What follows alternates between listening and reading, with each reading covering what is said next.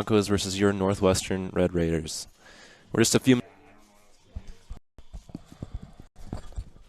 First for the Hastings Broncos. Leading off will be the DH, Lane Harris. Hitting second will be the center fielder, Keaton Hook. Hitting third will be the second baseman, Cole Staub. Cleanup for the Hastings will be the third baseman, Tyler Kistler. Hitting fifth will be Tyler Kistler will be catching. Hitting fifth will be the third baseman, Tyler Welsh. Then we'll have Camden Burkacek, Corey Karanda, Elijah Merritt, Casey Onahata, and Gates Johnson will be on the mound for Hastings. For your Northwestern Raiders, on the mound today will be Dylan Kirkeby. Leading off for the Raiders will be Drew Dykstra. Hitting second will be Jaden Snyder, followed by Kip Coleman and Sam Stanford. At shortstop and hitting fifth will be Eli Rash, followed by Colby Shelton behind the dish. Isaac Thurm, Noah Vogel, and Mason Porup will round out the lineup for the Raiders. Northwestern opened conference play yesterday with 2 close losses to Mount Marty. Today will mark the first conference games for Hastings. That being said, Northwestern did meet Hastings twice in Florida last week over spring break. Northwestern won both of those games, but these are the ones that count.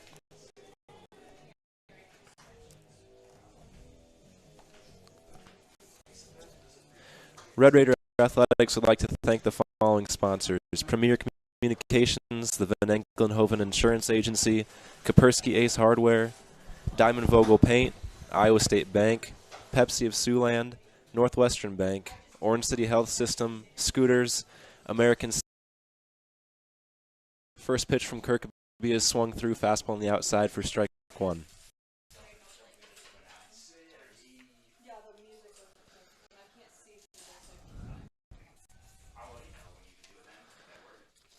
Second pitch is a fastball low to bring the count to 1-1.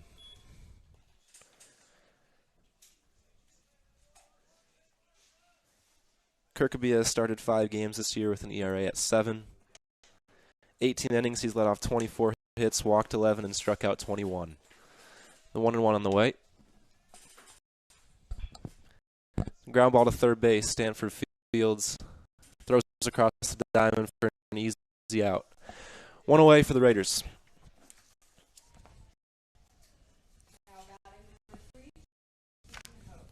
Up to the plate for Hastings will be Keaton Hook, the center fielder for Hastings.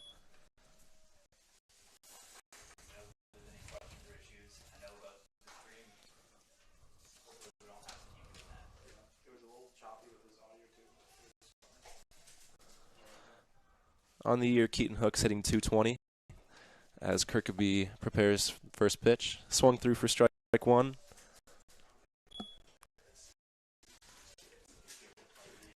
Good start to the game for Kirkby. 3 strikes and 4 pitches. Always a good sign.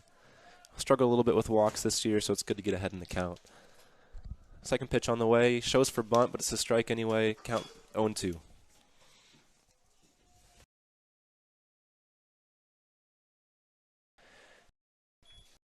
The 0-2 count. Kirkby throws a slider, and the check swing was not checked for strike 3. 2 away. Batting third for the Hastings with nobody on base is Cole Staub.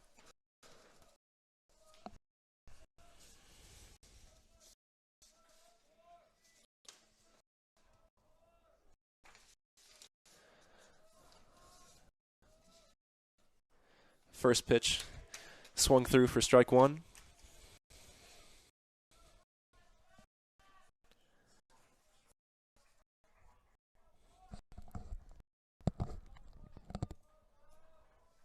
The 0-1. Another fastball in the outside corner for strike 2.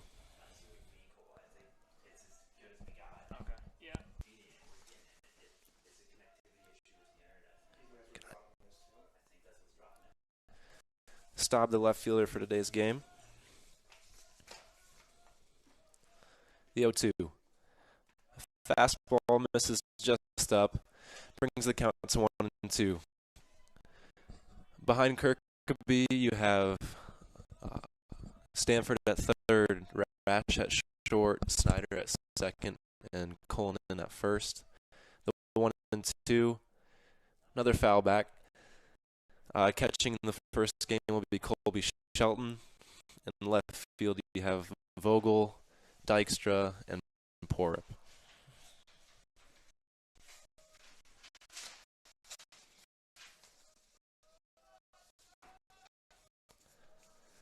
The 1-2. It's a fastball, a fly ball to right field. There should be room. Into foul territory. Porup is unable to make the catch. Count sixth among 76 Midwestern regional colleges by U.S. News. The Raiders stand out. Stop back to the dish after the foul ball. Kirkby prepares for the 1-2.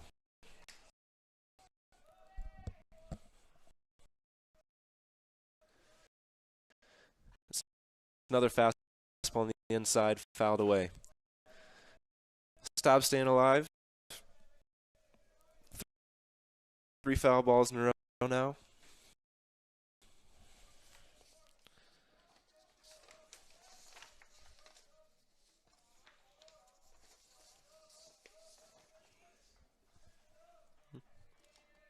Good pitch up in the count.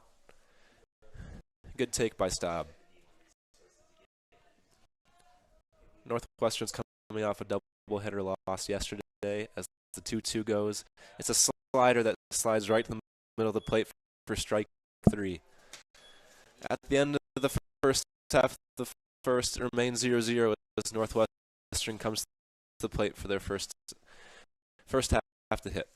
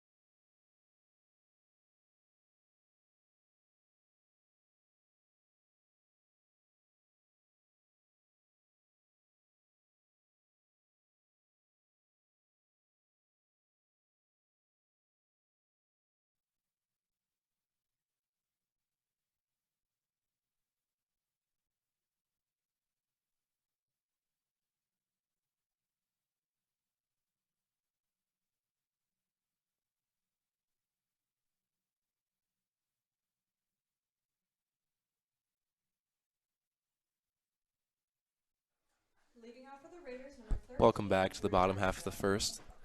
Northwestern will send out Dykstra, Snyder, and Coleman to start the inning.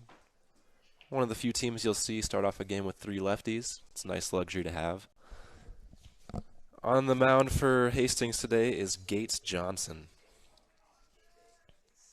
As he prepares for his first pitch, Dykstra steps in the box.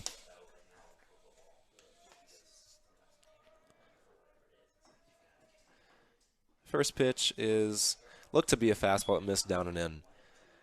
On the year, Johnson's got an ERA of 6.48. He's pitched 16 2/3, allowed 14 hits as he prepares And Dykstra grounds one, easy ground ball to the second baseman, put away for out number 1. In the 16 innings, Gates has really struggled with control as he's walked 16. He has struck out 25, which suggests some swing and miss stuff. But we'll see if the Raiders can work the count and take advantage of that lack of control he's shown so far this year. Up to the plate is Jaden Snyder, the second baseman for Northwestern.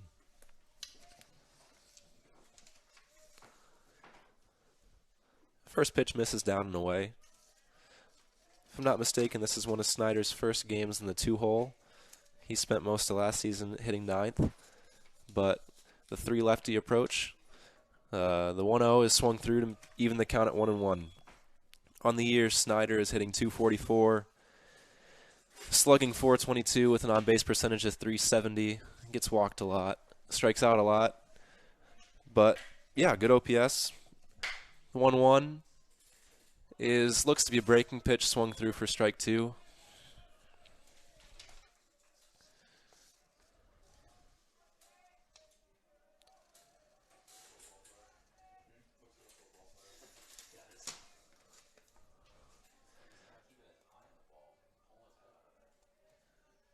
The 1-2 is something that misses high for ball 2 to even the count.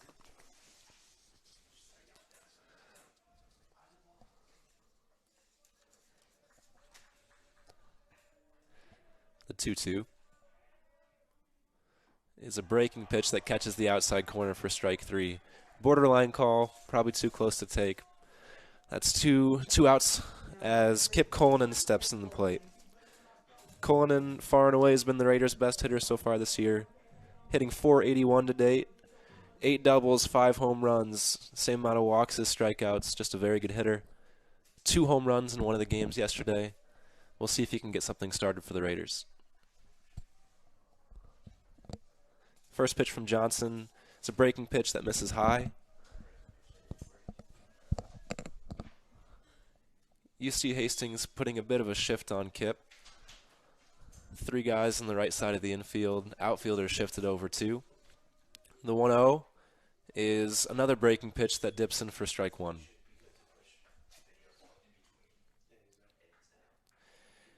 Just great stats all around for Kip this year. On-base percentage of .540.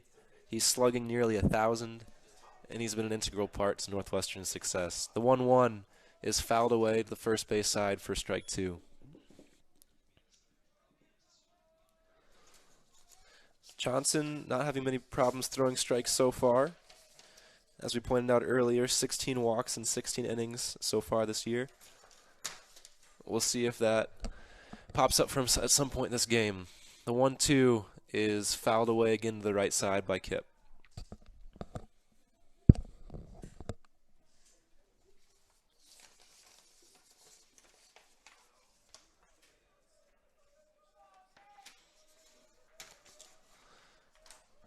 Two away, the count's 1-2. Johnson delivers. Breaking pitch fouled straight back by Colonen. Raider fans, help support Red Raider Athletics by joining the Raider Athletic Association. It's the team behind the team that supports our 530 student athletes. Go to nwciowa.edu/joinRAA to join today. The 1-2 is a fastball that's left up to even the count at 2-2. Good at bat by Kip. Let's see if he can get on and force the issue a little bit.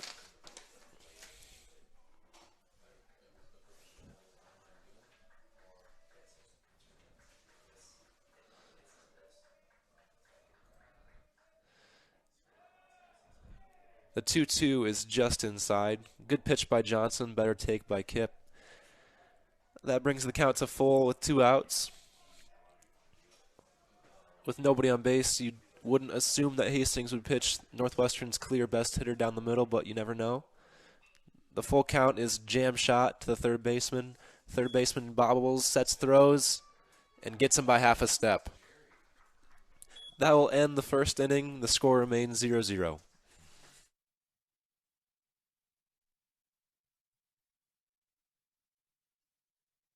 You want to make a difference. That makes you different. Success matters, but you care more about succeeding in ways that matter.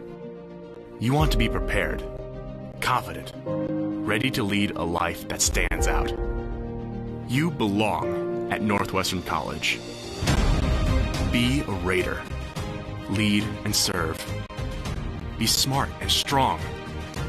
Courageous and faithful. Be great, not for yourself, but because excellence honors God and serves others. Northwestern's promise? You'll stand out here.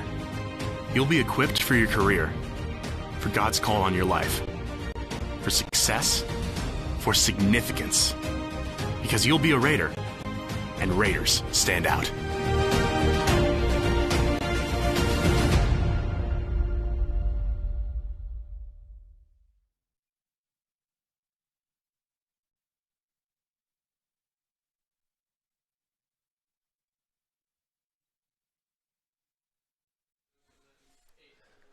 Welcome back. Leading off the inning for Hastings will be Tyler Kistler. Kistler on the year has definitely been the Broncos' best hitter. He's hitting an even .350. First pitch of the at-bat is fouled away. .350, he's got only an extra base hit, but he's getting on base at a good clip of .440. Hitting cleanup for the Broncos today. Good spot for them to get their best hitter on base to start the second inning. The 0-1, a fastball down the middle swung through by Kistler to bring the count to 0-2. Kirkaby was an all-conference selection last year. Struggled a bit coming out of the gate this year.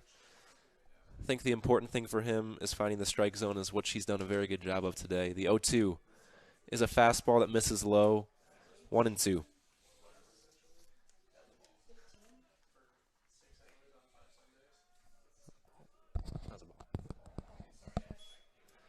The 1-2 is fouled away.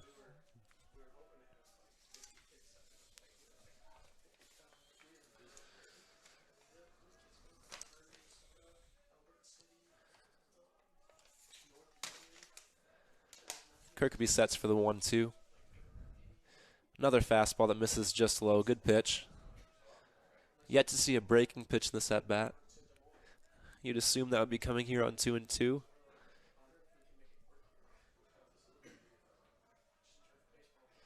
Here's the delivery. It is a breaking pitch, and it's fouled out. That will get out of play. Count remains 2-2.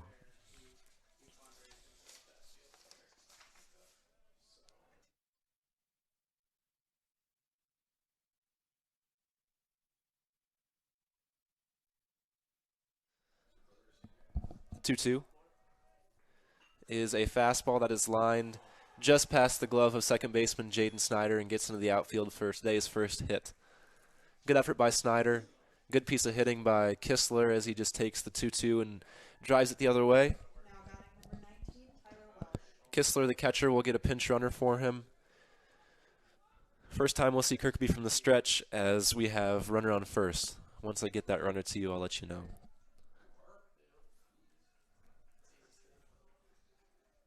Up to bat now is the third baseman, Tyler Welsh. Northwestern playing him straight up. Looking for a double play up the middle. Kirkaby from the stretch. Checks. And he'll deliver the first pitch, which is a fastball missing outside for ball 1.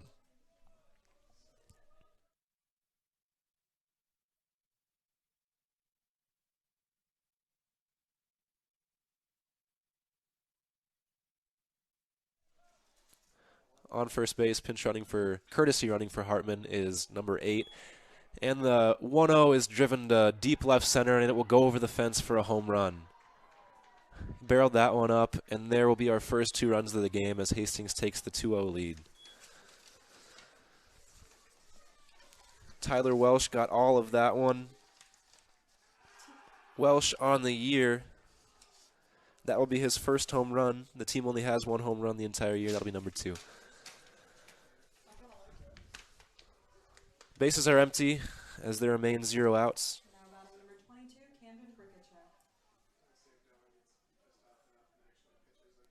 Camden Brickachek will come up to the plate, the second baseman. First pitch is outside for ball 1.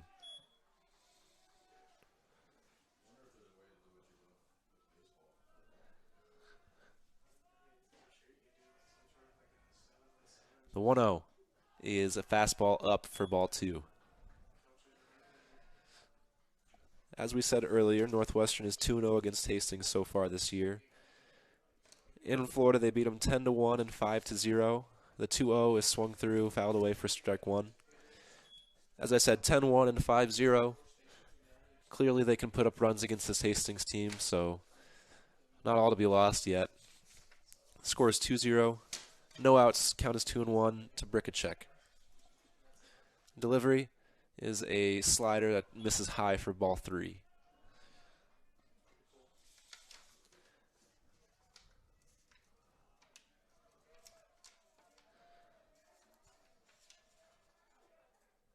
Three and one is driven through the 3-4 hole. Good piece of hitting. Not much doing for Kirkaby. 3-1, you're just trying to put a strike over there, and same thing as if you would have made a walk. We have a runner on first. Weedy will step out to talk to his pitcher.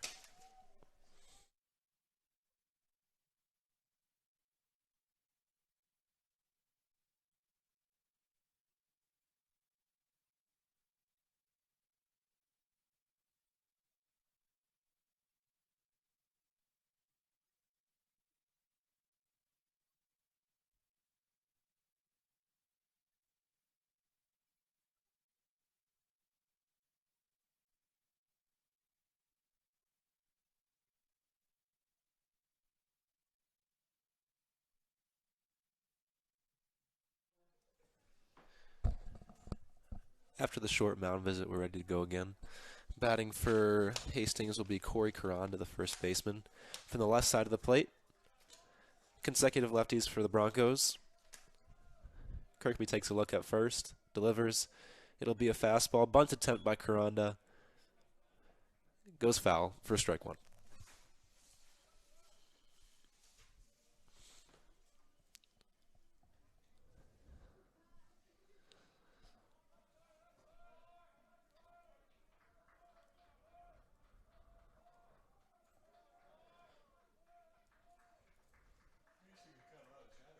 Kirkby, the 0-1, checks out first, nothing doing.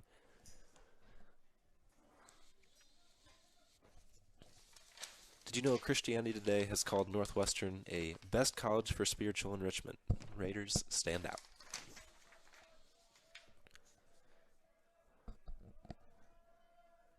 The 0-1 to Caranda. Another bunt attempt. He did, in fact, go for strike 2. Looked like Caranda was looking for a fastball, and he got a breaking pitch and just missed on the bunt attempt.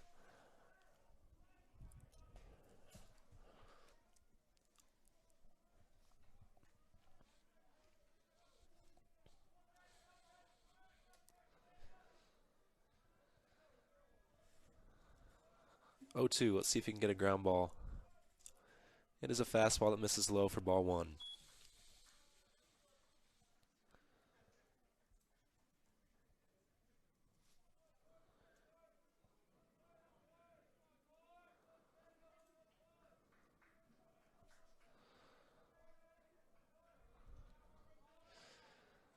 One, 2 from Kirkaby to Caranda. Is grounded to Kip. It will be a foul ball. Close, but the count will remain 1-2.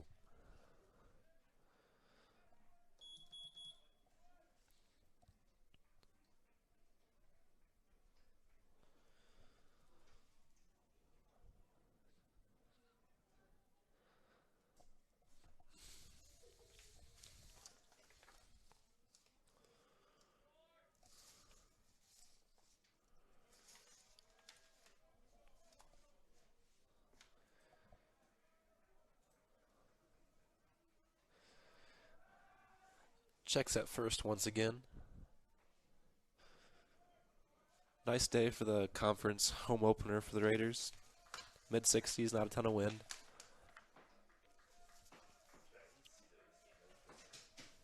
Kirkby delivers. It's another fastball missing low for ball 2. After a efficient first inning, Kirkby struggling a little bit. Let's see if he can get a ground ball and get himself right back into this.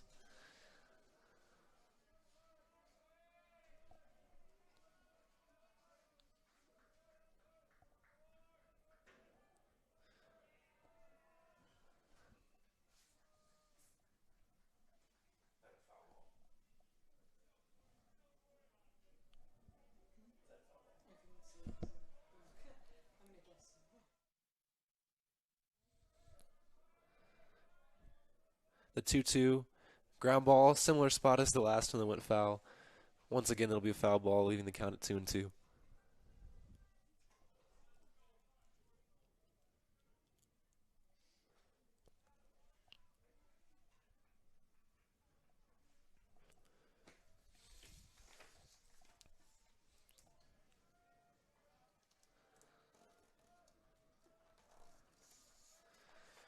Kirkby, the 2-2.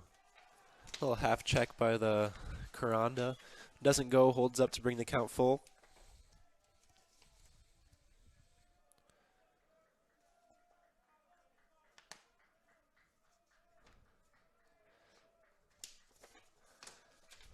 Big pitch for Kirkby. He sets. And checks over to first base once again.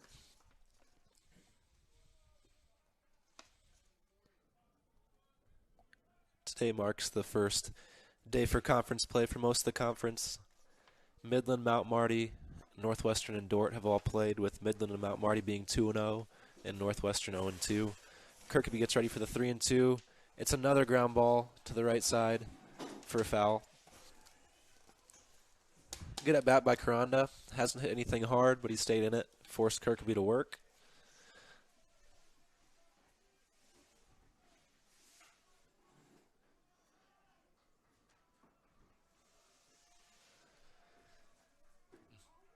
Once again, the full count is a fastball swung through by Karanda for strike 3. Big pitch by Kirkby.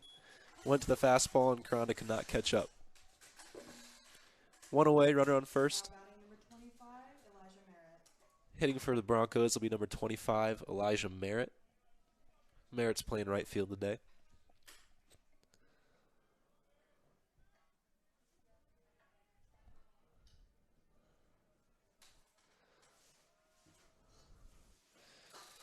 First pitch is a fastball that misses outside for ball 1. Thus far in the year for Hastings, they've been struggling offensively as a team. Tyler Kistler, who singled back in the first, is hitting .350, but nobody else above .275. Elijah Merritt's hitting .167 thus far. Here's the 1-0 to Merritt. It's a slider outside to bring the count 2-0.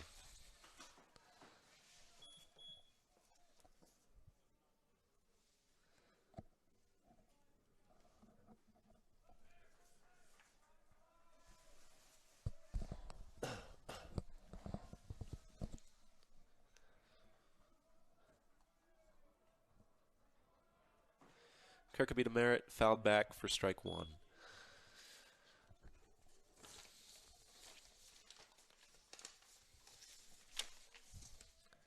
Yesterday in the doubleheader versus Mount Marty, the Raiders didn't use too much of their pitching.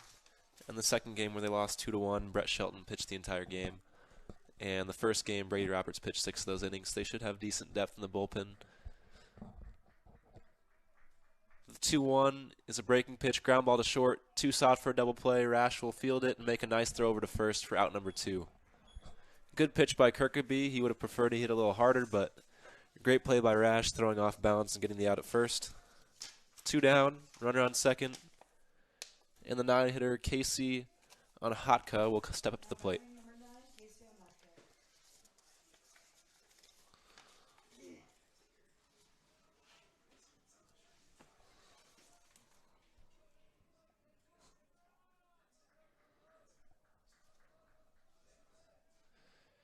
The 0-0 is a nice slider, and Hotka was not ready for that one, and he swung through it for strike 1.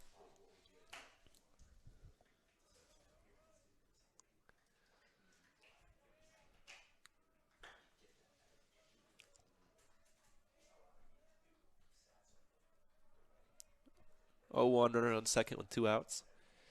It'll be another breaking pitch. This time the Broncos right fielder will hold off to bring the count even.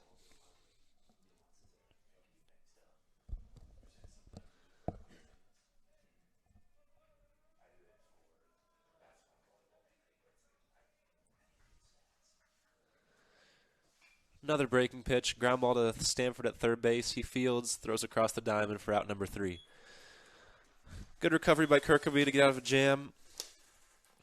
2 runs were scored off the home run, We will head to the bottom half of the second with the score Hastings 2, Northwestern 0.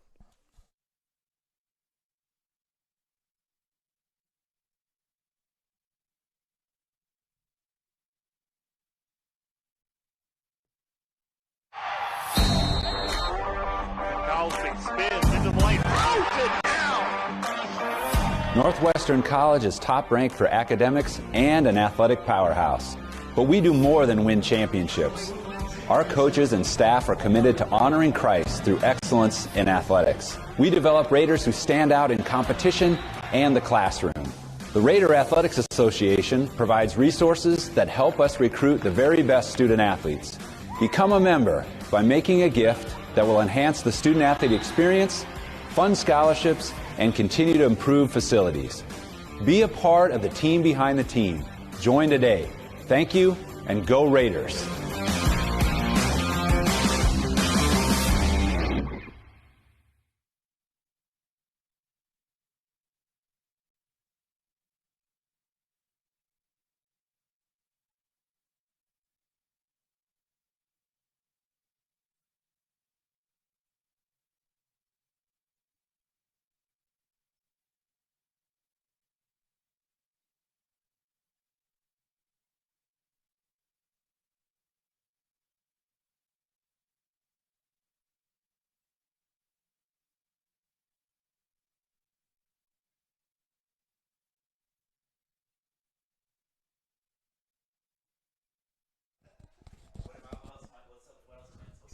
Leading off for the bottom of the second for the Northwestern Raiders will be the cleanup hitter, Sam Stanford. Stanford, the first righty that Gates Johnson, pitcher for the Broncos, will see. First pitch is a fastball. That is a little jam shot, but it'll get in center field for Northwestern's first hit. Big turn by Stanford at first, but he'll stay at first base for the single.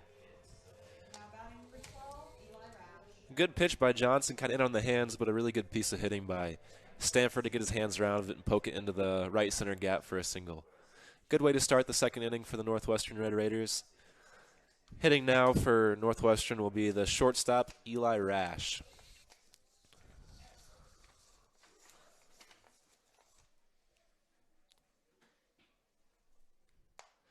Johnson from the stretch for the first time. First pitch will be a fastball. Productive bunt by Eli Rash to get Stanford to second. They'll get the out at first. One away. Now batting number 44, Colby Shelton. Up now will be the freshman catcher, Colby Shelton. Colby started about half of the games behind the plate for the Raiders. In 24 at-bats, he has 9 hits for a very good batting average at .375. Chance for an RBI here if he puts one through.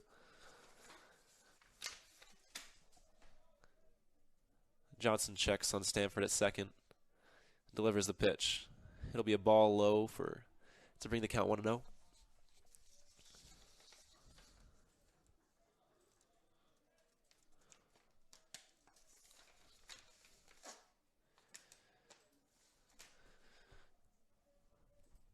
The 1-0 from Johnson to Shelton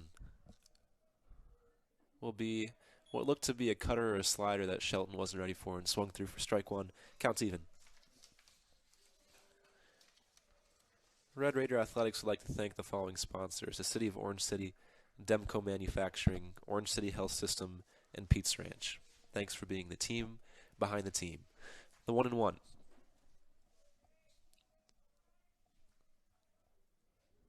It will be another breaking pitch that misses low for ball 2. Johnson's kind of got a unique way of pitching, throwing more over the top, which makes his breaking pitches break more north-south than they are east-west.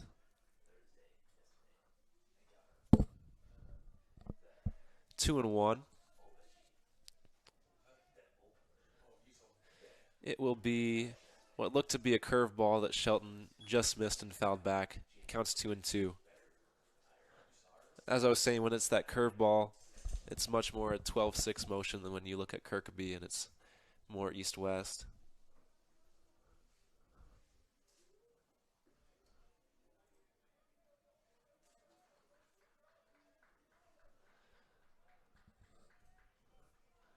Johnson to Shelton, 2-2. Another breaking pitch that Shelton chops highly to third baseman. Third baseman will set and throw across the diamond for out number 2. Stanford advances to third base, 90 feet away from scoring. 2 down as the DH, Isaac Thurm, will step up to the plate.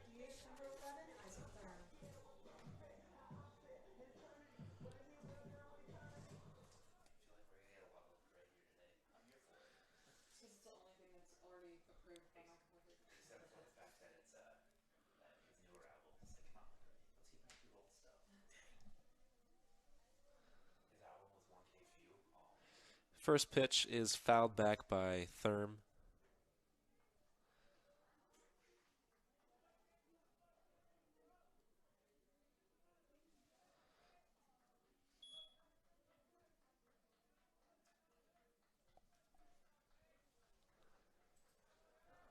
Oh, 1 with the runner on third base. Another breaking pitch, another foul ball. 0-2.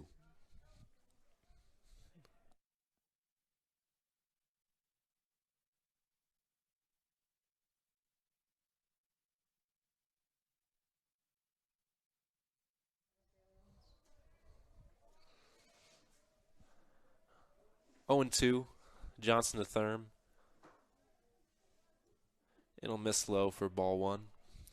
Decent pitch with the 0-2. Good discipline by Thurm to lay off.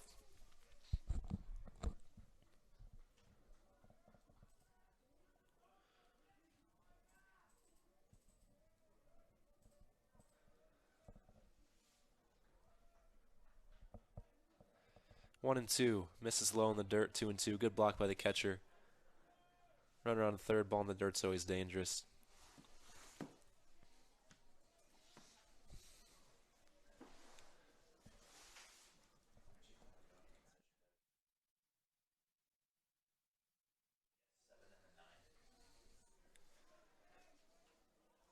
Northwestern doesn't need to put a run up this inning, but it would sure be nice to get on the board. The 2-2 is popped high. Will it stay in? It will, and the third baseman makes the catch to end the inning. Northwestern fails to score on 1 hit, no errors, no walks. We head to the top of the third.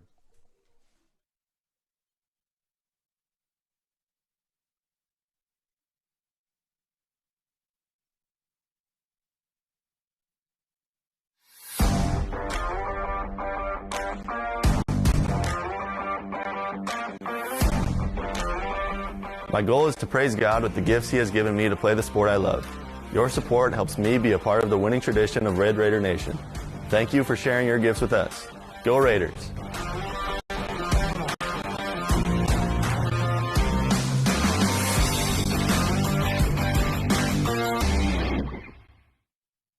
Members of the Raider Athletics Association support Northwestern student athletes through gifts that fund scholarships and facility improvements. When you join the team behind the team, you are helping our student athletes continue to stand out. Join today. Go Raiders!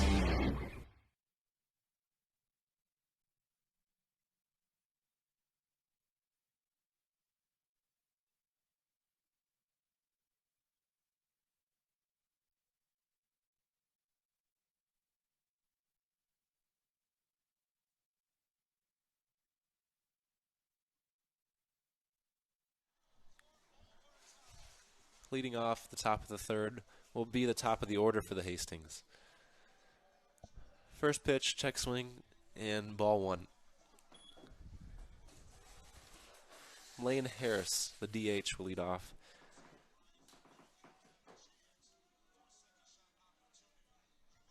The 1-0 is a slider for strike 1. Good pitch by Kirkby.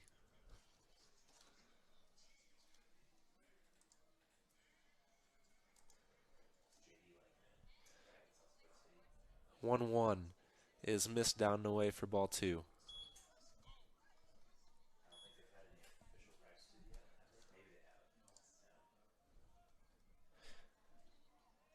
Kirkby could appreciate a quick inning as he's at 45 pitches through 2. The 2-1 is check swing. It will roll foul for strike 2.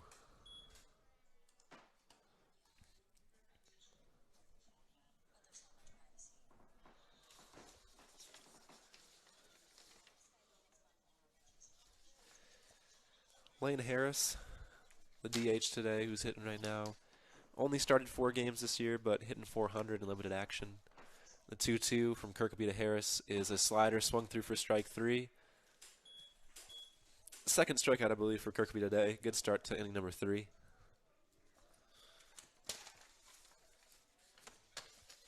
Now batting number 3, Keaton Ho.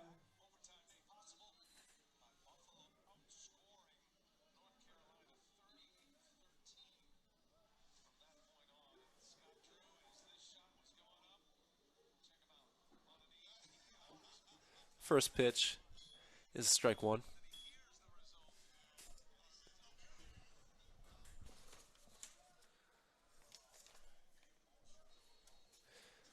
Next one, strike 2, swung through by Keaton Hook, the center fielder. Kirkby had a really good first inning, looking to replicate that here in the third. The 0-2 is gladly worn by the center fielder Hook. Fastball missed inside, and being down on the count, he was going to take that one. Runner on first for Hastings brings up their 3-hitter Cole Staub.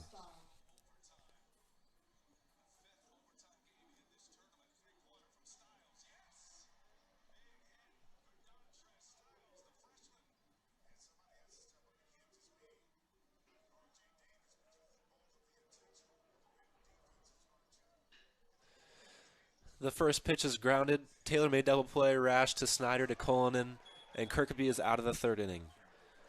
Couldn't have wrote it up any better for Northwestern. Kirkby keeps it efficient in the third inning, and we'll head to the bottom of the third with Hastings leading 2-0.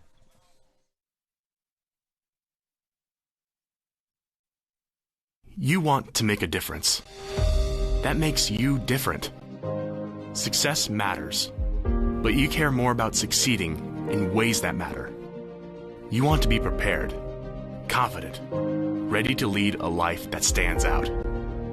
You belong at Northwestern College.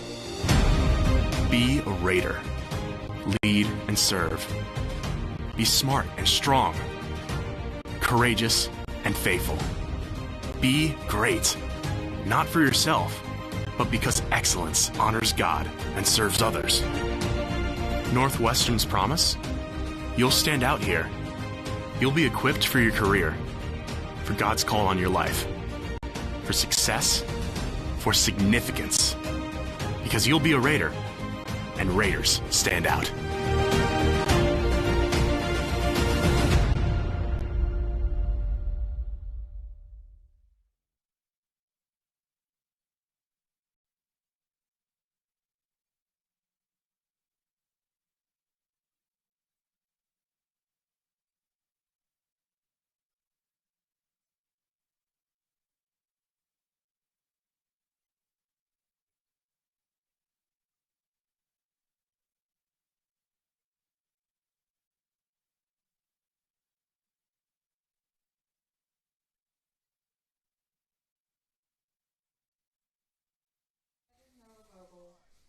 Welcome back to Orange City as we're headed to the bottom of the third.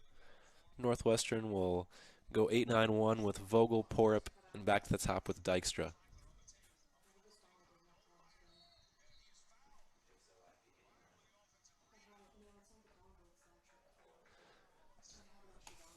Noah Vogel will be the 5th lefty of the lineup for Northwestern.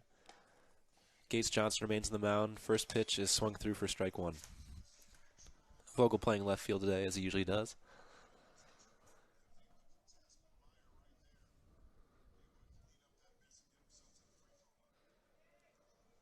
The 0-1 is a breaking ball that dips right in for strike 2. Good command so far by Gates Johnson, something we talked about earlier, something he struggled to do for the majority of the year. 0-2, Johnson to Vogel. It will be a fastball that just misses the outside corner. Great pitch by Johnson, but the count will be 1-2.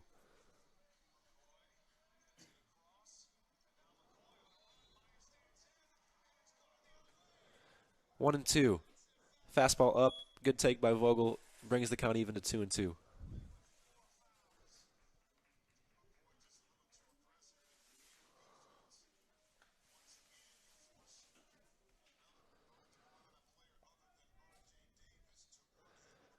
And another take by Vogel. 3 straight fastballs, 3 straight close misses, but the count is full at 3-2.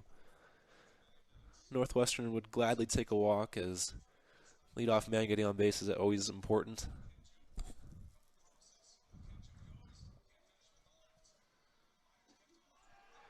And strike 3 as Vogel watches it go by. Good at bat, tough ending. Good pitch by Johnson. 1 out. Now batting number 3, Mason Porup.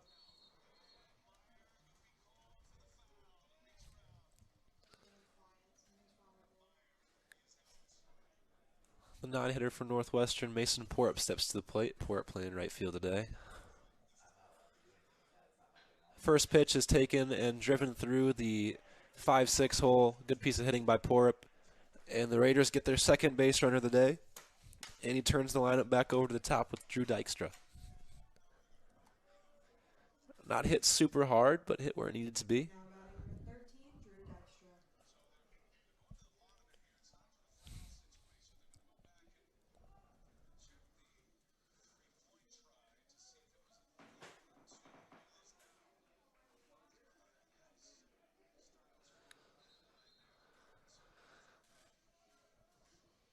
Drew Dykstra grounded out to first base to start his day.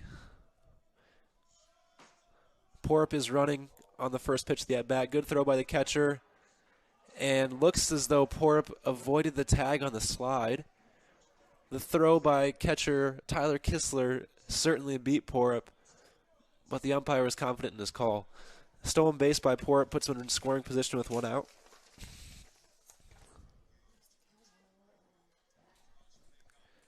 That is stolen base number 3 for Porup of the year.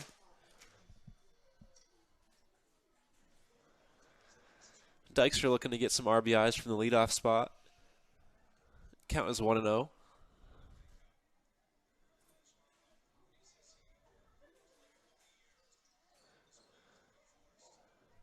Ball low for 2-0.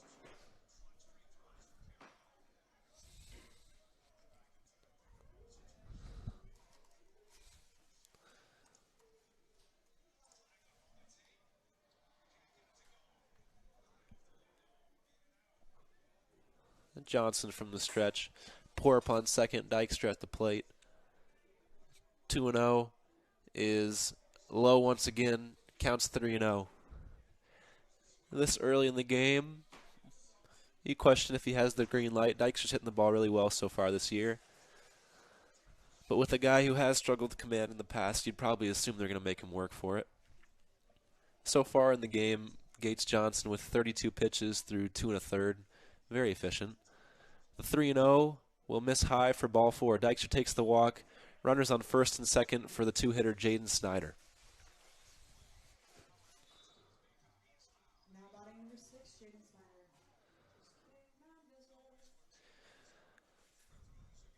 Broncos coach will go out to the mound and visit with Johnson as he faces his first, maybe second jam of the game.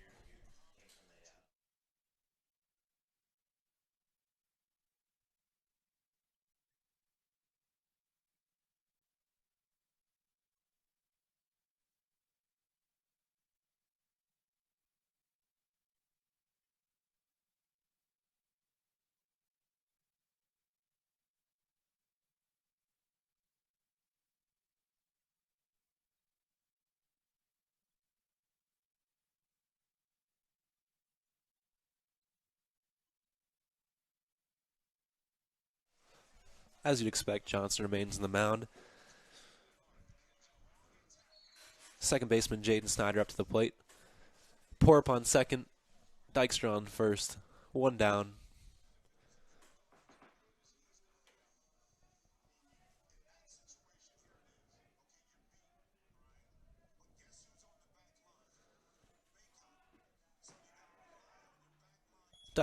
Snyder shows for a bunt but pulls it away. Strike remains.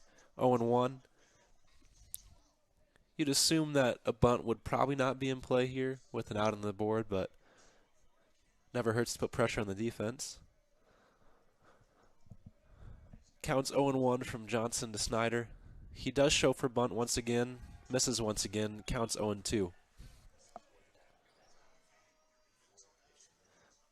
Coach Weedy has shown in the years past that he loves the bunt.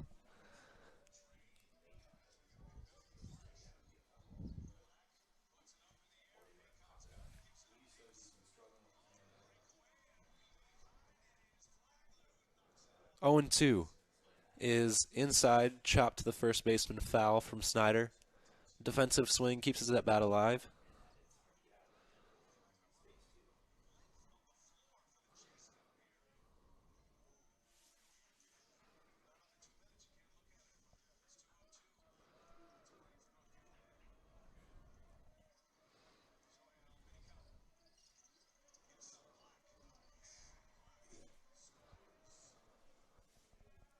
Oh, 2, Johnson to Snyder. Big pitch. It will be chopped straight back up the middle softly. Shortstop will take it. First base is his only play, and he got him. Second close play at first base today.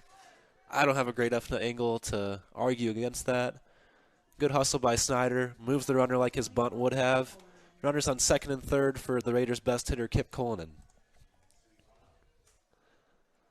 Might not have been what Snyder was looking for, but moves the runners, which was his intent with his first 2 bunt attempts. Kip Cullinan, as you'd expect, has the most RBIs in this team this year with 24. That is double the amount of RBIs anybody else in the team has. First pitch is low and away, nowhere close to the zone. If I were the Broncos coach, I'd think long and hard about putting Cullinan on first base. We'll see if they try and pitch around him. Poor on third. Dykstra on second. First base is empty. Johnson remains in the stretch. 1-0. Looks as though they'll throw to him. The 1-0 will miss in the dirt once again for 2-0. Good block by the catcher to avoid a run being scored on a passed ball. It looks as though they're pitching around him. Maybe it's just a couple of bad misses, but we'll see if Kip can get one that he likes.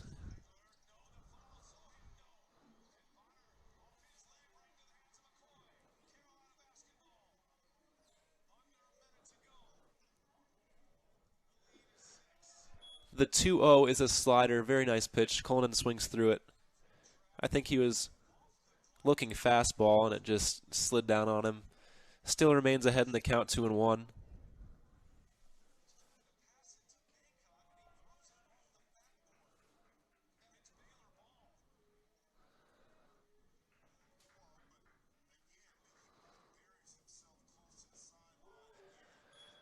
The 2-1 misses once again. 3-1's the count. You'd have to assume at this point that they're going to feel okay with putting him on base. See if they can get him to swing at a bad pitch here.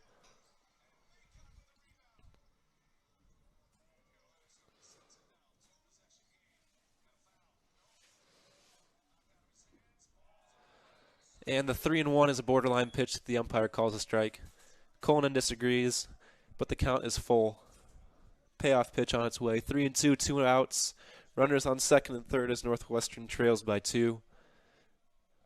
Still early in the game, but you get a feeling that this is a big pitch.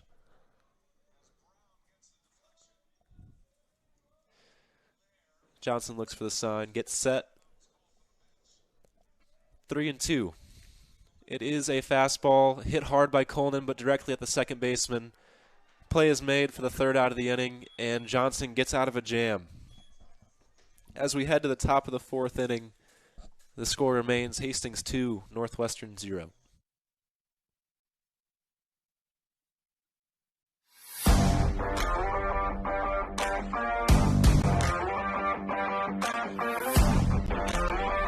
My goal is to praise God with the gifts He has given me to play the sport I love. Your support helps me be part of the winning tradition of Red Raider Nation.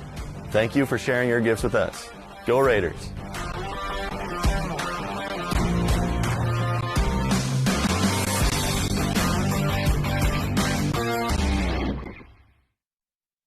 I came to Northwestern to compete at a high level, get a Christ-centered education, and prepare myself for life after college. I love the community and alumni support we get at our games. By joining the team behind the team, you help Northwestern compete for conference and national titles, My goal is to praise God with the gifts He has given me to play the sport I love. Your support helps me be a part of a winning tradition of Red Raider Nation.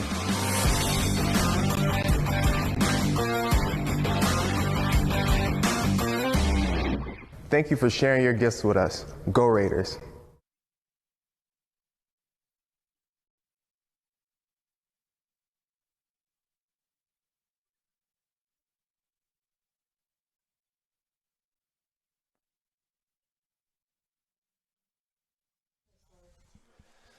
Leading off the top of the fourth for Hastings will be their catcher, Tyler Kistler. Kistler, his first time around, poked one through the first baseman and second baseman. He wastes no time swinging on this one. Hits one hard to second baseman, Jaden Snyder. Great backhand, throws off balance on the money for out number one. Ball was hit hard. Snyder had a good beat on it and makes a nice play for one pitch, one out. Kirkby will take that as he got behind a little bit in his efficiency in the second inning. Now comes Tyler Welsh. Welsh, I believe, was the man who hit the home run in the second inning to put the Hastings Broncos up. First pitch from Kirkby is a slider in the dirt.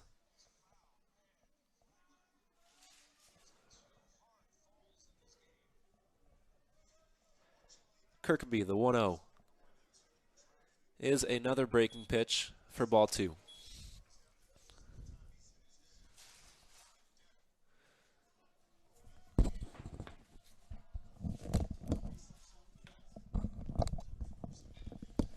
The 2-0 is driven once again by Welsh to deep right center. Pour-up dives, unable to make the catch. Dykstra fields it behind him, and Welsh will have a stand-up double. Welsh has Kirkby's number today as he's halfway to the cycle. Hit hard once again. Really the only two extremely hard-hit balls off Kirkby have come from the bat of Welsh. One down, runner on second, and that'll bring up the number 6 hitter, Camden Brickacek.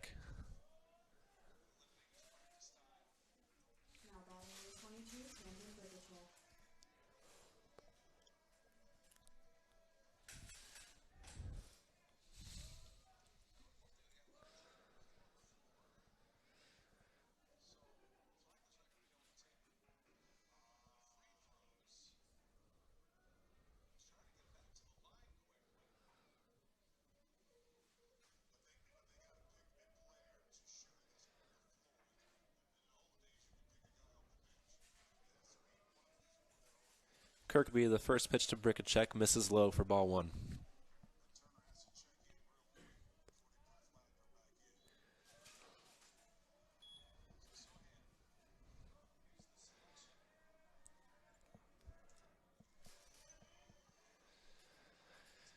Kirkby to Brickacek, ball two, never mind. Catches the inside part of the plate for strike one.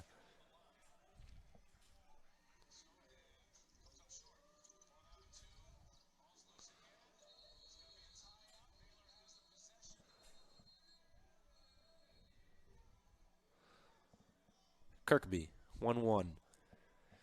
It is a ball, pass ball, gets past Shelton and will get Welsh to third base.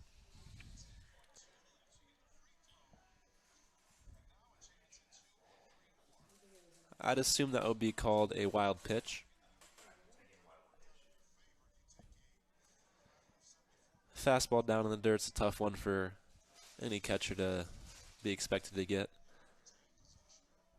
Welsh is now 90 feet away from scoring as the 2-1 to Brickacek is a ground ball and brings the count even.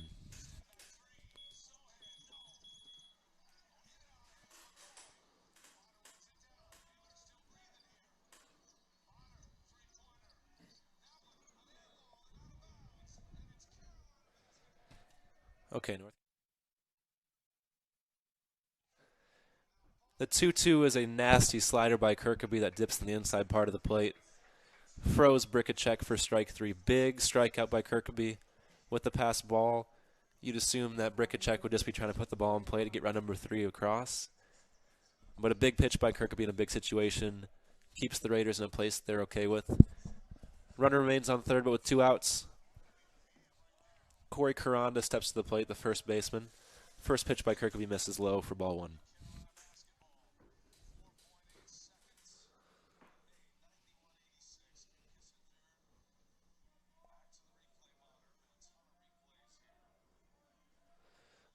1-0. Misses inside for ball 2. Kirkby's had to work hard this inning after his first out that he got. He is up to, let me check. Kirkby is up to 63 pitches on the day. His 2-0 is a nice slider that dips into the outside part of the plate for strike 2. Strike 1, I apologize.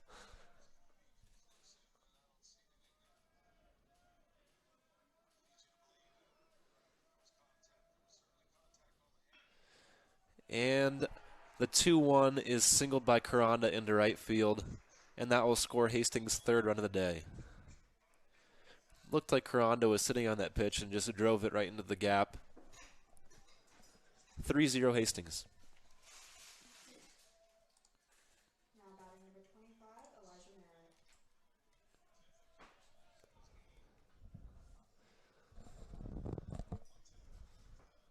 Merritt. Elijah Merritt steps to the plate, the right fielder and the number 8 hitter for Hastings.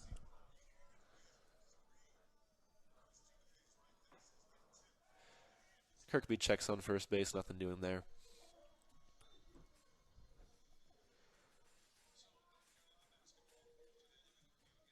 Haven't been many strikeouts for opposing pitcher Gates Johnson. You'd hope that Northwestern can figure him out the second and third time through the lineup.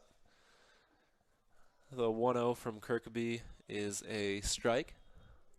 Not the 1-0. That's the first pitch of the at-bat as he picked over the first time. 3 runs is far from insurmountable. Northwestern has put up a combined 15 on Hastings the first 2 times this year. The 0-1 is a nice strike on the outside corner. 0-2.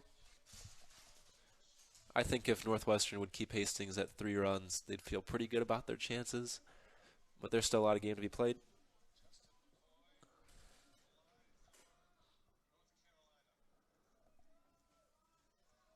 Kirkby, the 0-2, is on the outside corner for strike 3. Nice pitch. So Hastings will score 1 on 2 hits, no errors, no walks. We'll head to the bottom of the 4th with Hastings adding to their lead, making it 3-0.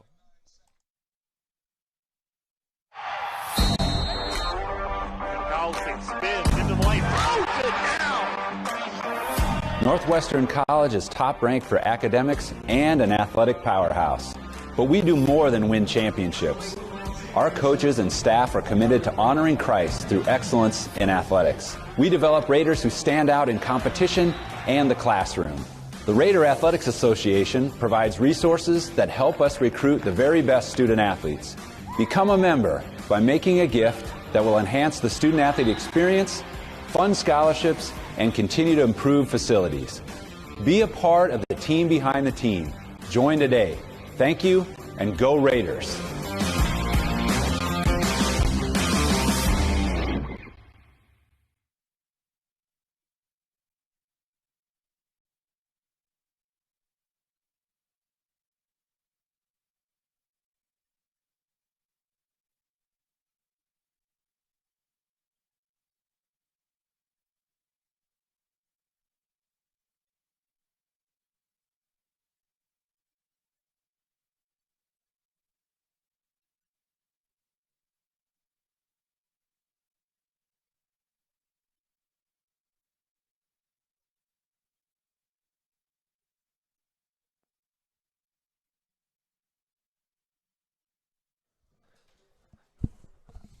Leading off an inning for the second time today will be the cleanup hitter Sam Stanford. Stanford back in the second inning, poked one of 2 Northwestern hits up the middle, got all the way to third base before his run around the bases was halted by out number 3. Johnson remains in the hill for Hastings, and the first pitch is a nice 12-6 curveball, catching the outside corner of the plate for strike 1. Johnson's been very impressive so far today. The second pitch of the at-bat will be another curveball for strike 2. Through 3 innings, Johnson has 2 strikeouts, only allowed 2 hits, walked 1, and has a healthy pitch count of 46. 0-2. Stanford takes a breaking ball that doesn't break above his head to bring the count to 1-2.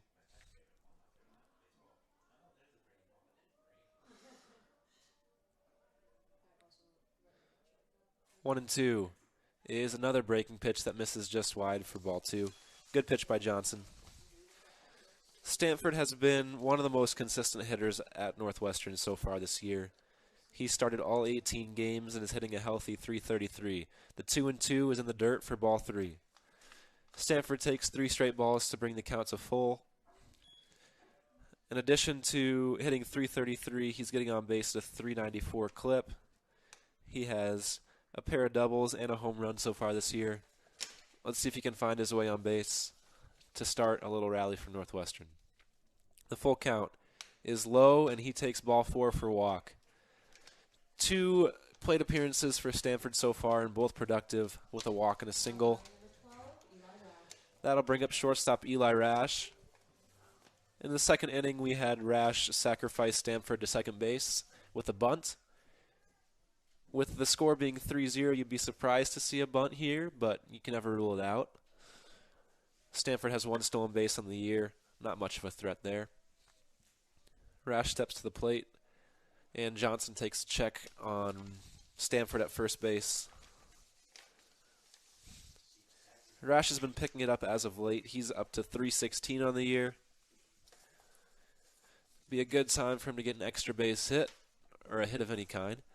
Counts even at 0-0. First pitch is called strike 1. Fastball at the upper part of the zone. Borderline, but Gates Johnson gets the call. 0-1 with Stanford on first base. The Raiders trailing 3-0. Another check to first base by Johnson. Once again, nothing doing.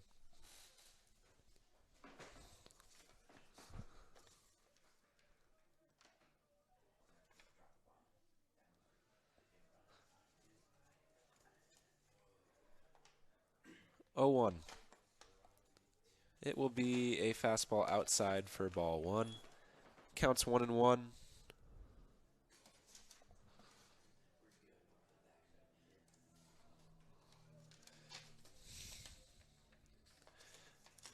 The 1-1 from Johnson to the shortstop is grounded softly to third base. His only play will be to first.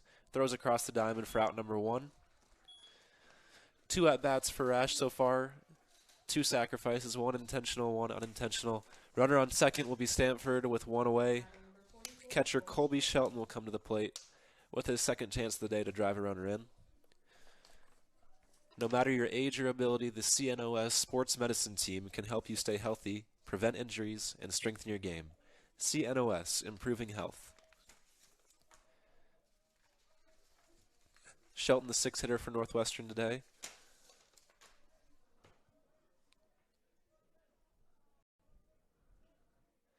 First pitch of the at-bat is a slow breaking ball that's in for strike 1.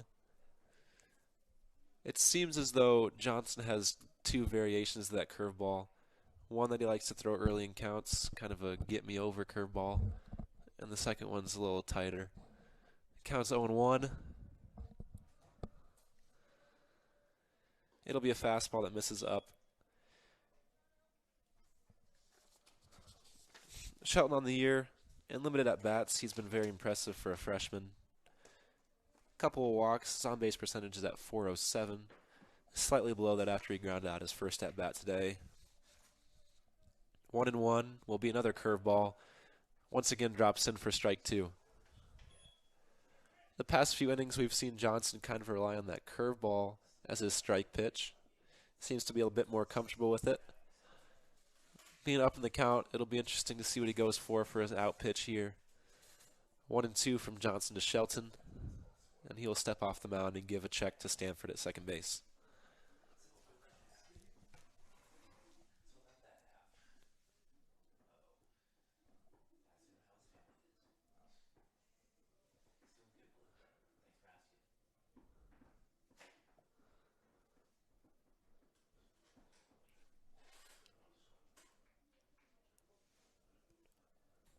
Outfield playing pretty shallow for Shelton.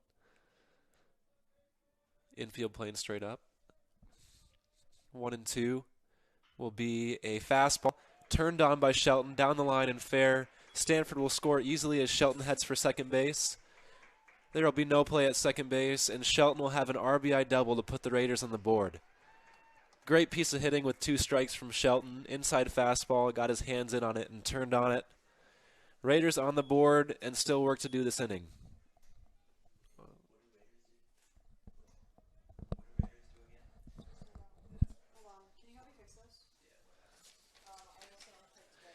Did you know that College Consensus ranks Northwestern as the nation's second best Christian college? Raiders, stand out.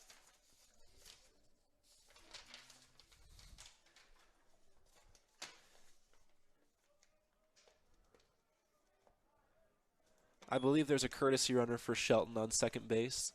It looks to be Tanner Scouten. The 7-hitter for Northwestern up to the plate will be DH Isaac Thurm. Thurm looks to get consecutive hits, but first takes ball 1 outside. Good innings so far for the Raiders with a pair of hits. Not a pair of hits, a walk and a hit.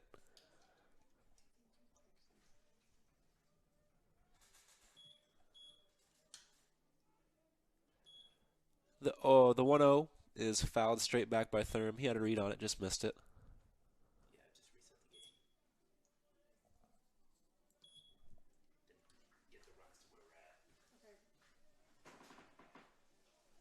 It's 3-1. 3-1.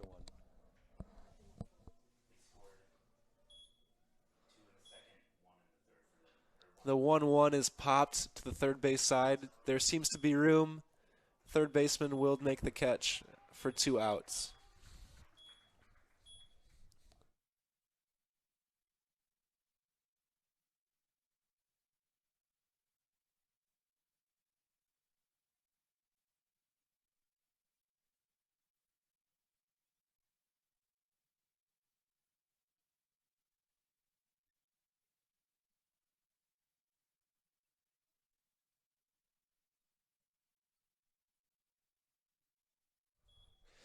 With 2 outs, the left fielder Noah Vogel comes to the plate.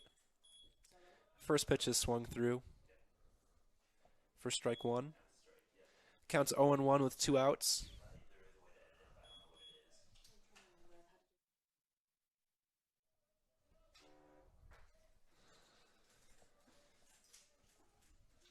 Vogel has big power. Be nice to see him get a hold of one here. Second pitch is a curveball that is flied to left center field. Center field will call the left fielder off and make the catch. Double by Shelton combined with the walk from Stanford gets the Raiders on the board. The score will be 3-1 as we head to the top of the 5th inning. Members of the Raider Athletics Association support Northwestern student athletes through gifts that fund scholarships and facility improvements. When you join the team behind the team, you're helping our student athletes continue to stand out. Join today. Go Raiders.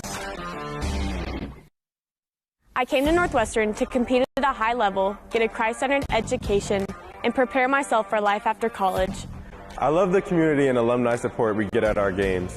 By joining the team behind the team, you help Northwestern compete for conference and national titles. My goal is to praise God with the gifts He has given me to compete in the sport I love. Your support helps me be a part of the winning tradition of Red Raider Nation.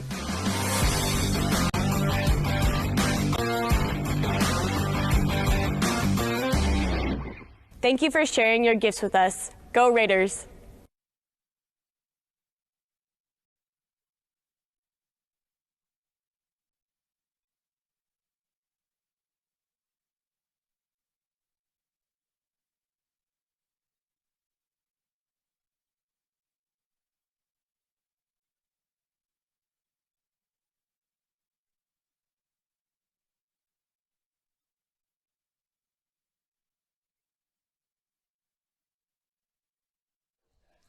Kirkby remains in the mound for the top of the 5th.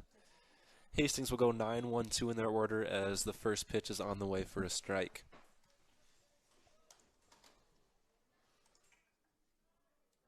Kirkaby's up to 70 pitches as he gets ready for number 71. It's strike 2, counts 0-2. With the way he's pitching, if this inning's a quick one, you'd assume that he'd go out there for the 6th, but we'll see how he deals with the bottom and then subsequently the top of the lineup. The 0-2 misses outside for ball 1. Casey Onetka, the shortstop for Hastings. The 1-2 is swung through for strike 3. It is in the dirt. Shelton throws over to first base to get the strikeout. Filthy pitch by Kirkaby. Good job by Shelton keeping it in front and delivering the accurate throw to first for out number 1. Back to the top of the lineup with Lane Harris, the DH for today. Kirkaby. First pitch is a slider that buckles Harris for strike number 1. Could have been a curveball. I'm told he has a curveball and a slider. They're kind of hard to differentiate. The 0-1 is a nice fastball in the inner half of the plate for strike 2, fouled back. Good start to this inning by Kirkaby. 6 strikes and 7 pitches.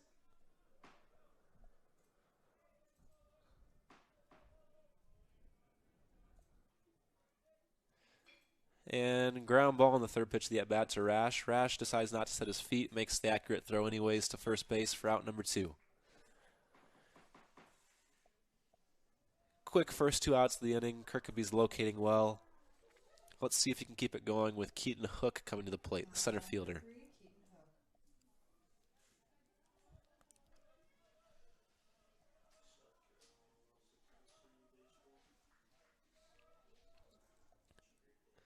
First pitch is a fastball, catching the upper half and inner half of the plate for strike 1.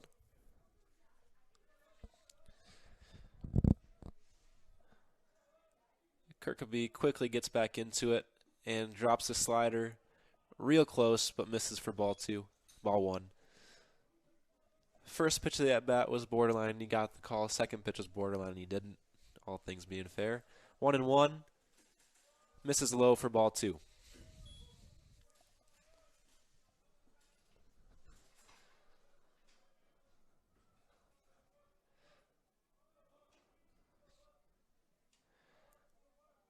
The 2-1 is in the dirt for ball 3.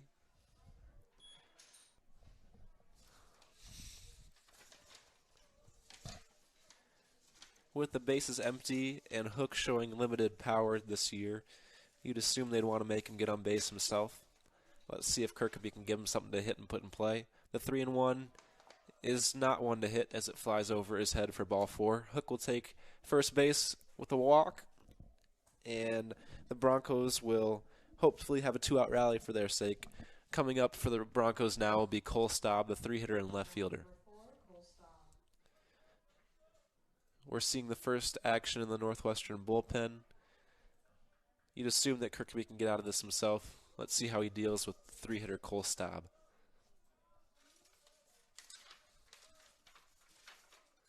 First one is a breaking pitch that breaks in for a strike. Nice pitch by Kirkaby. Orange City Area Health System is your partner for a safe, skilled, and essential services. From family medicine to behavioral health, sports medicine to therapy and rehab, surgery to senior care. They offer the right care at the right place at the right time. Orange City Area Health System. Kirkaby checks on Hook at first base.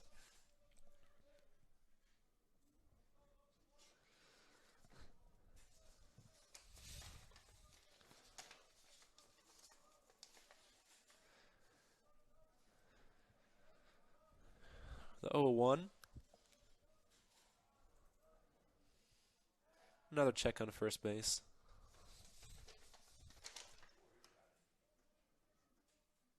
Hook on the year has a modest 2 stolen bases. Looking forward to the bottom half of the 5th inning, where the Raiders will send up their 9-1-2 with Porup, Dykstra, and Snyder. Right now the count is 0-1. And it misses low for ball 2. Hook takes off on the little bobble by Shelton and makes the second base safely for a stolen base. Good read by Hook. Not much of a bobble from Shelton, but it was in the dirt. and didn't have the strength to make that play.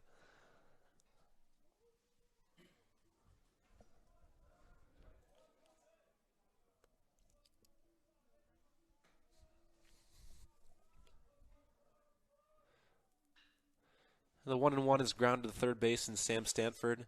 He fields cleanly, makes an inaccurate throw to first base, but Cullinan drags off the base and makes the tag.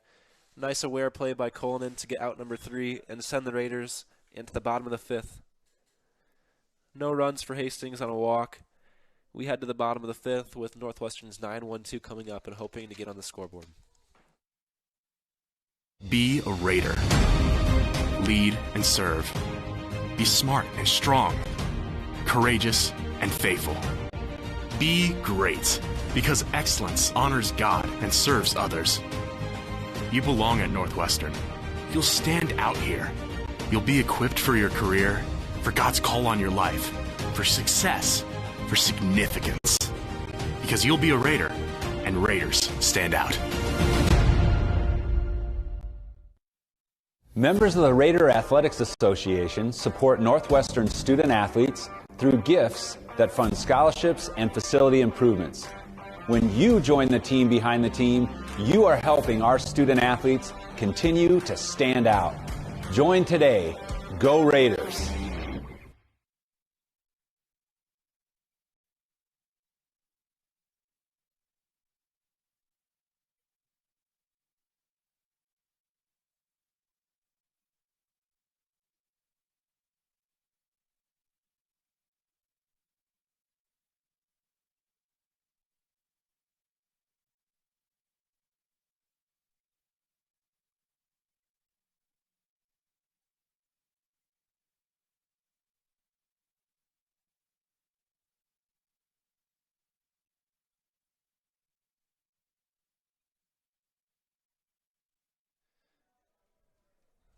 Mason Porup leads off the bottom of the 5th.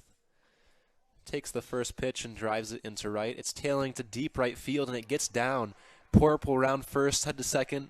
He will stand at second for a stand-up double. If I'm not mistaken, that is the second time Porup has taken the first pitch to the at-bat and gotten himself on base with a hit. Good power shown by Porup there. He kind of just stuck out his bat, and it kept carrying to deep right field. It's just the start that Northwestern is looking for. Brings the top of the lineup and Drew Dykstra up.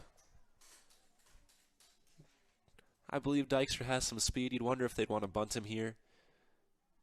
And Coach Weedy will have some time to think about that as the Broncos go out and talk to their pitcher, Gates Johnson.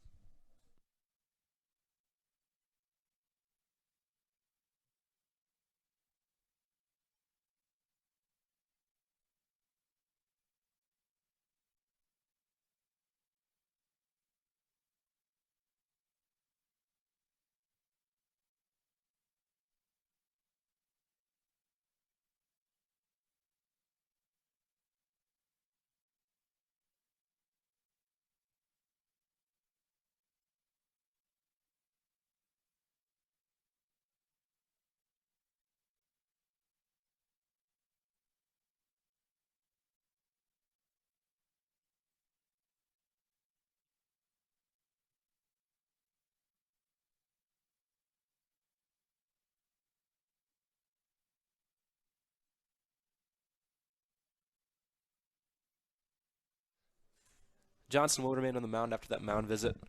Porp's the runner on second, and the first pitch is a ball low to Dykstra.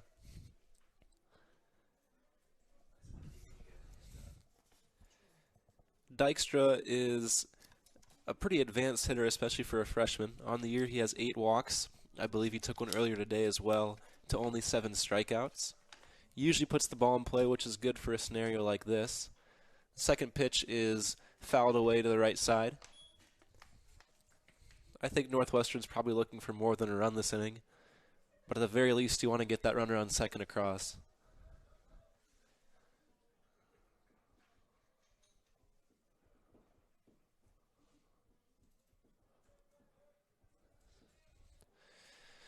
Johnson settles in from the stretch, gives a look to Porup, and the 1-1 is fouled away once again. Dykstra early on both those pitches. Neither of them fastballs. We'll see what Johnson goes to here. This is a spot as a pitcher where you'd really like a strikeout, avoid the runner from moving. But as I said, Dykstra's a hard guy to strike out. Only 2 strikeouts in the day for Johnson as well. And Dykstra sticks his bat out there, gets the barrel on it, but it curves foul. Way to protect the plate from Dykstra.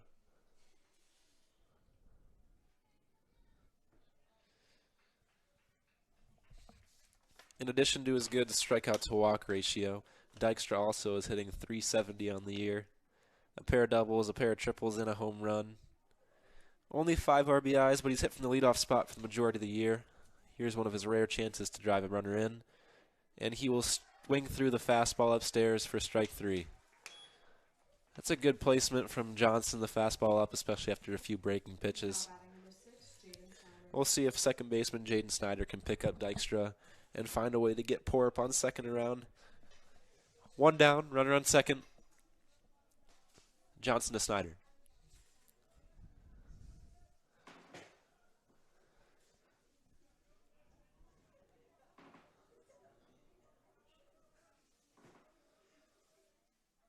First pitch is way up there and gets past him for a wild pitch. Porup will go to third base. And things just got a lot better for the Raiders as they attempt to get Porup in to score. Snyder's had a very solid year from the plate, but he does struggle sometimes getting his bat on the ball. We'll see if he changes his approach and just focuses on getting that runner in.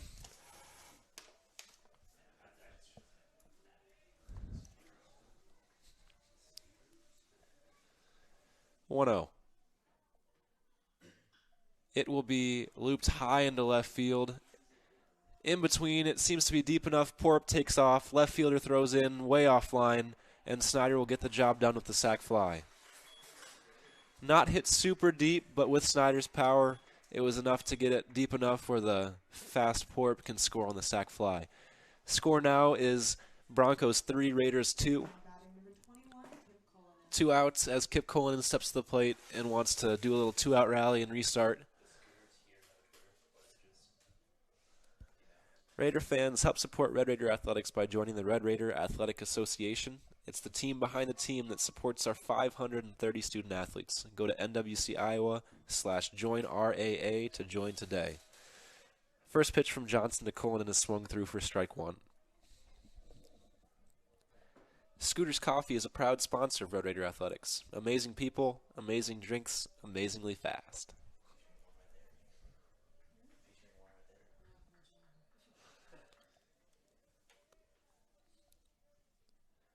The 0-1 is a fastball. Upper half of the zone, called strike 2. That call's been there for the majority of the day. Cullinan finds himself in an 0-2 hole.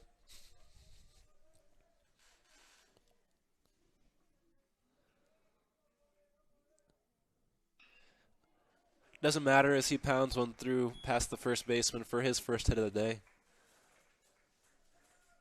If you're Hastings, you probably like to see him with the bases empty. But Cullinan does his job and gives the Raiders a chance to add on to an already scoring inning. Sam Stanford steps to the plate. 2 for 2 on the day. I take that back. 1 for 1 with a walk on the day.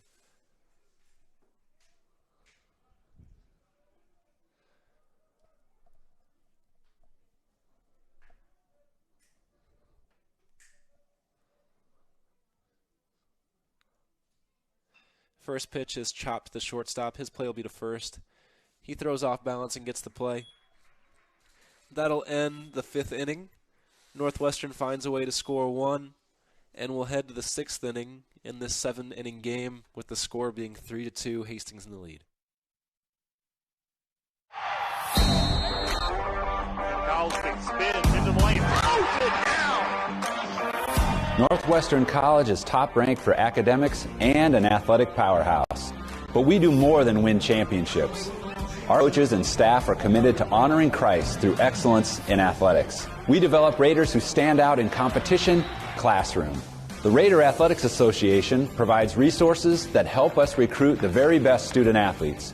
Become a member by making a gift that will enhance the student-athlete experience, fund scholarships, and continue to improve facilities. Be a part of the team behind the team. Join today. Thank you, and go Raiders.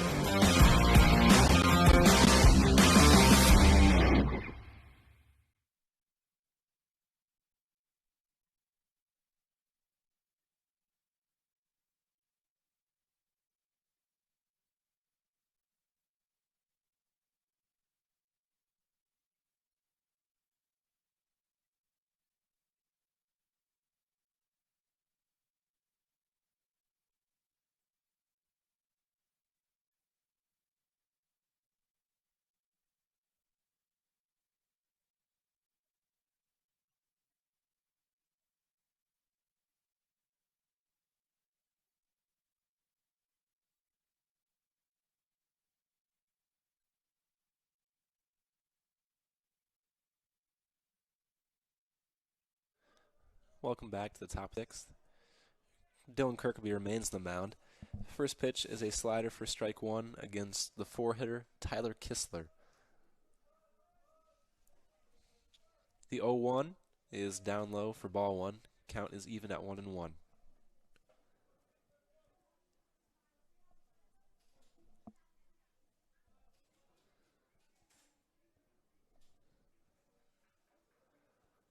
One and one, another breaking pitch for strike two. Count is 1-2 from Kirkby to Kistler, the Hastings catcher.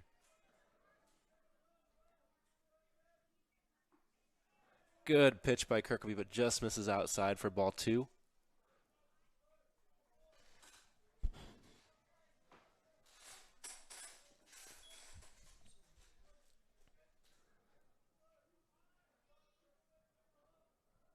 The 2-2. Kistler sticks out his bat and grounds it to shortstop. Rash Fields throws across the diamond for out number one. Good pitch by Kirkby. Good play by Rash. And the Raiders get out number one in the sixth inning. As I mentioned earlier, today's doubleheader. First game will be 7 innings, followed by a 9-inning game. Weedy does come to the mound and makes the point. It seems as though Kirkby's day will be over. Not a perfect day, but a solid day from Kirkby. Kirkby ends his day with 5 1/3 innings pitched, 5 hits allowed, only a single walk and 7 strikeouts. It was really the home run ball that did most of the damage against him, but he exits the game putting his team in good position for the win.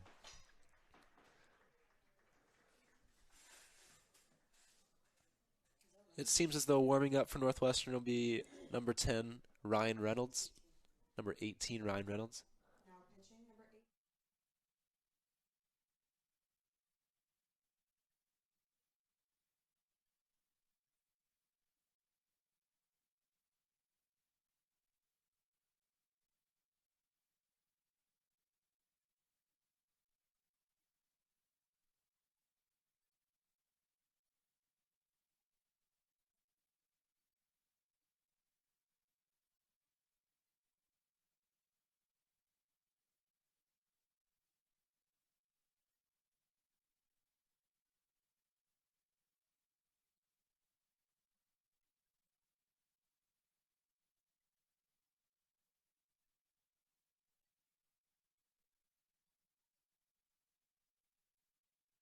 Members of the Raider Athletics Association support Northwestern student athletes through gifts that fund scholarships and facility improvements.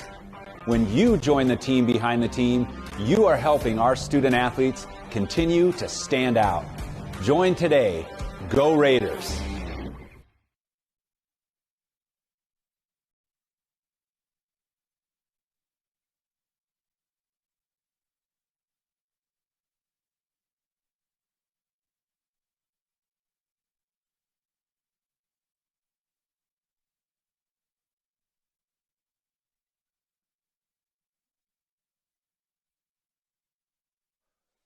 Welcome back. Ryan Reynolds is on the mound with 1 down in the sixth inning. The lefty's first pitch is out wide for ball 1. Ryan Reynolds on the year has appeared 5 times. In 5 1/3 innings, he's let off 6 hits with 3 walks and 9 strikeouts.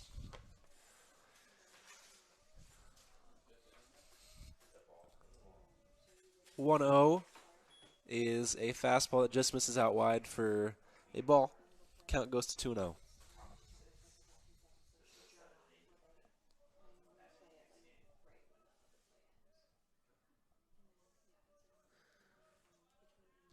Reynolds fires his first strike. It's fouled out of the stadium for strike 1. Counts 2-1 from Reynolds to Welsh. Kirkaby's pitch count finished at 81, I believe. 89. I'm sure his substitution had equally to deal with pitch count and the fact that Welsh had his number for the majority of the game. Welsh hits a line drive at second baseman Jaden Snyder. It goes under his glove. We'll await the scorer's decision on whether that's a hit or an error. Ball was hit hard. I'm sure Snyder would say that he had a chance at that one, but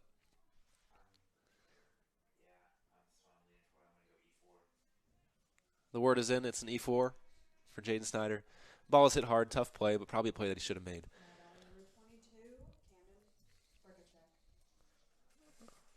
Up for the Broncos with Welsh on first base is number 22, Camden Brickachek. A little lefty-lefty matchup.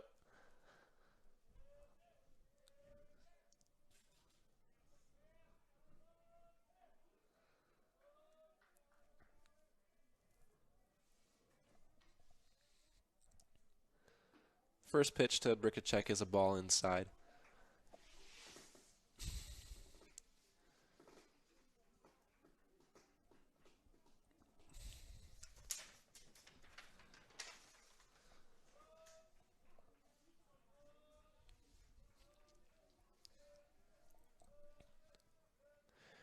The 1-0 is ground up the middle. Reynolds snags it, fires to Rash. Rash fires to first, and that is the end of the inning. Great double play started by Reynolds and finished by Rash. The Raiders will have the momentum heading into the bottom of the 6th. They still trail by a run. 3-2 Broncos. You want to make a difference. That makes you different. Success matters, but you care more about succeeding in ways that matter. You want to be prepared, confident, ready to lead a life that stands out. You belong at Northwestern College. Be a Raider. Lead and serve. Be smart and strong. Courageous and faithful. Be great, not for yourself, but because excellence honors God and serves others. Northwestern's promise? You'll stand out here. You'll be equipped for your career, for God's call on your life, for success, for significance, because you'll be a Raider, and Raiders stand out.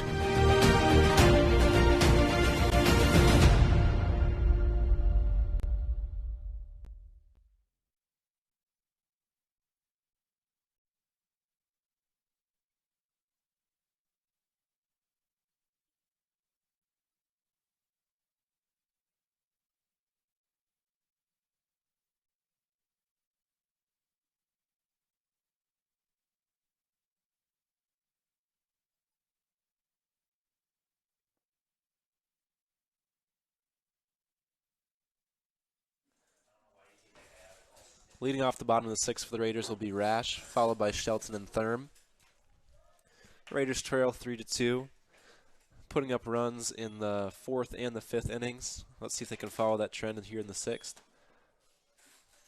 Johnson remains on the mound for Hastings, and his first pitch is taken very deep, but it will go foul for Rash. Seemed to be a breaking pitch that Rash was sitting on, and he was ready for it just a bit early.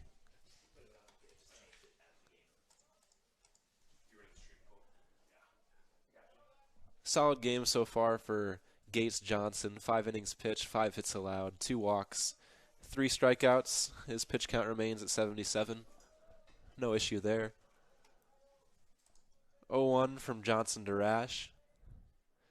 Will be fouled back. Counts 0-2. Pretty even game all around. 5 hits for Hastings, 5 hits for Northwestern. 2 walks for Northwestern, a single walk for Hastings. The difference being that 2-run home run by Tyler Welsh in the second inning. The 0-2 from Johnson to Rash will be driven up the middle for a single. I think that pitch for 0-2 got a bit too much to the plate than Johnson would have preferred, and Rash made him pay. Good start to the 6th inning for Northwestern. Colby Shelton, Northwestern's catcher, will step to the plate. I'm sure Northwestern is thinking about a bunt here. Don't want to stereotype, but typically catchers aren't the fastest. So ground ball double play will be pretty unfortunate for the Raiders. We'll see if they bunt or they let him swing away. First pitch, no show of a bunt. Ball's in the dirt for ball 1.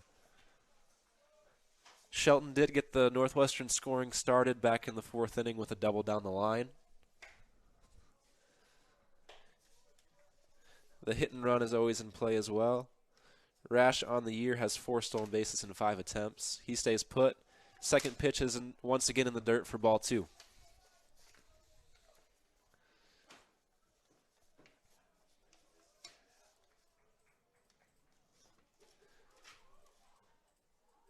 Johnson, who struggled with command throughout the season, has done a pretty good job limiting his walks to 2 so far this year. He checks on Rash, and Rash gets back safely.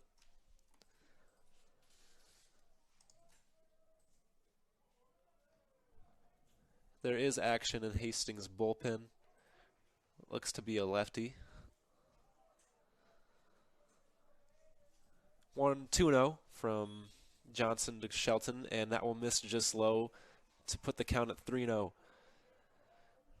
3 pitches, 3 low, 3 balls. You got to imagine that the take sign is on here for Shelton. The 3-0 will be a fastball that catches the plate for strike 1.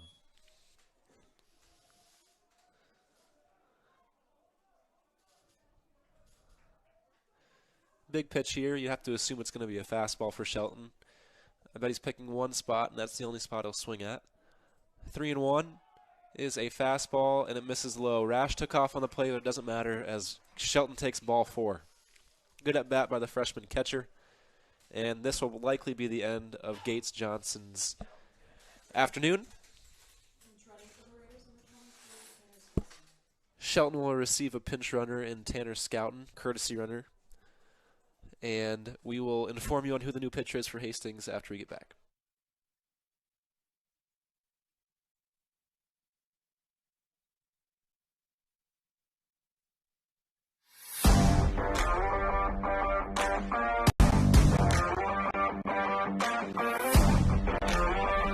My goal is to praise God with the gifts He has given me to play the sport I love. Your support helps me be a part of the winning tradition of Red Raider Nation. Thank you for sharing your gifts with us. Go Raiders!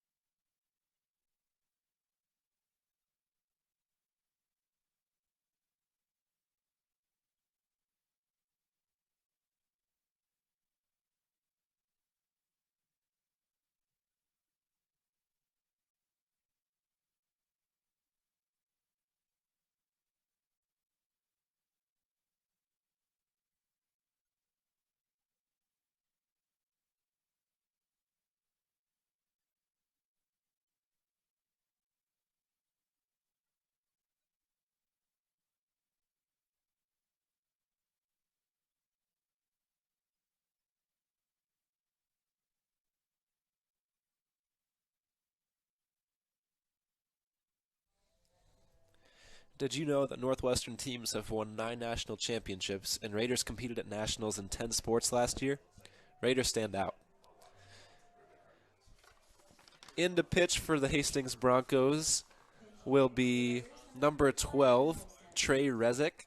Rezick on the year has a 6.3 ERA. In 10 innings, he's let off 13 hits, walked to 1, and struck out 10. Enters into a difficult situation with runners on first and second and no outs. We do have a pinch hitter for Northwestern as Evan Olson will step in to replace Isaac Thurm. He squares to bunt on his first pitch. He takes, and it gets away from the catcher. I think Olson threw the catcher off when he pulled back on that one, and without bunting, he did the job that a bunt would have done. So runners on second and third for Northwestern. Good situation for the Raiders. Olson now probably attempts to get a ball to the outfield. Infield is playing in for Hastings. The 1-0 is skied high to deep left. It will be foul. And the left fielder makes a very nice play. Questionable on whether it helped the team, but it's a very nice play. Diving catch near the Northwestern bullpen. And who scored from third there? Rash scored from third, and Scouten tags from second to third, so a very positive play for the Raiders. Again, outstanding play by the left fielder, but both teams will be happy after that one. One out for Northwestern. We have Scouten on third base, and another pinch hitter for Northwestern as Mo Watson steps to the plate to hit for Noah Vogel.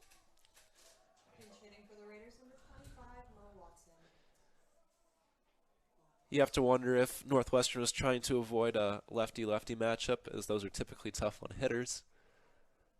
Watson will step to the plate as a righty and attempt to get Northwestern its first lead of the game. He swings at the first one and fouls it back. Hastings infield is playing in, as they only have a half of an inning to make up a deficit should they get there.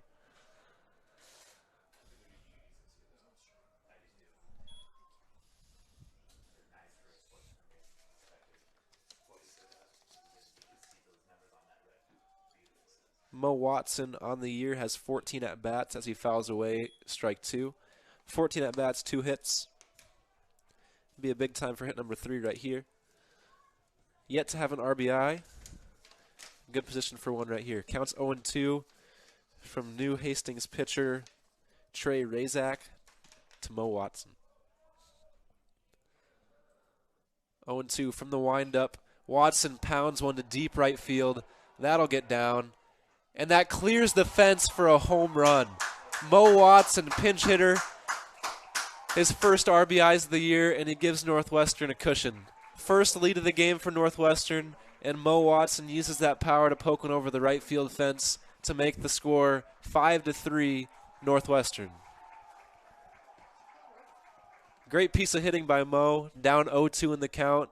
Tried to stay simple and go to the opposite field, and he got his barrel to it and gives Northwestern a 2-run lead.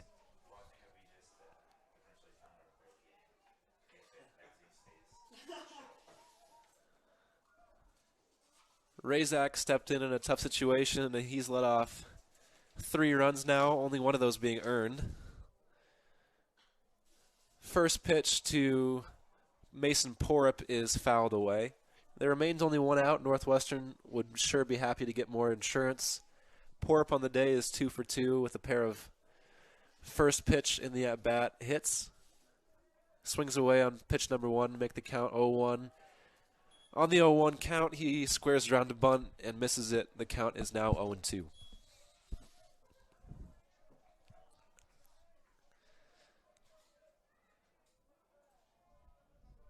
To Porup is a breaking pitch that misses out wide. So for the majority of this game, the 2-run home run was the difference, and now the 2-run home run is the difference, but for the different team. 2-run home run by Tyler Welsh in the second inning gave Hastings a 2-run lead. Porup grounds it through the 5-6 gap for his 3rd hit of the day. So Porup's on first base with a single out. Welsh with a 2-run home run in the second inning. And now Watson with the 2-run home run in the 6th inning. Raiders leading 5-3. Back to the top of the order with Drew Dykstra. Porup's on first base, a threat to steal second.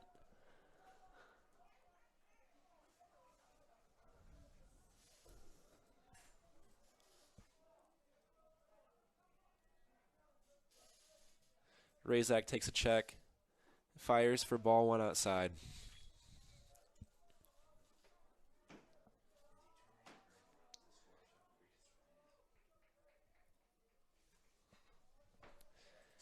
If Northwestern holds this lead, pitcher Ryan Reynolds will be in line for the win. The 1-0 is popped up by Dykstra to the shortstop. The shortstop makes the play and fires to first base for the double play. Unfortunate break for the Raiders as Porup was off to steal on the pitch. Soft fly ball from Dykstra didn't give him enough time to get back to first base. That being said, Northwestern scores 3-2 on the bat of Mo Watson with a home run. They head into the last inning of this first leg of the doubleheader up 5-3. Be a Raider. Lead and serve. Be smart and strong. Courageous and faithful. Be great, because excellence honors God and serves others. You belong at Northwestern. You'll stand out here. You'll be equipped for your career, for God's call on your life, for success, for significance. Because you'll be a Raider, and Raiders stand out. I came to Northwestern to compete at a high level, get a Christ-centered education, and prepare myself for life after college. I love the community and alumni support we get at our games. By joining the team behind the team, you help Northwestern compete for conference and national titles.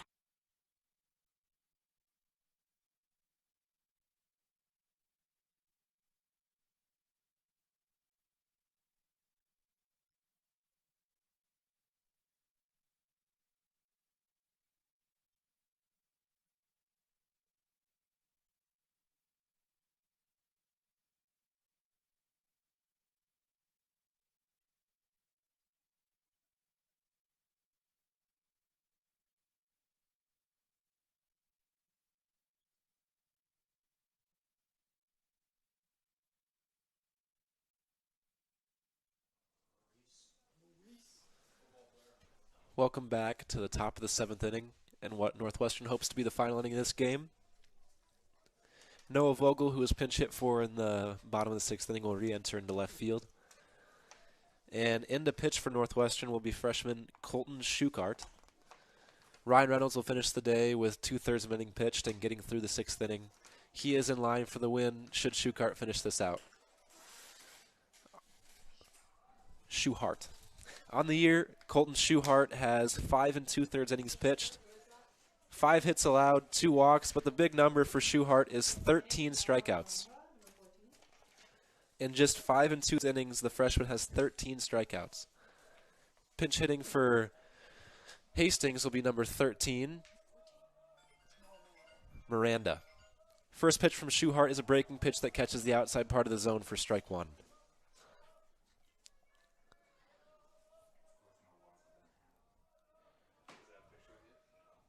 Schuhart delivers a fastball on the outside part of the plate for strike 2. First 2 pitches of the game couldn't have gone much more better for Schuhart. 2 strikes in the outside corner of the plate. The 0-2. Schuhart delivers. Strike 3 on the outside part of the plate. That makes 14 strikeouts in 6 innings for Schuhart. Usually about 1 strikeout per inning is pretty average, so Schuhart being at 2.5 strikeouts per inning is quite something. Elijah Merritt steps to the plate as Schuhart delivers strike 1 to him.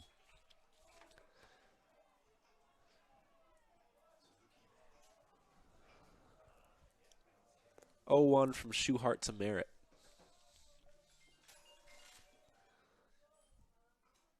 The 0-1 is a breaking pitch swung through once again. Schuhart's leaving no time to get acclimated to this game. 4 swings and misses in his first 5 pitches. Freshman looking to cement himself as Northwestern's closer going forward. The 0-1 is fouled away by Merritt. 0-2. You can't overstate the importance of having a reliable closer. Schuhart, only being a freshman, looks to fill that void. 0-2, Schuhart to Merritt. It is a fastball down the middle, fouled straight back. Count remains even.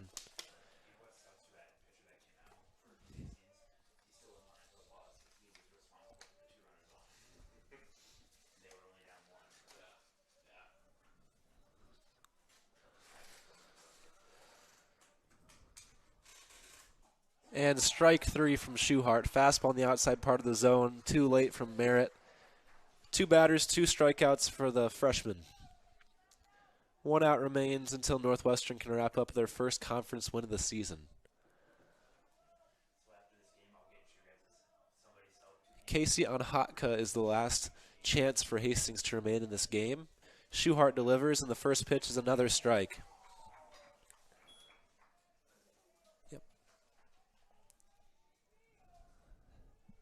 Schuhart attempts to strike out the side for the win. His 0-1 is a fastball driven by Onhatka right to the right fielder Mason Porup, who catches it and ends the game. The final for Northwestern is 5-3. We'll be back in a few with the game recap.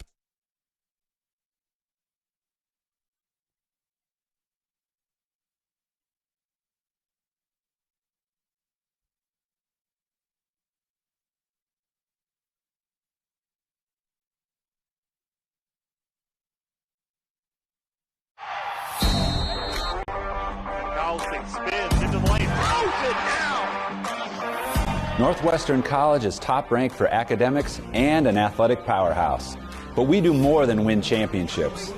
Our coaches and staff are committed to honoring Christ through excellence in athletics. We develop Raiders who stand out in competition and the classroom. The Raider Athletics Association provides resources that help us recruit the very best student athletes. Become a member by making a gift that will enhance the student-athlete experience, fund scholarships, and continue to improve facilities. Be a part of the team behind the team. Join today. Thank you, and go Raiders.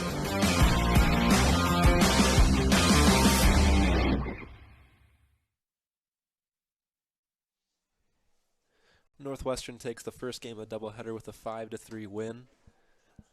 They saved the best for the last as they scored all 5 of their runs in the last 3 innings of this game. Final recap, Hastings, they had 5 hits in the game, walked once, and the 2-run home run by Tyler Welsh highlighted his team-leading 2 hits. For Northwestern, they had 8 hits and 3 walks, 3 for 3 from Mason Porup, but the big hit for the day was Mo Watson's 2-run home run. Pitching, for Hastings, Gates Johnson will take the unfortunate loss. He pitched well throughout the majority of the day, but the inherited runner that scored on the 2-run home run will charge him with the loss. He finished with 6 hits and 3 walks allowed in 5 innings to go along with his 3 strikeouts. For Northwestern, Ryan Reynolds will get the win. He pitched the last 2/3 of the 6th inning. Dylan Kirkaby preceded him with 5 1/3 innings pitched, 5 hits, 1 walk, and 7 strikeouts for a solid outing for him. And the save will go to Colton Schuhart, the freshman who impressed in his 1 inning. He had 1 inning and 2 strikeouts, 10 pitches, and that will be his 2nd save of the year. In terms of wins, Ryan Reynolds receives his first win of the season. And now Northwestern and Hastings will take a short break as they prepare to do leg 2 of this doubleheader.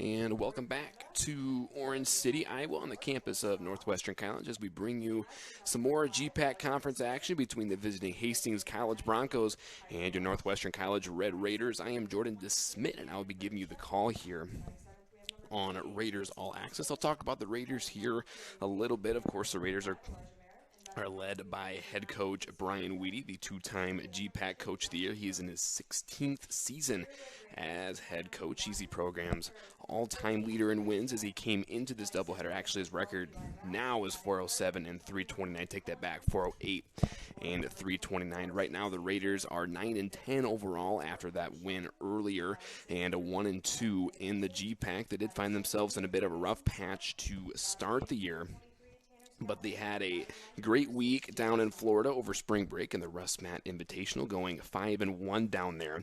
That brought them back to the 500 mark at a record of 8-8, and that included 2 wins over this Hastings team. They won 10-1 the first time, and then shut them out 5-0 the second time around.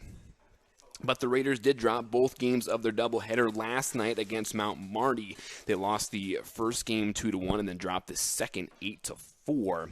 And, of course, they won the first game of this doubleheader here 5-3, so they look to continue that momentum and finish this header off with a sweep here tonight. And I'll talk about Hastings here a little bit as well. They're led by first-year head coach Joel Schipper, who coached at Davenport University in Michigan last year, and the team was actually one game shy of going to the NCAA Division II World Series. And his team so far has had a rough start to the season. They are 4-13 overall after that loss earlier. And their most recent action was on March 15th in the Russ Matt Invitational. That was before this doubleheader. They split a doubleheader, beating Hannibal LaGrange University 8-7 to start the day, then finishing with a 12-3 defeat at the hands of Weber International. And as you look at their previous games, it just looks like they cannot garner any sort of momentum after wins. Their longest winning streak is just 2 games, and they did not help themselves earlier today after squandering a late lead, but they look to hopefully be in a good mood as they make the long trip back to Hastings, and they can do that with a win in the second game, but we'll have to see how that unfolds, and I'll quick give you the starting lineups as the Raiders take the field. First, for the Hastings Broncos, batting first will be number 3, the center fielder, Keaton Hoke. Batting second, number 15, the catcher, Corey Caranda. Batting third, the left fielder, number 4, Cole Staub. Batting fourth, the designated hitter, number 5, Tyler Kistler. And he's hitting for the pitcher, number 2, Jackson Grote. And at batting fifth, number 19, Tyler Welsh. He'll be at third base. Batting sixth, the second baseman, number 22, Camden Brikacek. Batting seventh, the first baseman, number 28, James Velasquez. And batting eighth, number 25, the right fielder, Elijah Merritt. And batting ninth, the shortstop, number 9, Casey Onautka. And the starting lineup for your Northwestern College Red Raiders. Batting first will be the pitcher, and I believe he'll DH here later on, number 13, Drew Dykstra. Batting second, the shortstop, number 12, Eli Rash. Batting third, the first baseman, number 21, Kip Cullinan. Batting fourth, the third baseman, number 24, Sam Stanford. Batting fifth, the catcher, number 44, Kobe Shelton. Batting sixth, the left fielder, number 34, Evan Olson. Batting seventh, the right fielder, number 3, Mason Porup. Batting eighth, the center fielder, number 23, Tanner Scouten. And rounding out the lineup for the Raiders will be the second baseman, number 6, Jaden Snyder. And we're about set here for Game 2 action. Leading off for the Broncos will be the center fielder, number 3, Keaton Hoke. He steps into the box on a beautiful night here in Orange City, about 60 degrees. As we start the action, here's the pitch. That is a swing and a miss, and a good start to the day for Drew Dykstra as he gets ahead 0-1. And here's the 0-1 that just misses the outside corner, and that will be a ball. Keaton Hoke, the senior out of Elkhorn, Nebraska, a transfer from Dakota State University. And here's the 1-1. That is a swing and a miss, and I'll take that back. They did call that a strike on the 0-2 pitch, so that is a quick strikeout for Drew Dykstra as he makes quick work of Keaton Hoke. And now batting for the Broncos, number 15, Corey Caranda. First pitch to him is a strike on the outside corner for strike one. Caranda, another senior out of Lincoln, Nebraska, went to Lincoln Southeast High School, and he swings and misses at that one. And it looked like a good-looking breaking pitch from Dykstra. And he's ahead once again, 0-2. And here's the 0-2. That's a swing, a little pop-up, short left field. Shortstop going over, and he makes the catch. That's Eli Rash making the catch for out number 2. Could not have asked for a better start here for Drew Dykstra. He's gotten ahead in both counts, and he's gotten a couple of really quick outs. And now batting for the Broncos will be Cole Staub. First pitch to him is a ball. Looked a little bit low. Maybe a little inside as well. Staub, the senior out of Kearney, Nebraska. And the 1-0 is a called strike this time around. That'll even the count at 1-1. And the 1-1 is a ball just a little bit outside. Dykstra playing really well as a freshman. So far coming in, he has an ERA of 4.50. Here's a ground ball over to Snyder at second base. He'll field, fire over to first for out number 3. And a 1-2-3 inning to start the day for Drew Dykstra. We'll get you the bottom of the first inning after this break. You're watching Red Raider Baseball on the web. You want to make a difference. That makes you different. Success matters, but you care more about succeeding in ways that matter. You want to be prepared, confident, ready to lead a life that stands out. You belong at Northwestern College. Be a Raider. Lead and serve. Be smart and strong. Courageous and faithful. Be great, not for yourself, but because excellence honors God and serves others. Northwestern's promise? You'll stand out here. You'll be equipped for your career, for God's call on your life, for success, for significance, because you'll be a Raider, and Raiders stand out.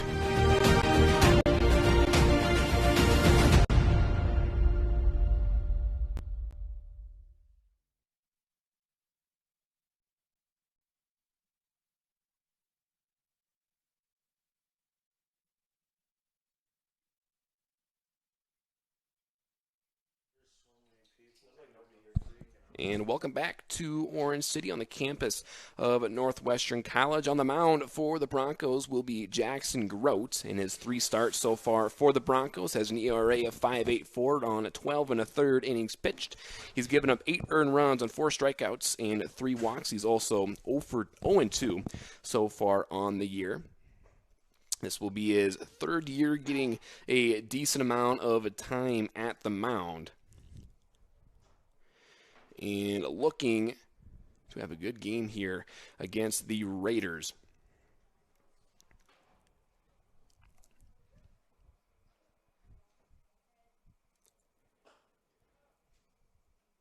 I'll say it again, too. This is couldn't have asked for a better day for baseball. And it's nice and warm, a little bit of a breeze, and a decent crowd on hand here as well, here in Orange City, as Grote through his final warm-up pitch, and we're ready to roll.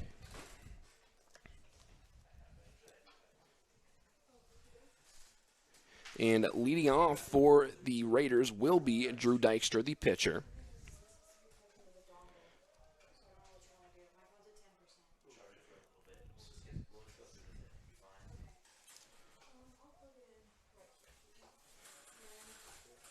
And here is the first pitch to Dykstra. Ground ball over to first, and the first baseman, Velasquez, will just step on first base for out number 1. So a quick out to start the game for Jackson Grote. That'll bring up the shortstop, Eli Rash. Now batting number 12, Eli Rash.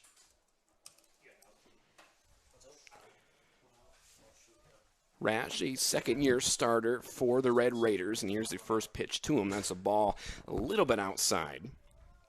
Having a great year so far, coming into the doubleheader, batting .316 with 2 doubles, 6 RBI, and an on-base percentage of .371. Here's the 1-0 to him. That's a pop fly to shallow right field. Second baseman Berechicek heading over, and he will make the catch for out number 2. So I believe, looks like 2 outs on about 3 pitches here so far for Jackson Grote. And here comes the first baseman, number 21, Kip Cullinan. And Cullinan leads the Raiders in just about every major hitting category. And he squares the bunt, tries to bunt his way on. That is going to roll foul for strike 1.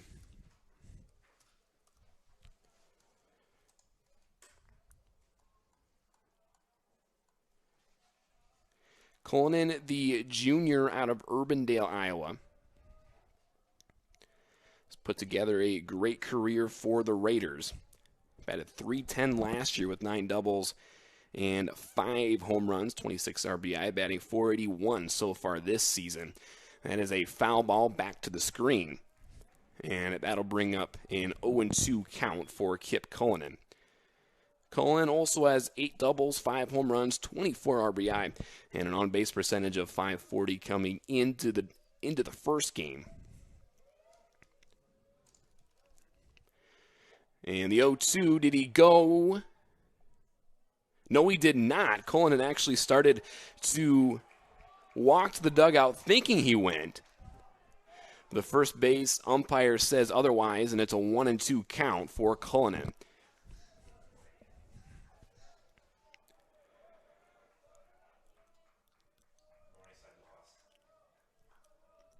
So Cullinan will go ahead and step back into the batter's box. Here's the 1-2. That's a ball in the dirt to even it up at 2-2.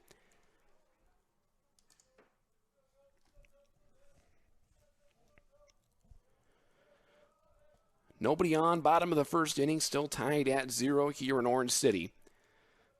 Here's the 2-2 pitch, swinging a foul ball.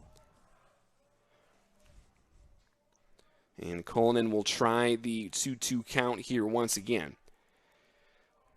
Cullinan also an honorable mention All-GPAC selection last year and was an NAIA Scholar Athlete, a biohealth professions major. And the 2-2 is low, and Cullinan works the count to 3-2 after the questionable check swing earlier.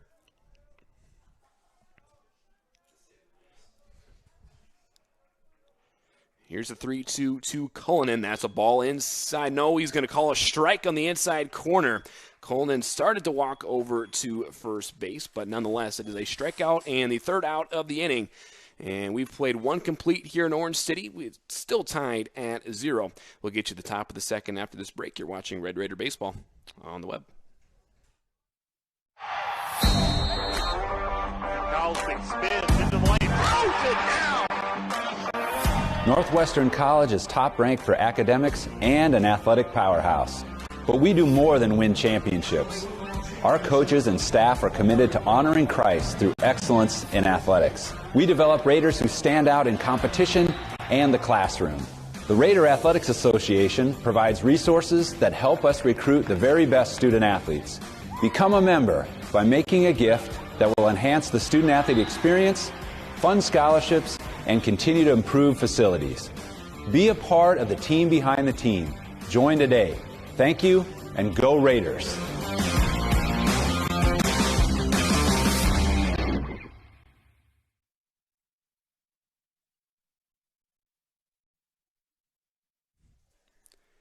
And welcome back to Orange City on the campus of Northwestern College. Raider Athletics would like to thank the following sponsors: Premier Communication, the Van Engelhoven Insurance Agency, Kaspersky Ace Hardware, Diamond Vogel Paint, Iowa State Bank, Pepsi of Siouxland, Northwestern Bank, Orange City Health System, Scooters, and American State Bank. Thanks for being on the team, behind the team.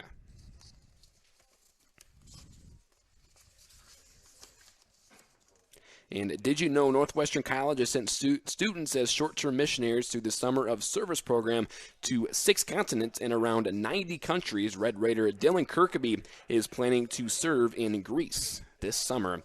Raiders stand out. We're getting ready for the top of the second inning here in this one. And batting is number 5, the designated hitter, Tyler Kistler. Here's the first pitch from Dykstra. That's a strike on the inside corner.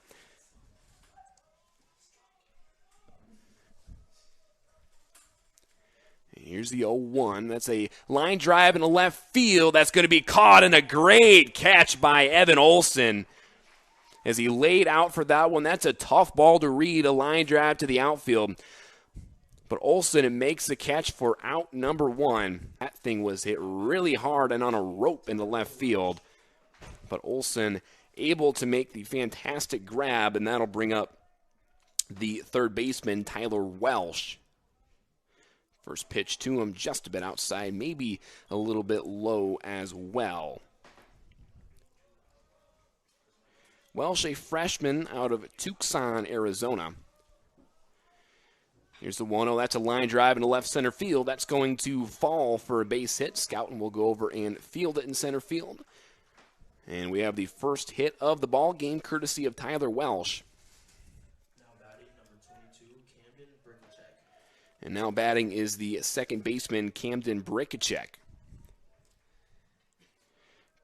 Brickachek, another senior out of Lincoln, Nebraska, as he has a runner on with 1 away here in the top of the second inning. First pitch to him in the dirt, ball 1.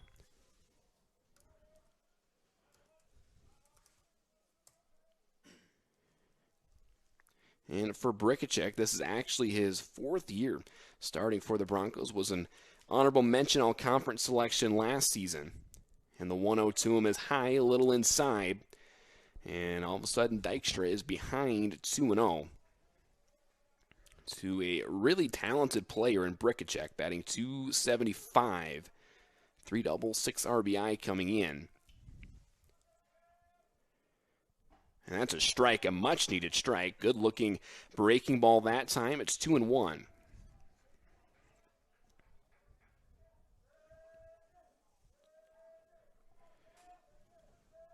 As Brickachek steps back in.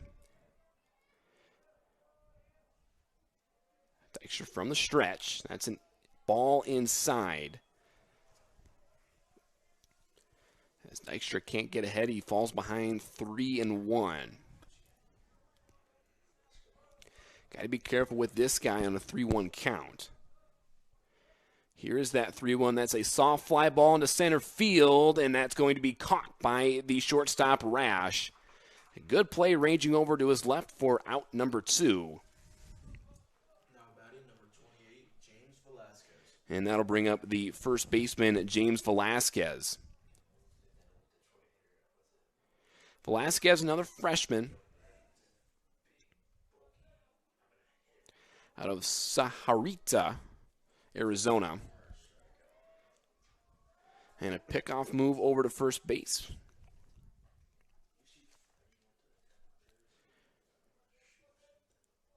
As a Welsh is back in time. 2 outs here in the top of the second. Runner at first. Here's the first pitch to Velasquez. That's fouled away down the right field line.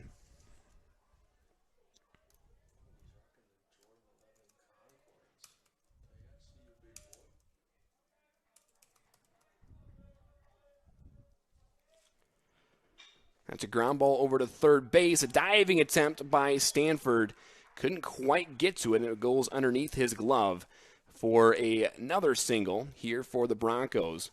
Now we have runners on first and second for the right fielder Elijah Merritt. Now batting number 25, Elijah Merritt. Merritt, a freshman out of Broomfield, Colorado.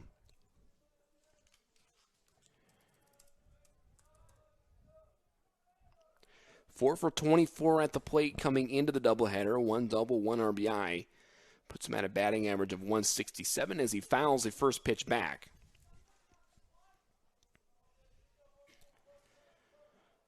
To bring it to an 0-1 count.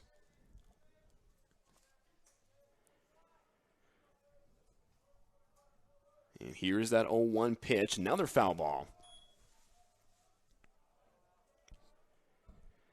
And Dykstra finally works ahead here, 0-2. 0-2 count, 2 away. Runners on first and second for Hastings. Top of the second inning. Here is the 0-2. Tried for a breaking ball, gets past Shelton, and the runners will advance to third and second base. Just off the glove of Colby Shelton. And it's a 1-2 count. So that takes away the force out at every base. We'll see if Dykstra can get this batter, Elijah Merritt, by himself here. Here's the 1-2, ball in the dirt. Or in the turf, I should say. Counts even at 2-2.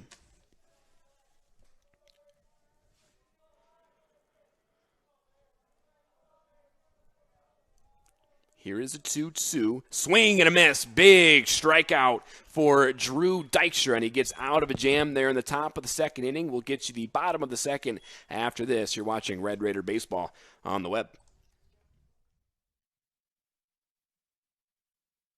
Members of the Raider Athletics Association support Northwestern student athletes through gifts that fund scholarships and facility improvements. When you join the team behind the team, you're helping our student athletes continue to stand out. Join today. Go Raiders. I came to Northwestern to compete at a high level, get a Christ-centered education, and prepare myself for life after college. I love the community and alumni support we get at our games. By joining the team behind the team, you help Northwestern compete for conference and national titles. My goal is to praise God with the gifts He has given me to play the sport I love. Your support helps me be a part of a winning tradition of Red Raider Nation.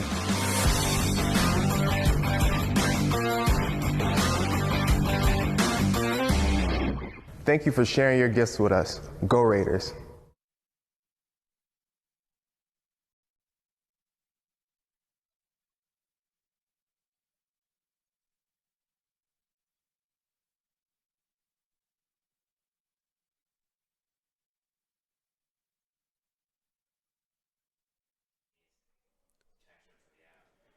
And welcome back to Orange City on the campus of Northwestern College. I'm Jordan DeSmit giving you the action here tonight.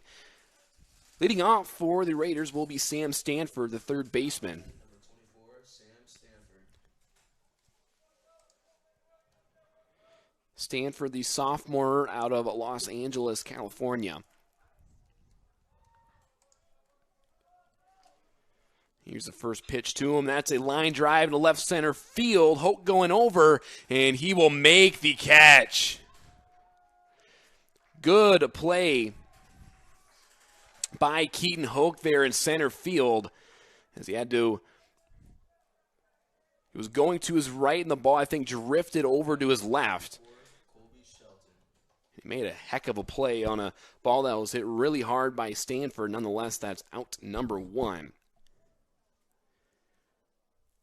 And now up for the Raiders is the catcher, Kobe Shelton.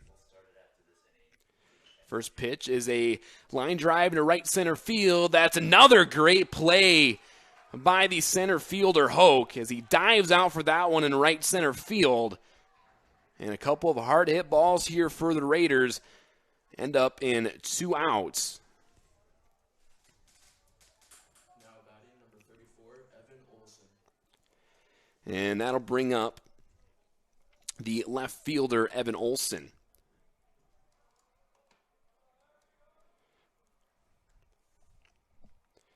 He's going to try to square it a bunt. He pulls it back, and it's a called strike anyway.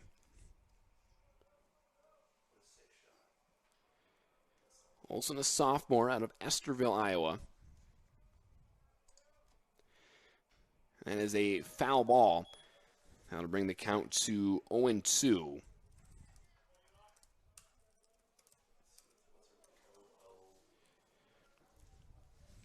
Olson coming into the doubleheader, batting .205, 4 doubles, 6 RBI, and an on-base percentage of .300. Here's the 0-2 pitch. That is just outside. Hastings dugout wanted the punch out, but it did look a little bit outside from up here. It's a 1-2 count. Here's a 1-2 pitch that hits Olson, and he will be awarded first base.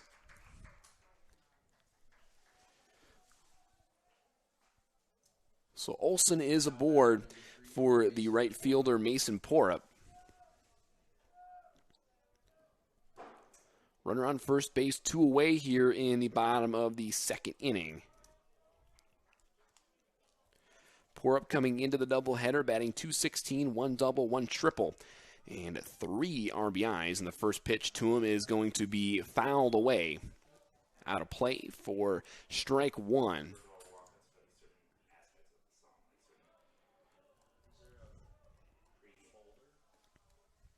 Porup, another sophomore out of Pleasant Hill, Iowa, went to Southeast Polk. And a pickoff attempt over at first base to Olson. He slides back safely.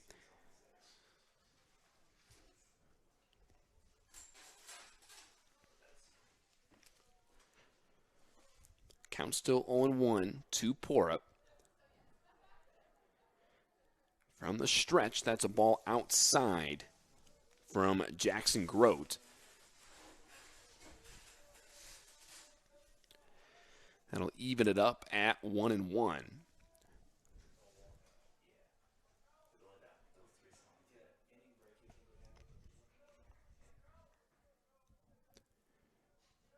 Here is that 1-1 pitch. That's a line drive into center field. Hoke going over, and he has a much easier catch this time for 3 away. So we've played 2 complete here in Orange City.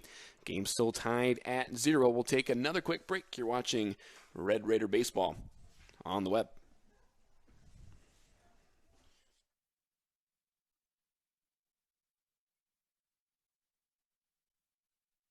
Members of the Raider Athletics Association support Northwestern student athletes through gifts that fund scholarships and facility improvements. When you join the team behind the team, you are helping our student athletes continue. I came to Northwestern to compete at a high level, get a Christ-centered education, and prepare myself for life after college. I love the community and alumni support we get at our games. By joining the team behind the team, you help Northwestern compete for conference and national titles. My goal is to praise God with the gifts He has given me to compete in the sport I love. Your support helps me be a part of the winning tradition of Red Raider Nation.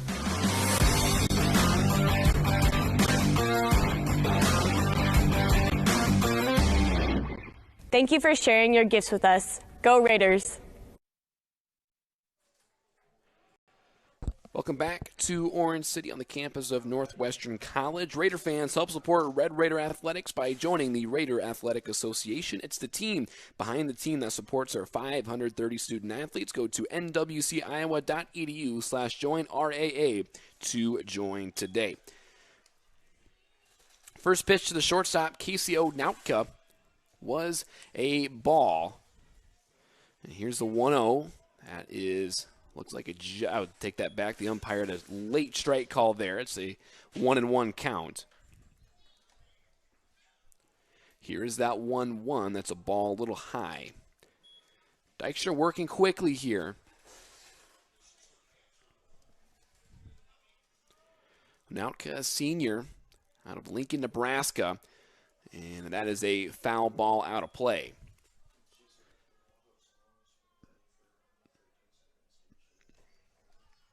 Bring the count even to 2-2. As a ground ball over to third base. Fielded by Stanford. He'll throw over to first for outs. Number 1. So a good play running to his left that time by Sam Stanford. And we have one away here in the top of the third inning. And we're at the top of the order here for the Broncos. It's number 3, Keaton Hoke, the center fielder who made a couple of outstanding plays earlier in the field. First pitch to him is a swing and a miss. Hoke earlier struck out and is at bat back in the first inning. Here's the 0-1. That is a ball in the turf to even it up at 1-1. Coming into the doubleheader, Onautka batting. Oh, take that back.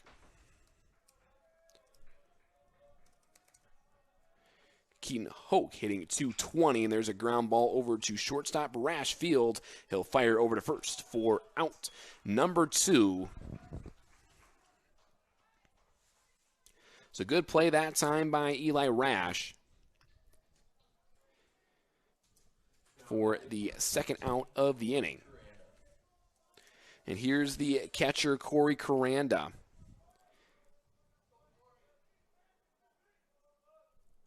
First pitch to him is a strike on the inside corner. Caranda 0 for 1 so far.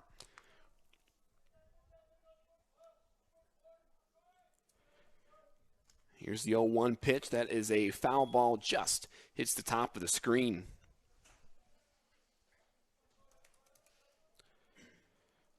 Caranda coming into the doubleheader, batting .243, 2 doubles, 5 RBIs, and an on-base percentage of .300. And the 0-2 pitch is a line drive into right field. Pour up going over. He'll make the catch for out number 3. So a quick inning that time for Drew Dykstra. We've played 2.5 here in Orange City. We'll get you the bottom of the third after this. You're watching Red Raider Baseball on the web.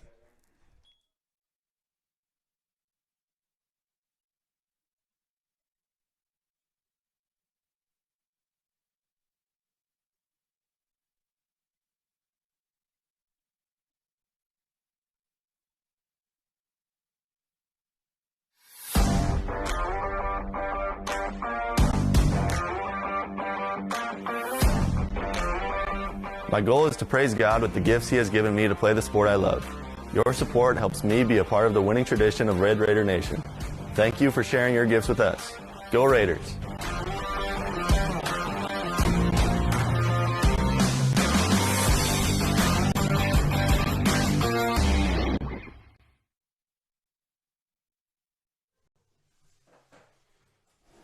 And welcome back to Orange City here on the campus of Northwestern College. Jordan DeSmit giving the action here. Red Raider Athletics would like to thank the following sponsors: the City of Orange City, Demco Manufacturing, Orange City Health System, and Pizza Ranch. Thanks for being on the team, behind the team. Did you know Northwestern's faculty includes 2 Fulbright Scholars and an Iowa Professor of the Year?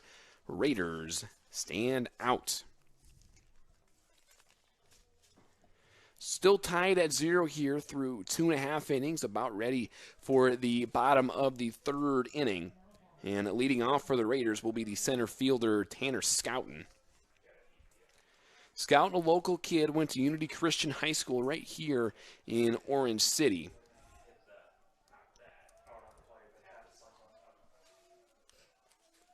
So far this season coming into the doubleheader, only actually 1 for 3 at the plate, and he takes a first pitch strike on the outside corner. Does lead the team in stolen bases with 6. Used quite a bit as a courtesy runner. Here's the 0-1. That's outside for ball number 1. Even it up at 1-1. And Scouten last summer for Unity Christian baseball team led his team to the state semifinals in the state tournament as he lines that one up the middle for a base hit, his second hit in his young career as a Raider. And that'll put a man on first for Jaden Snyder, who we just saw in that commercial we played. Number 6, Jaden Snyder. Snyder playing second base here today for the Raiders. Snyder is third year starting for the Raiders. So far, batting .244 with 3 doubles, 1 triple, and a home run to go along with 4 RBI. That's coming into the doubleheader. And he shows bunt, pulls it back for ball 1.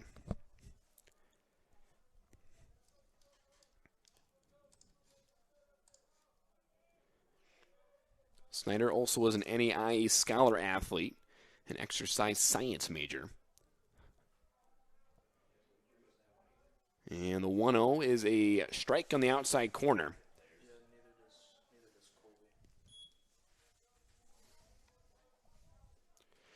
Jackson Grote pitched a good game here so far. Through 2 innings pitched, giving up 1 hit, struck out 1. And a pick-over attempt over to Scouten at first. He's back safely.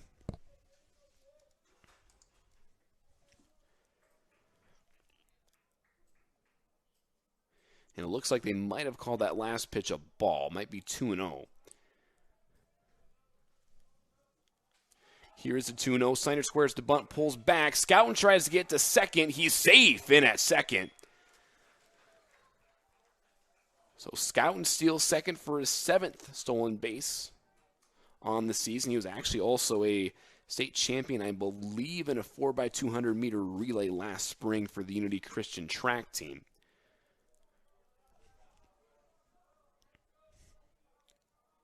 Count is 2-1 to Jaden Snyder, as he has a runner in scoring position.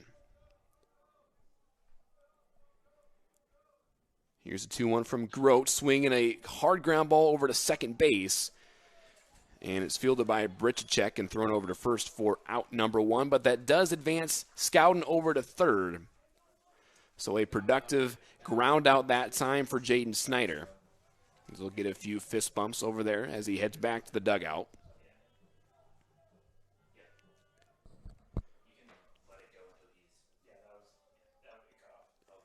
And we're back to the top of the order with the pitcher, Drew Dykstra.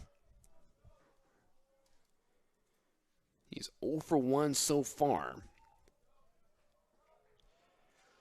Anything to the right side would be productive here for Dykstra as he swings and misses at the first one to bring it to an 0-1 count.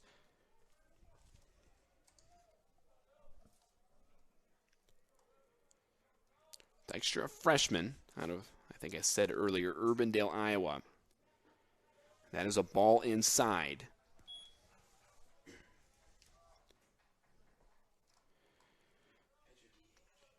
Must have been teammates with Kip Cullinan over there at Urbandale as well for a short while. Count is even at 1-1. The 1-1 is a strike on the inside corner to bring it to 1-2.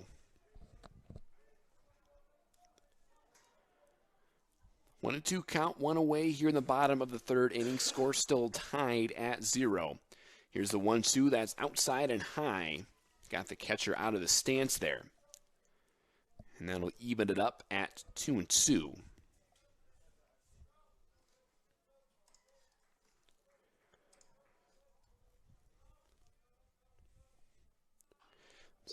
Short tapper into the Hastings dugout as Dykstra stays alive.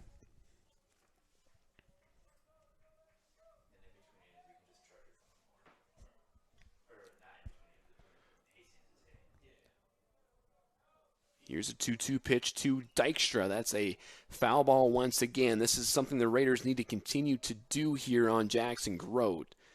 Believe only on 26-27 pitches so far here in the 3rd inning. Something the Raiders need to do is get that pitch count up. And fighting off pitches with 2 strikes is one way to do that. Here's a 2-2, ground ball over to first. Velasquez fields, and he'll step on first base, but that brings in a run for the Raiders. So a productive at-bat that time by Drew Dykstra as he helps himself, and the Raiders take a 1-0 lead. Now batting number 12, Eli Rash. Now up to bat for the Raiders will be the shortstop, Eli Rash. As a swing and a miss. Strike one here for Rash.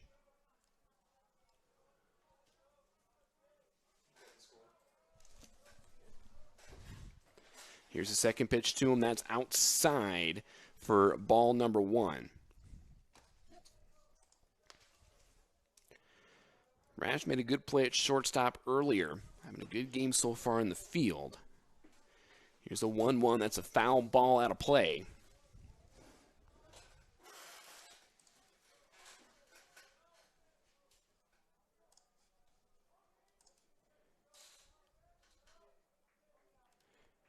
Rash is also 0 for 1 so far on the day. Here's a 1-2 pitch to him. That's another foul ball. Almost in the exact same spot as the last one. Nobody on, 2 out here in the bottom of the third inning. Raiders lead 1-0. Here's the 1-2 pitch. Ground ball over the shortstop, Onauka, and he'll take that back. Third baseman Welsh fields, and he throws it away. As I believe we're going to give Welsh the single there, but he'll get to second on the error on the third baseman Welsh. Now batting number 21, Kip Cullinan. So now all of a sudden we have a runner in scoring position for the Raiders' best hitter in Kip Cullinan. Cullinan struck out earlier, but this is a hitter that you can't keep at bay for too long.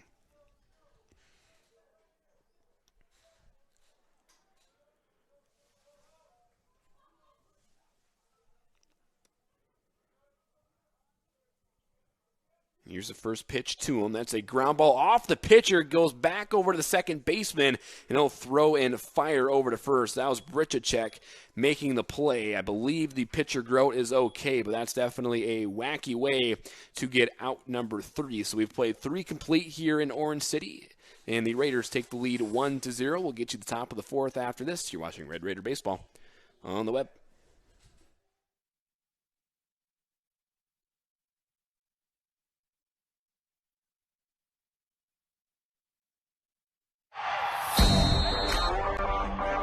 Spins into the lane. Throws it down. Northwestern College is top ranked for academics and an athletic powerhouse. But we do more than win championships. Our coaches and staff are committed to honoring Christ through excellence in athletics. We develop Raiders who stand out in competition and the classroom. The Raider Athletics Association provides resources that help us recruit the very best student athletes. Become a member by making a gift that will enhance the student-athlete experience, fund scholarships, and continue to improve facilities. Be a part of the team behind the team. Join today. Thank you, and go Raiders.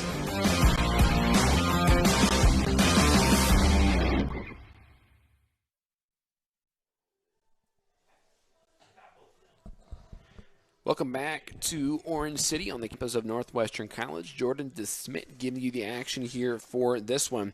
And Raider fans, no matter your age or ability, the CNOS Sports Medicine Team can help you stay healthy, prevent injuries, and strengthen your game. CNOS, improving health.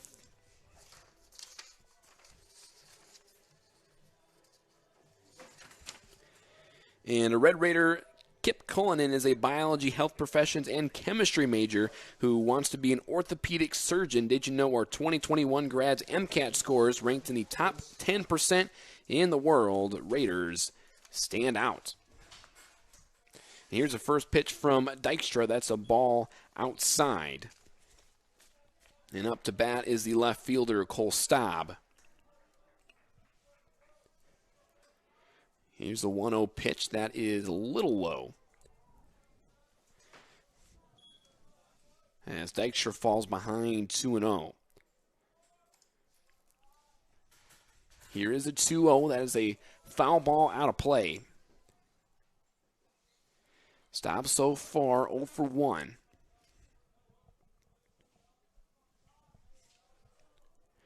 Here's a 2-1 pitch to him. That's a fly ball in the infield. Shelton looking for it, and he had no clue where that was. And that's definitely a tough spot to be in as a catcher. You have to take the mask off and find a way to locate a ball in the air. One thing his infielders maybe could have done a little bit better is help him locate it. Nonetheless, it is a 2-2 count here to Staub.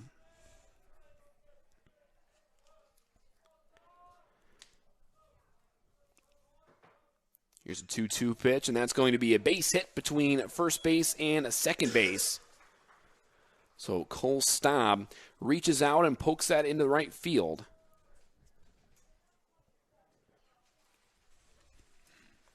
And that'll bring up the designated hitter, Tyler Kistler.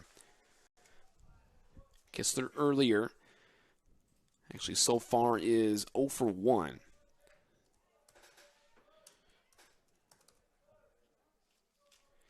Kistler coming into the doubleheader, batting .350 with a double as he takes strike one. Also has 8 RBI and an on-base percentage of .438. And I looked at the stats last year. He was only batting .144 last season, so a big improvement here from the Broncos' designated hitter.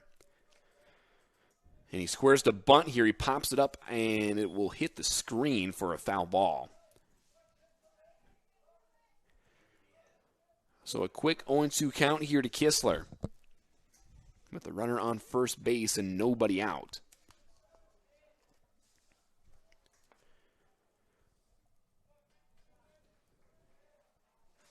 And here's the 0-2 pitch. That's high and away.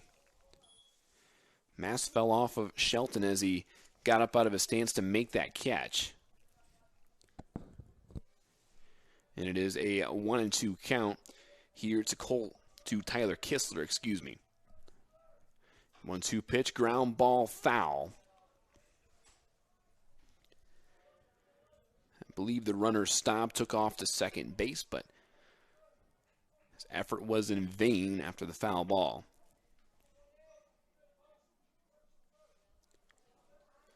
Here's a 1-2 pitch, another foul ball.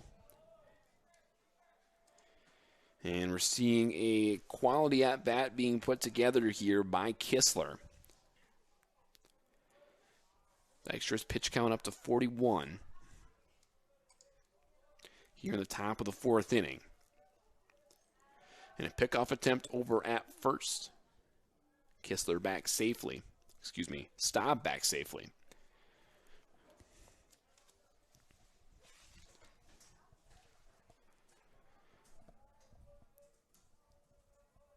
And another pickoff attempt. Staub back safely again. Just trying to keep him honest over there, trying to cut his lead down, just in case he tries to take off again. Here's a 1-2 pitch. Ground ball back to Dykstra. He'll get it over to second and over to first. He's out. Good double play started by Drew Dykstra. And a good turn there at second base. I believe that was Rash who threw it over to first base. And after a leadoff single, the Raiders have 2 outs and nobody on. And that'll bring up the third baseman, Tyler Welsh. First pitch to him, a ball just missing the outside corner.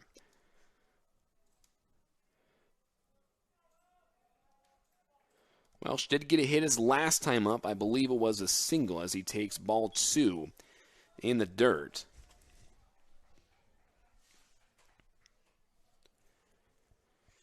And here's a 2-0 pitch. Take that back. It did hit that outside corner. This umpire has a delayed strike call, and it's kind of throwing me off. Here's a 2-1 pitch that is low in the dirt. As Dykstra falls behind 3-1.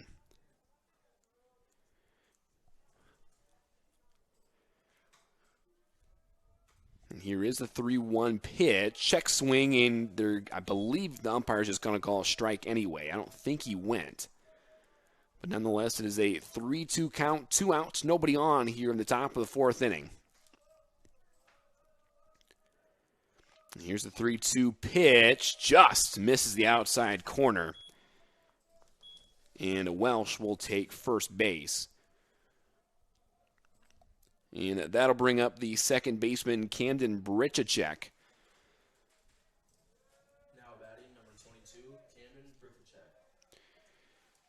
It actually might have been Brickachek. I'm sorry to any Hastings listeners if I'm messing with these names, but Brickachek earlier did not get on base. He's 0 for 1 so far.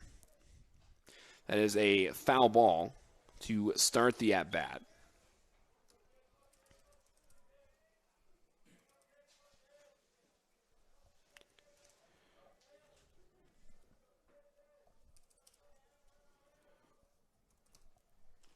Here's the 0-1 pitch, just misses inside. As I stated earlier, this is a talented player here for the Broncos. One of their returning honorable mention all-conference selections. Counts even at 1-1. It's a fly ball into center field. Scouting ranging over. And he will make the catch. 4-3 away. We've played 3.5 here in Orange City. Raiders still lead 1-0. We'll take another quick break and get to the bottom of the 4th inning. You're watching Red Raider Baseball on the web.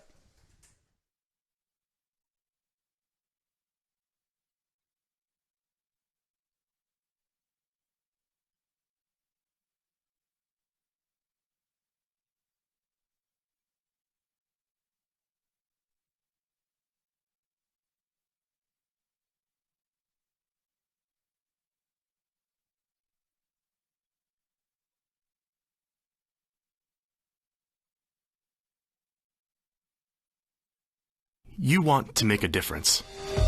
That makes you different. Success matters, but you care more about succeeding in ways that matter. You want to be prepared, confident, ready to lead a life that stands out. You belong at Northwestern College. Be a Raider. Lead and serve. Be smart and strong. Courageous and faithful. Be great, not for yourself, but because excellence honors God and serves others. Northwestern's promise? You'll stand out here. You'll be equipped for your career, for God's call on your life, for success, for significance, because you'll be a Raider. And welcome back to Orange City as Sam Stanford steps up to the plate for the Raiders.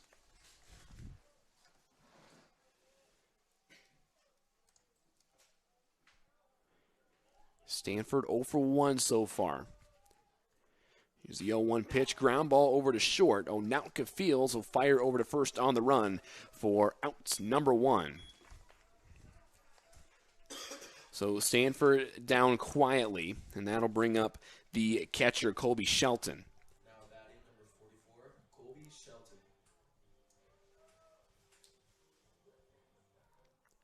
Shelton 0 for 1 so far as well.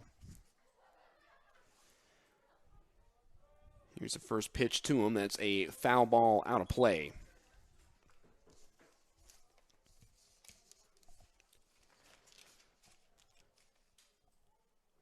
Oh, 0-1 is the count to Colby Shelton. First pitch, another foul ball out of play. And that'll bring the count to 0-2. With one out here, nobody on here in the bottom of the 4th inning. Shelton, a freshman that's played pretty well so far. Coming into the doubleheader, batting .375 as he takes ball 1. A little high, maybe a little outside. Shelton also has 2 doubles, 4 RBI, and an on-base percentage of .407.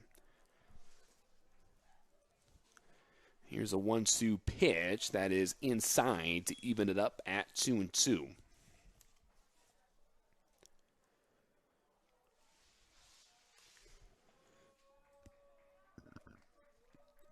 Here's 2-2 pitch to Shelton. Ground ball over to Onautka again. He'll field. Fire over to first for out number 2. So 2 quick outs here for the Raiders. And that'll bring up the left fielder, Evan Olson, who made a great catch in left field earlier.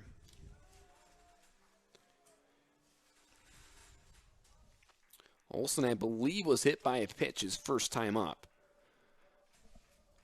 See if he can get on base again here for the Raiders. And first pitch to him is a strike on the outside corner for strike number 1. And strike again on the outside corner, 0-2. Jackson Grove doing a good job of hitting his spots here thus far. In this inning, a couple of really accurate pitches there. Looks like they're setting up outside corner again.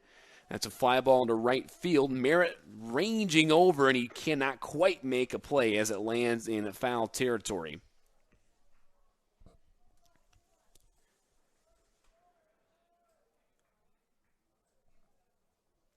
So Olson will try it again. 0-2 count, 2 away, nobody on here in the bottom of the 4th inning.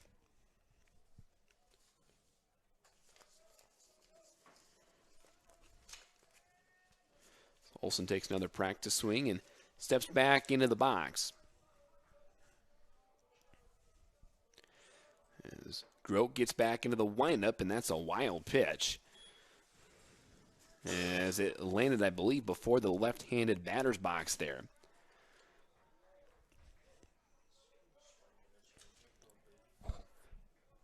So counts 1-2. And that's going to hit him again. Olson hit for the 2nd time here tonight. And he will take first base. And that'll bring up the right fielder, Mason Porup. Now batting number 3, Mason Porup.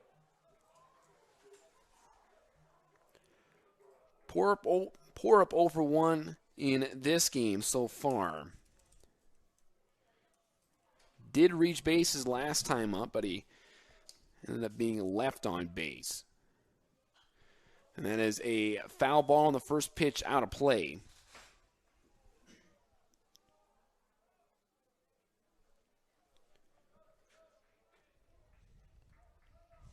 Porup coming off a good season last year, batted .276 with 3 doubles, a triple, and 3 home runs. Looking to continue that into this year as a pickoff play over at first. Over to Olson, but Olson's back in time.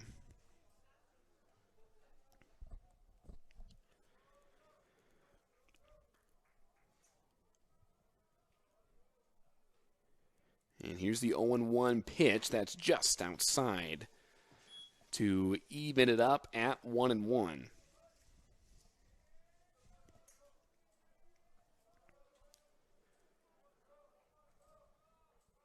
One and 1 count, 2 away, runner at first here in the bottom of the 4th inning. Raiders lead 1-0.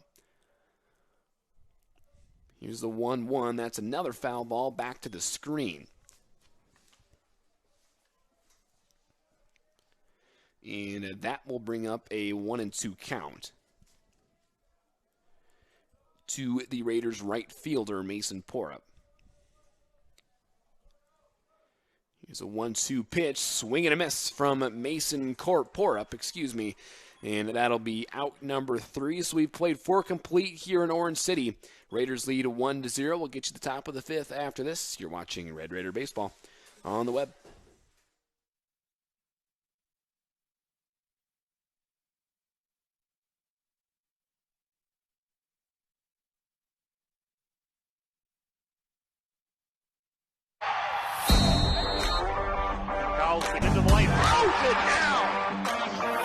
Northwestern College is top ranked for academics and an athletic powerhouse. But we do more than win championships. Our coaches and staff are committed to honoring Christ through excellence in athletics. We develop Raiders who stand out in competition and the classroom. The Raider Athletics Association provides resources that help us recruit the very best student athletes. Become a member by making a gift that will enhance the student-athlete experience, fund scholarships, and continue to improve facilities. Be a part of the team behind the team. Join today. Thank you, and go Raiders.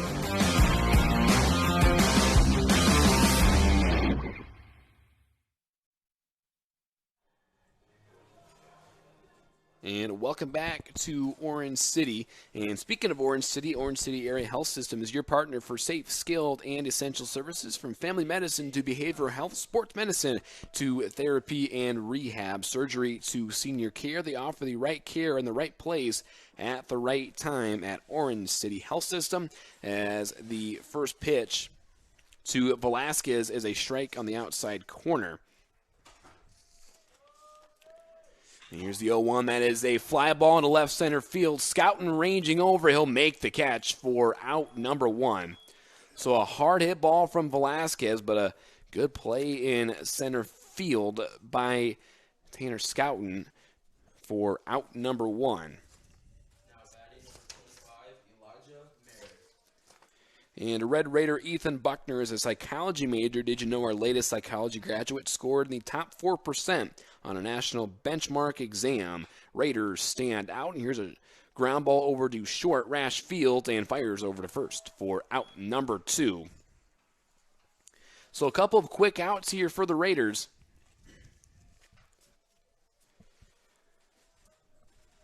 And that will bring up the shortstop, Casey Onautka.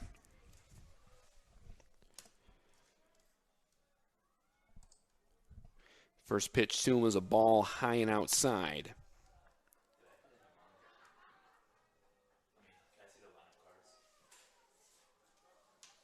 Onautka's first time up. Didn't reach base. He's 0 for 1. And that is a ball in the turf for ball number 2.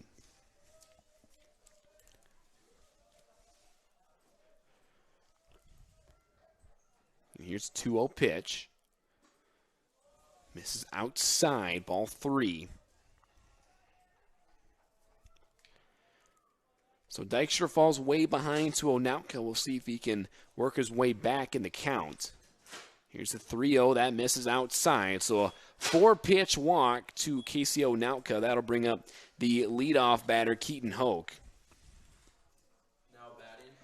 Center fielders put on a clinic in center field so far today. So far at the plate, 0 for 2 with a strikeout.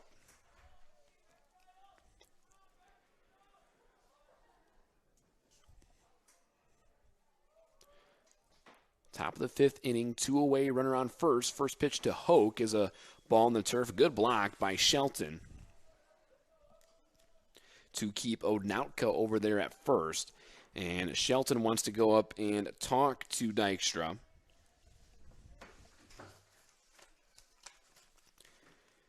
Raider fans help support Red Raider Athletics by joining the Raider Athletic Association. It's the team behind the team that supports our 530 student athletes. Go to nwciowa.edu/join RAA to join today. As the conference at the mound breaks up and Hoke will step back into the box. It's a 1-0 count with 2 away. Here's a 1-0 pitch. That is a fly ball. Pour up ranging over, but that is going to fall out of play for a foul ball.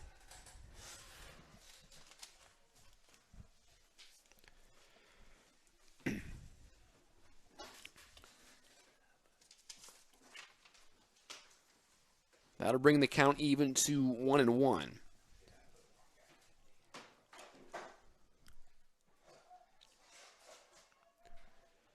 I believe Hoke got a sign over there by the third base coach. He went in, I believe, checked a wristband there. Here's a 1-1. That's a swing and a miss to bring it to a 1-2 count. Hastings head coach Joe Shipper gives another sign out. 1-2, 2 away, runner at first base, top of the 5th inning. Raiders lead 1-0. And a pickoff attempt over at first.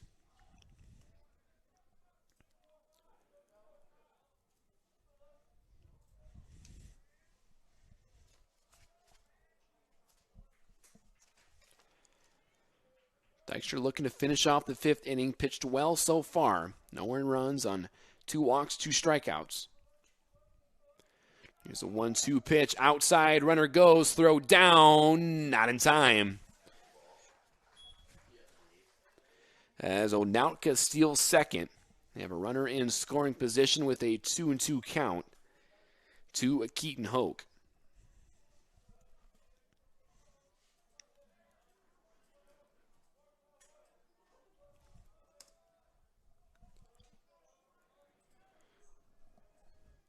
And Dykstra deals from the stretch. Swing and a miss. A big strikeout from Drew Dykstra, and no damage done there in the top of the 5th inning. Raiders lead 1-0. We've played 4.5. We'll get you the bottom of the 5th after this. You're watching Red Raider Baseball on the web.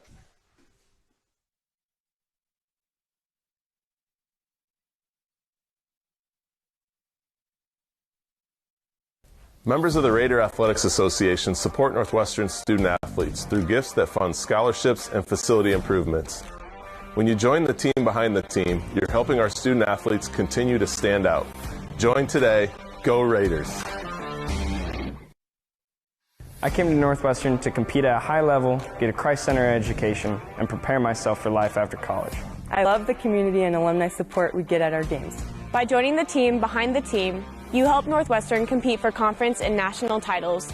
My goal is to praise God with the gifts He has given me to play the sport I love. Your support helps me be a part of a winning tradition of Red Raider Nation.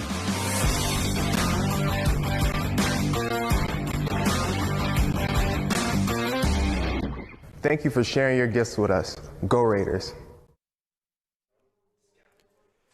Welcome back to Northwestern College here in Orange City. Scooter's Coffee is a proud sponsor of Red Raider Athletics. Amazing people, amazing drinks, amazingly fast.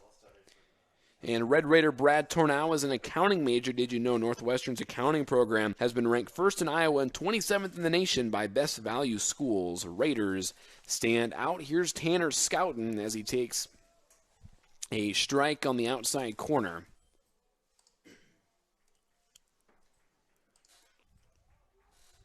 Scouten 1 for 1 with a single and a stolen base so far as he takes ball 1. And he also has the only run scored on the day so far for the Raiders. Counts 1-1 to Scouten. And he takes strike 2. Right now on the outside corner.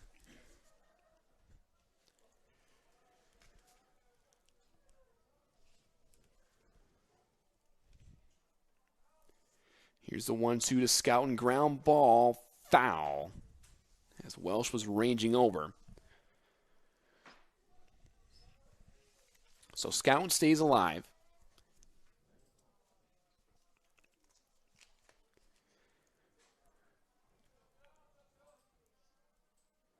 Counts 1-2. Nobody out, nobody on. Here in the bottom of the 5th inning.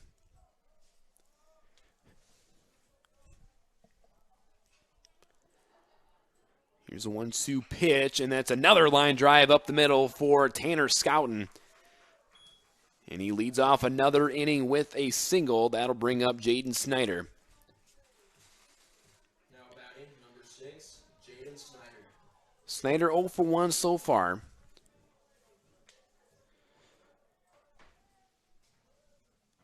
As he looks down for a sign from the third base coach, See if they try to get Scouten to steal once again. He stole the base earlier. And Snyder squares to bunt. He'll get it down, and it just goes foul. Good looking bunt by Jaden Snyder. That was going hot down the first base line, but good job by the first baseman Velasquez to have the presence of mind to let that go.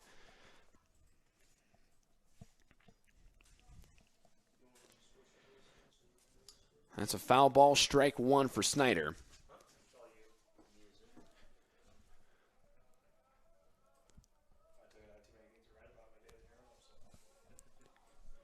And they're going to try a pickoff attempt over to Scouten. Scouten back safely.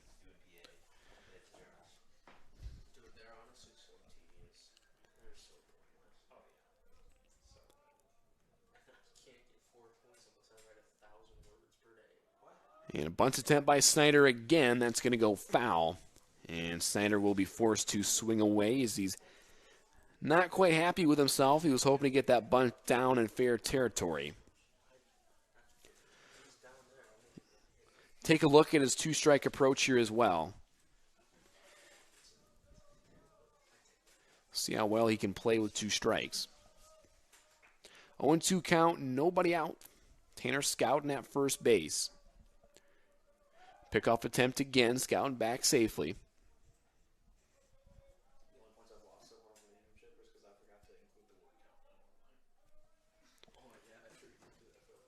Snyder steps back in. Here's the 0-2 pitch. Swing and a miss. Snyder strikes out. For 1 away. That'll bring up the pitcher, Drew Dykstra. Now batting number 13, Drew Dykstra. Dykstra 0 for 1, 0 for 2, but he does have the only RBI on the day so far. Believe on a ground out to first base. He's also obviously pitched pretty well so far. Pitching a shutout. Here's the first pitch to him. That is a ball, a little low, little outside.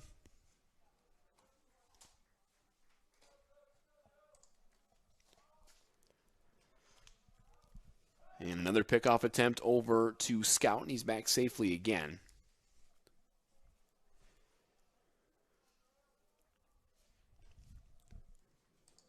Dykstra so far in the day, 5 innings pitched, no runs, 3 hits, 2 walks, and 3 strikeouts on 68 innings pitched. That's a line drive, fair, and Scouten around second. He'll go to third. He's going to be waved home. No, he's going to be stopped at third. So a double for Drew Dykstra down the right field line, as that gives us runners at second and at third for the shortstop, Eli Rash. Looks like we're going to have a pinch runner over at second base. They'll put Noah Vogel over there, the junior out of Castle Pines, Colorado. Now up to bat, number 12, Eli Rash. Rash 1 for 2 so far.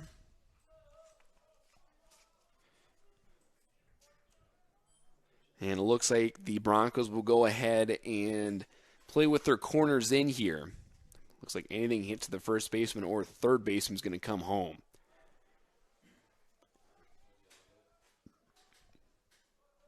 Time called. Rash will step out. He'll step right back in.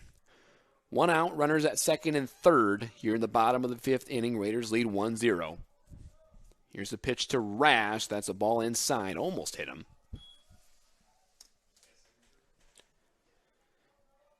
Might have been almost better if that maybe would have hit him. Would have given them a double play opportunity, but nonetheless, it is a 1-0 count. It's a ground ball over to the third baseman. He does not have a play at home. We'll throw over to first for out number 2. But Welsh was forced to throw over to first. He do because that was such a slow ground ball. But Scouten comes in to score. And the Raiders lead 2-0. That'll bring up Kip Cullinan, and I believe because Vogel pinch ran there for Dykstra, that tells me that Dykstra's night on the mound might be done.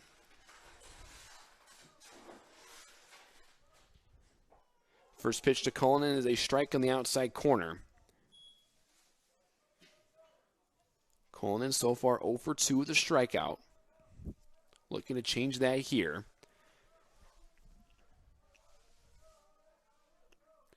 Here's the 0-1, fly ball. Third baseman Welsh ranging over. And he did not quite make the catch. That'll be a foul ball.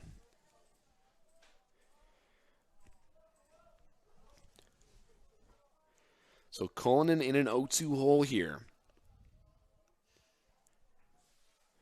The 2-away runner at third base.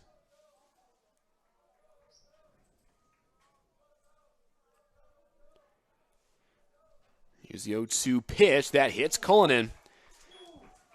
I believe that is the third hit batter for Jackson Grote. And that will bring up the third baseman, Sam Stanford. Stanford 0 for 2. He's about due for a hit here in this one.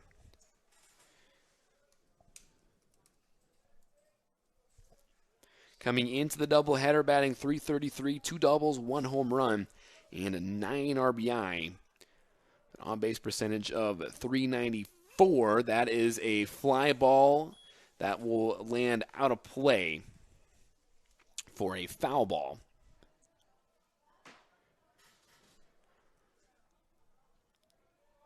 Count is 0-1 to Stanford.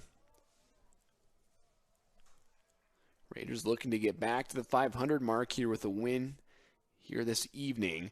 That one almost hit Stanford as Cullinan will take second base on the wild pitch. So there's 2 runners in scoring position for Sam Stanford.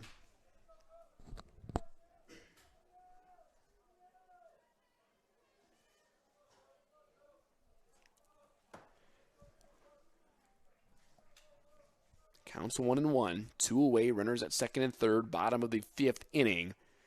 That's going to be a line drive right center field. That's going to fall for a base hit. 1 run scores.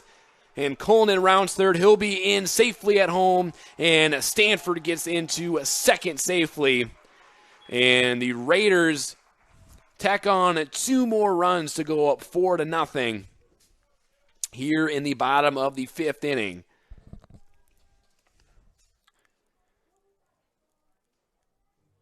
And a clutch piece of hitting that time for Sam Stanford. Now batting, number 44, Colby Shelton.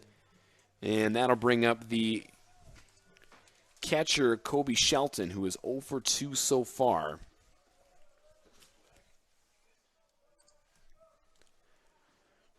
Two outs, runner on second base.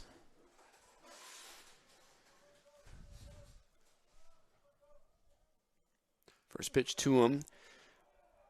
And it's going to be fielded by the third baseman, Welch, over to first. Good play and a good stretch by the first baseman, Velasquez. A slow roller that Welch had to run up on and throw on the run. Good effort by Shelton sliding into first base. Nonetheless, that is 3 outs, and we've played 5 complete here in Orange City. We'll get to the top of the 6 after this. You're watching Red Raider Baseball on the web.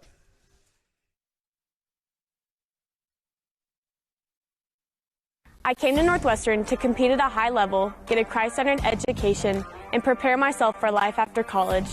I love the community and alumni support we get at our games. By joining the team behind the team, you help Northwestern compete for conference and national titles. My goal is to praise God with the gifts He has given me to compete in the sport I love. Support helps me be a part of the winning tradition of Red Raider Nation.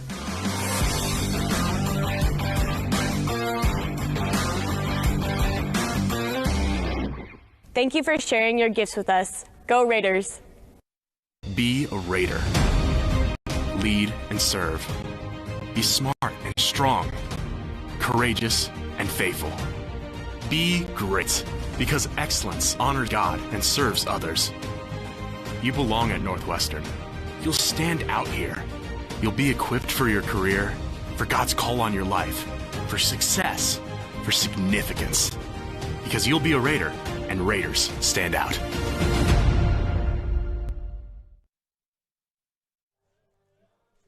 And welcome back to Orange City here on the campus of Northwestern College. Looks like Dykstra will go out and pitch for at least the 6th inning. Looked like that might have been a courtesy runner in for him earlier. And Red Raider Athletics would like to thank the following sponsors: Premier Communications, even Engelhoven Insurance Agency, Kaspersky Ace Hardware, Diamond Vogel Paint, Iowa State Bank, Pepsi of Siouxland, Northwestern Bank, Orange City Health System, Scooters, and American State Bank. Thanks for being on the team, behind the team. Here's the first pitch at the top of the 6th inning. As the batter squared to bunt, pulled it back. That's Corey Coranda up to bat for the Broncos. That's a ground ball over to first base. Good play by Cullinan. Flip it over to Dykstra for out number 1. Good diving play by Kip Cullinan to get out number 1. And a good job by Drew Dykstra to have the presence of mind to go and cover first base. Now batting, number 4, Cole Staub. And here's the left fielder, number 4, Cole Staub. First pitch to him is a ball low. Staub so far 1 for 2 on the day. He has a 1-0 count here. That is a strike on the outside corner.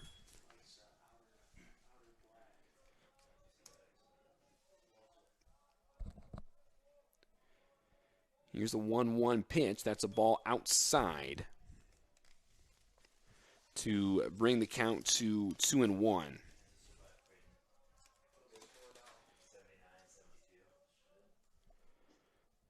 And the 2-1 pitch is a ball low. To any NCAA March Madness fans, I believe Kansas just survived Creighton. So no brackets busted in that side of the bracket. As that's a ground ball over to short. And that was a good play by Eli Rash to throw over to first for out number 2.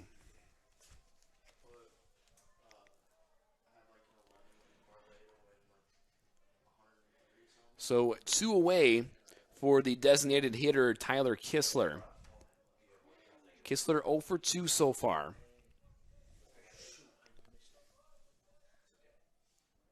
And the first pitch to him is a ball in the turf.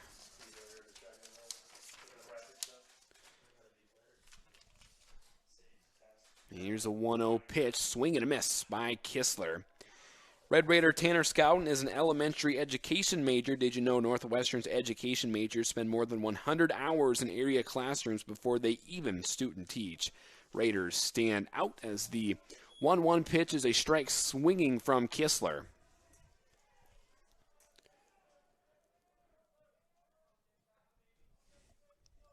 So 1-2 is the count, 2 away, nobody on. Here in the top of the 6th inning. Ball just a bit high. Bring the count even to 2-2.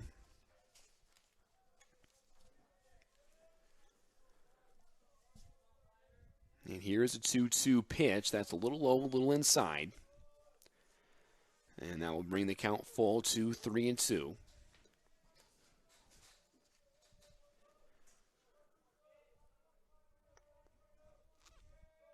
Here's a 3-2 pitch from Dykstra. That's a fly ball in the infield. Snyder ranging over to shallow right field. He'll make the catch. 4-3 away. We've played 5.5 here in Orange City. We'll get to the bottom of the 6th inning after this. You're watching Red Raider Baseball on the web.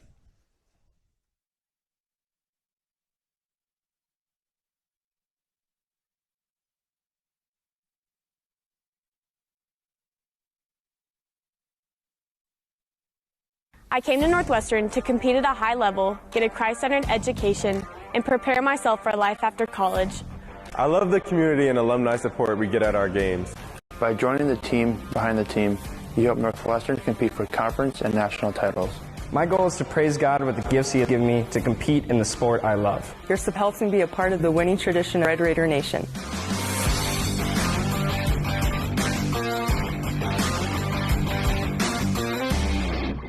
Thank you for sharing your gifts with us. Go Raiders!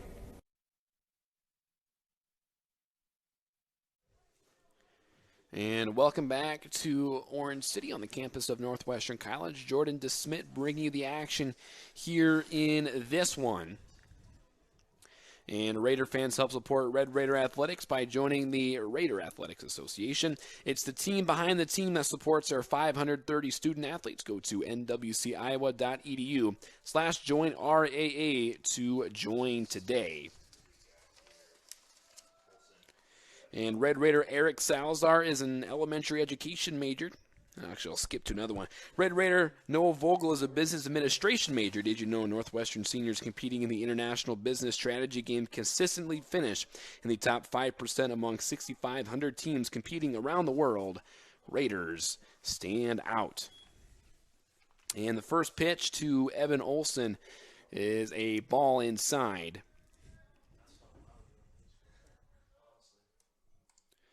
And the 1-0 misses inside once again. Olson's been hit by a pitch twice so far, so no official at bat for him. That's a ground ball, foul, down the third base line. That was close. The third baseman didn't even make an attempt at it. That was Welsh over there. Nonetheless, it is a 2-1 count to Evan Olson.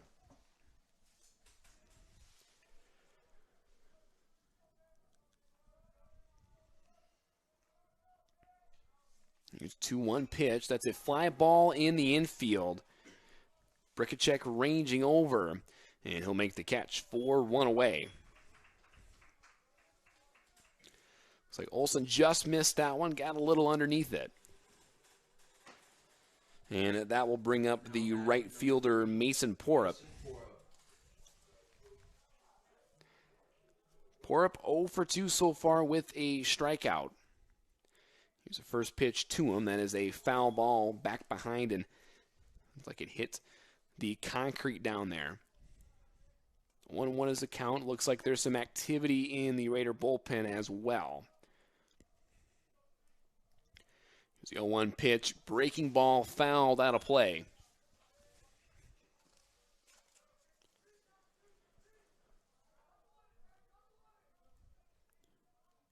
So 0-2 is the count to Mason Porup.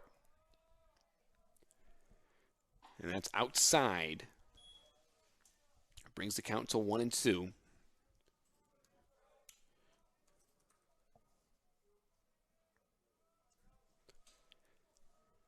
And here's the 1-2 pitch. It's a ground ball foul.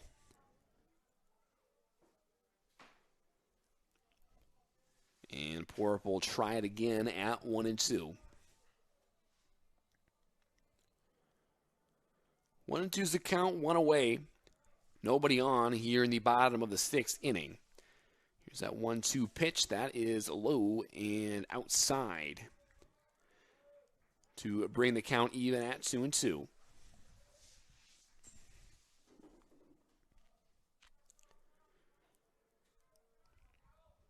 Here's a 2-2 pitch. Swing and a miss from Porup. And that'll be out number 2. We'll see if Tanner Scouten can get anything going here. He's 2 for 2 with 2 singles and 2 runs scored to go along with 1 stolen base.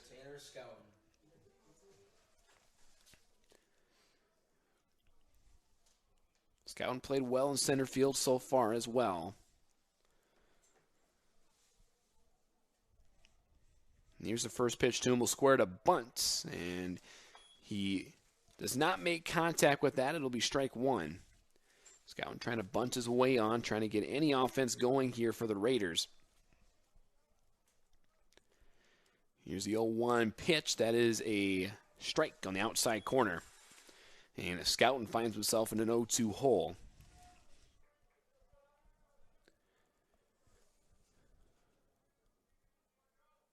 So 0-2 pitch from Grote. That's a swing and a miss by Tanner Scouten.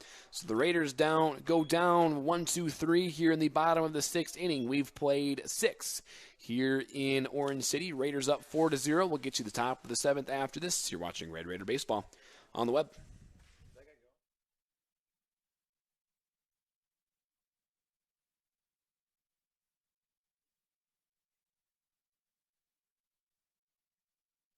I came to Northwestern to compete at a high level, get a Christ-centered education, and prepare myself for life after college. I love the community and alumni support we get at our games. By joining the team behind the team, you help Northwestern compete for conference and national titles. My goal is to praise God with the gifts He has given me to play the sport I love. Your support helps me be a part of Red Raider Nation.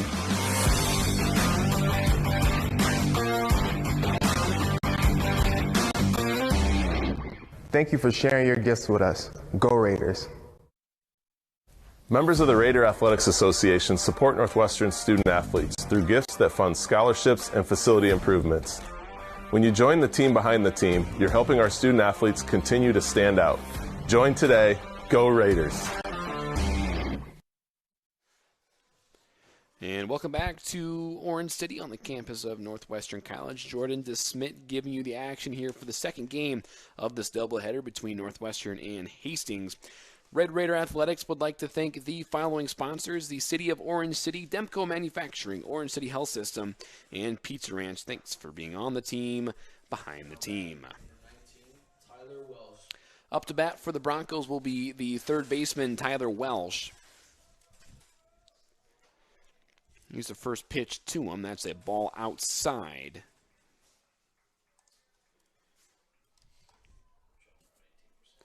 Welsh so far 1 for 1 with a walk. And the 1-0 is a ball a little high, a little outside. Dykstra still out there for the Raiders.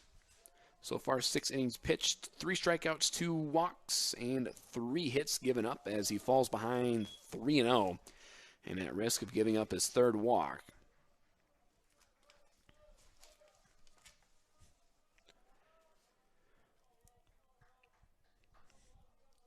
Here's a 3-0 to Welsh. That's outside. So a 4-pitch walk to start the top of the 7th inning. And that will bring up the second baseman, Camden Brikacek.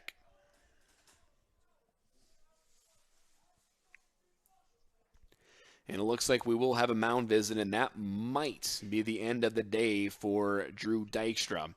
And it looks like there is someone coming in from the bullpen. As soon as I get his number, looks like it is Brad Tornau, who will come in and pitch for the Raiders. The sophomore out of Washington, Iowa, out of Mid-Prairie High School.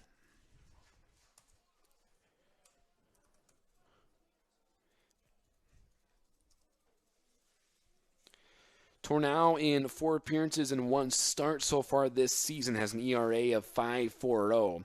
And in 6 2/3 innings pitched, he has given up 4 earned runs on 5 strikeouts and 5 walks. So I think I'll go ahead and take a little bit of a break as I let Tornau get warmed up here, and we'll be back to finish the top of the 7th inning. You're watching Red Raider Baseball on the web.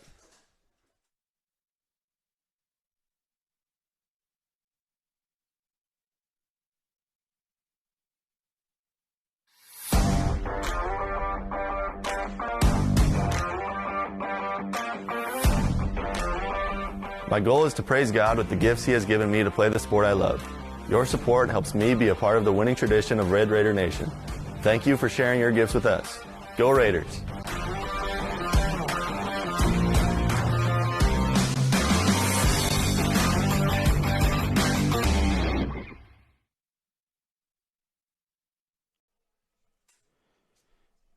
And welcome back to Orange City. Raider fans, no matter your age or ability, the CNOS Sports Medicine team can help you stay healthy, prevent injuries, and strengthen your game. CNOS, improving health. And did you know Northwestern seniors competing in the International Business Strategy Game consistently finish in the top 5% among 6,500 teams competing around the world? Raiders stand out. And here comes Camden Brikacek once again with the runner on first base. The first pitch from Tornau gets away from Shelton. It was in the turf. And Welsh will reach second on the wild pitch.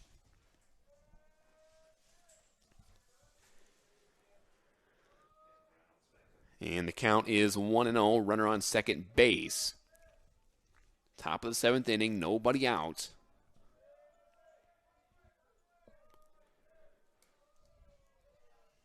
Here's the 1-0 pitch. That is, looks like that just missed. Maybe a little low, a little outside.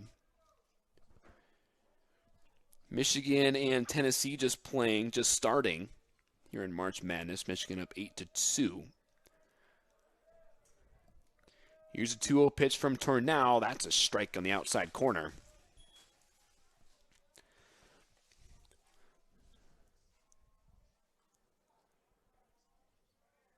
So we'll see if Tornau can battle back here in the count.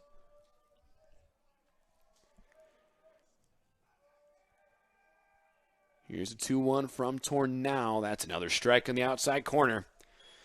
Good location that time from Tornau the past couple pitches. And the count's even at 2-2.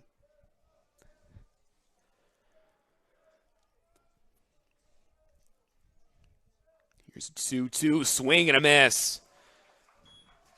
Good job by Tornau getting that strikeout after the wild pitch.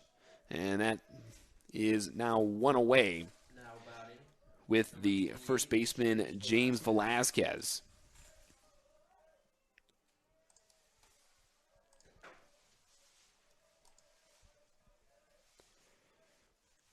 And the first pitch to him is a good-looking breaking ball, as Velasquez fouls that off, I believe, for strike one.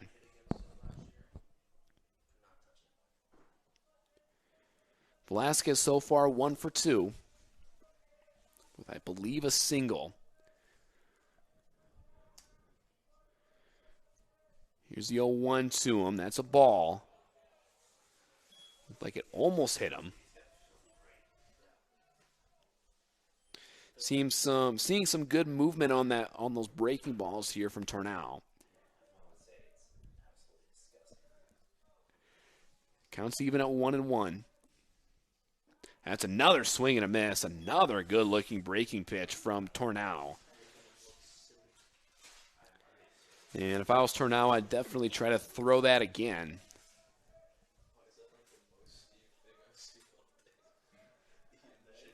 Here's the 1-2. Another breaking ball. Gets the outside corner for strike 3.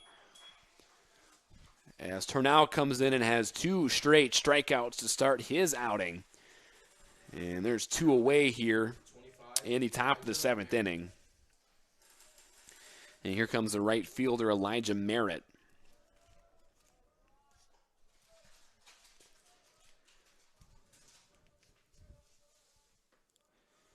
Here's the first pitch to him. Clips the outside corner, strike 1.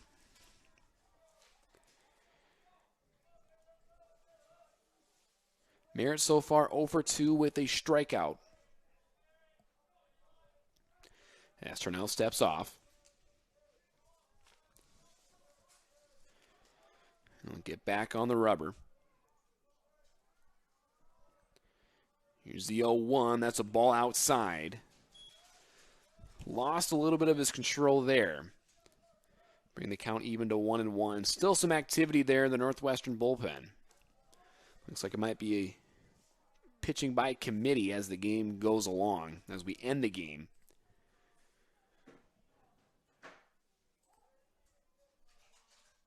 And Shelton wants a mound visit with Tornau to make sure they're on the same page.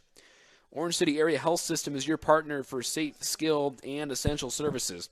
From family medicine to behavioral health, sport medicine to therapy and rehab, surgery to senior care, they offer the right care and the right place at the right time at Orange City Area Health System.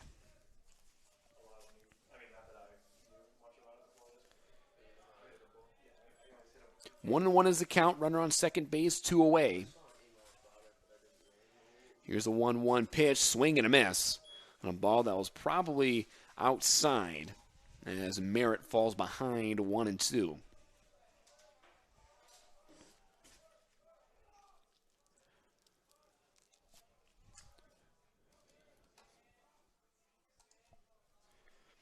Here's the 1-2 pitch, swing and a miss as Tornau comes in and strikes out 3 straight here in the top of the 7th inning.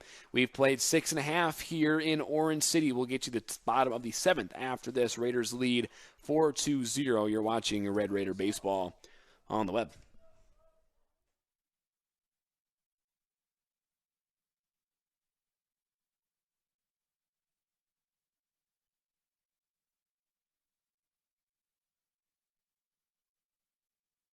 You want to make a difference. That makes you different. Success matters, but you care more about succeeding in ways that matter.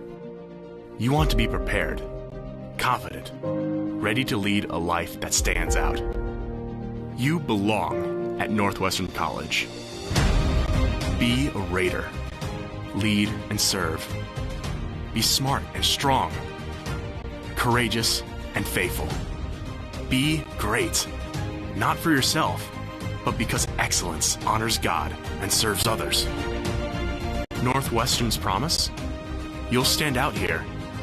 You'll be equipped for your career, for God's call on your life, for success, for significance, because you'll be a Raider, and Raiders stand out.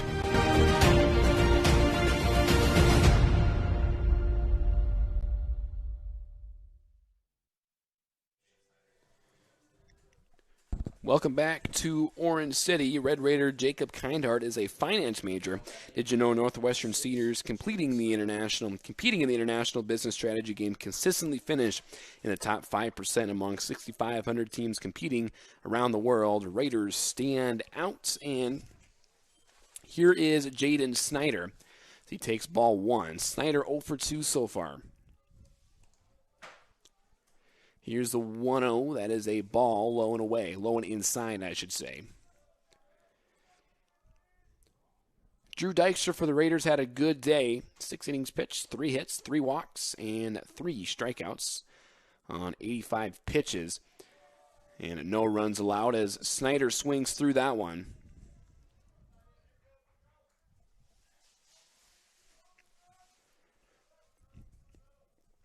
Count is 2-1 to Snyder. Ooh, that's a strike on the inside corner. Looked a little inside from up here. Nonetheless, the count's even at 2-2. Here's a 2-2 pitch. Swing and a miss from Snyder as he is down on strikes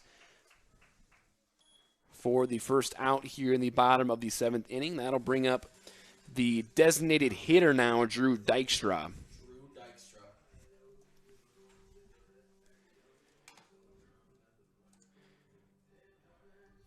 At the plate so far, Dykstra 1 for 3 with an RBI. First pitch is a fly ball into center field. Hoke ranging over to his right, and he'll put it away for out number 2. That will bring up the shortstop, Eli Rash. Now batting, number 12, Eli Rash. Couple quick outs here so far for Jackson Grote. He's still out there as Rash takes ball 1. Grote still out there in 92 pitches.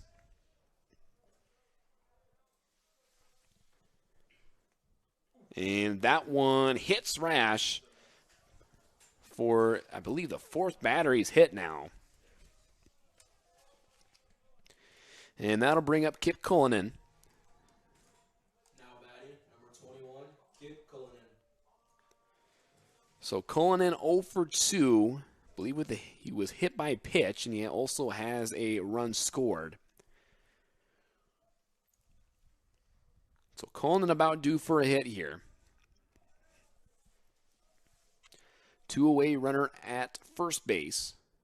First pitch is a swing and a miss. Kind of a half swing there from Cullinan. Might have been a strike regardless. Counts 0-1.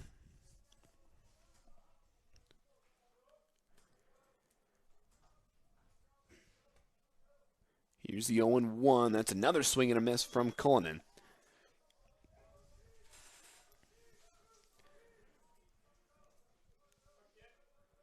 See how well he protects the plate with 2 strikes here.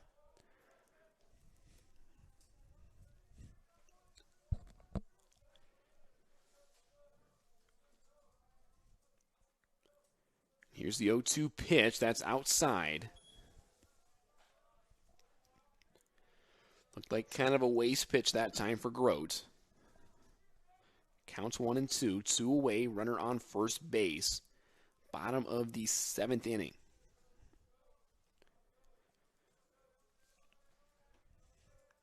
Here's the 1-2. He pokes his bat out there into left field, and that's going to be caught by the left fielder, Staub, for out number 3. We have played 7 complete here in Orange City. We'll get you the top of the 8th. After this, you're watching Red Raider Baseball on the web.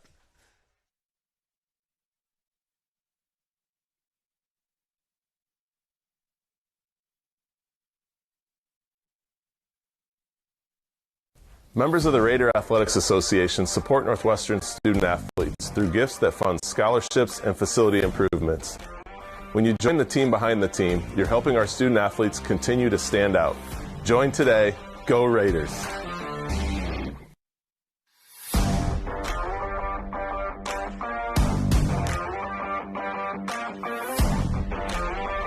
My goal is to praise God with the gifts He has given me to play the sport I love. Your support helps me be a part of the winning tradition of Red Raider Nation. Thank you for sharing your gifts with us. Go Raiders!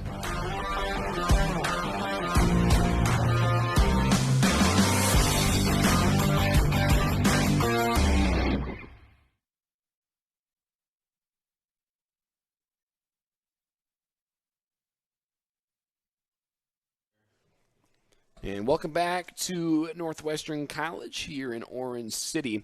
New pitcher for the Raiders is Ethan Buckner. On the mound so far, he's appeared in 3 games, has an ERA of 2.45. In 3 2/3 innings pitched, he's given up 1 earned run, but he's only has 1 strikeout to go along with 6 walks.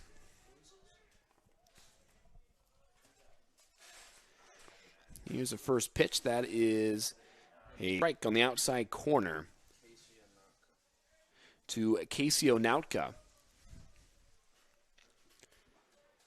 And strike 2 on the outside corner. So Buckner attacking the zone to start. Here's the 0-2, just misses the outside corner that time. Onautka so far 0 for 1, 1 walk, and 1 stolen base. Here's the 1-2, swing and a miss. Impressive showing by Northwestern's relief pitchers here so far. Turnau had 3 straight strikeouts last inning, and Buckner starts this inning with a leadoff strikeout.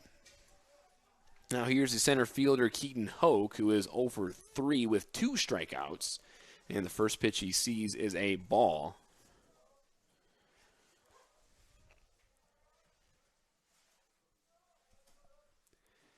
And a 1-0 as a good-looking breaking ball in there for a strike. Even the count at 1-1. More activity in the Raider bullpen. Looks like we'll see another pitcher next inning. That's a swing and a miss by Hoke. Counts 1-2, 1 away, nobody on in the top of the 8th inning. Here's the 1-2, that's high. Evened it up at 2-2.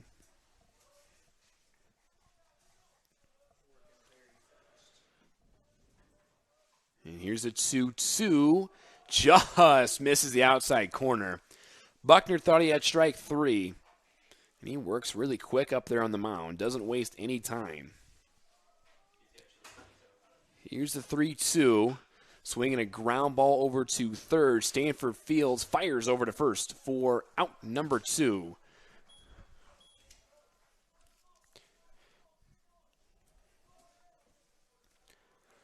So 2 away, nobody on here in the top of the 8th inning. Raiders lead 4-0. And here's the catcher, Corey Caranda. Caranda 0 for 3 so far as well. And first pitch to him was a ball just a bit outside. Broncos held to only 3 hits so far. That's a line drive into right field. Poor up ranging over. He'll make the catch for 3 away. So we have played 7.5 here in Orange City. Raiders lead 4-0. We'll get you the bottom of the 8th after this. You're watching Red Raider Baseball on the web.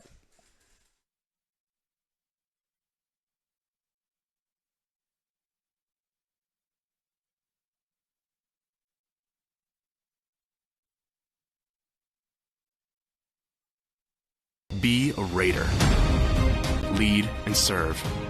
Be smart and strong. Courageous and faithful. Be great, because excellence honors God and serves others. You belong at Northwestern. You'll stand out here. You'll be equipped for your career, for God's call on your life, for success, for significance. Because you'll be a Raider, and Raiders stand out. Members of the Raider Athletics Association support Northwestern student athletes through gifts that fund scholarships and facility improvements.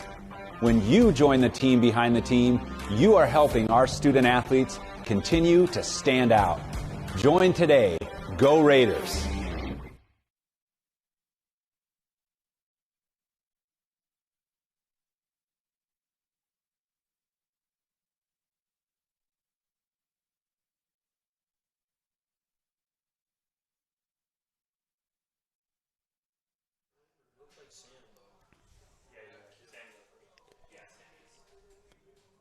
And welcome back to Orange City on the campus of Northwestern College. Jordan DeSmit giving you the action here for this one. New pitcher here for the Broncos.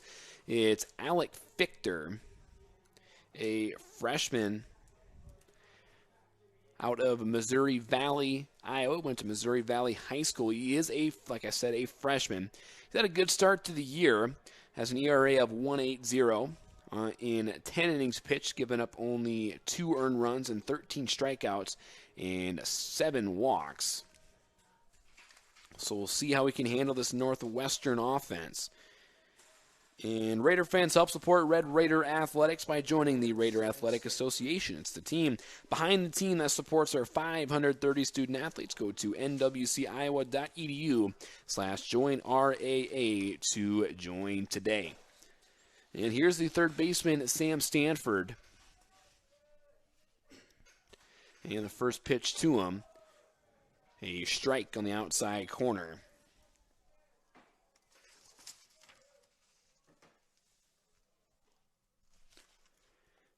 And the 0-1 about in the same spot. And that just misses outside to bring it even to 1-1. Did you know the Northwestern's head baseball coach, Brian Weedy, is the most successful coach in program history as Stanford hits a single between the third baseman and shortstop? And Weedy garnered his 400th win on this year's opening day, and his teams have compiled a 56% winning percentage after 15 seasons. Raiders stand out. And it looks like we're going to have a pinch runner here for the Raiders.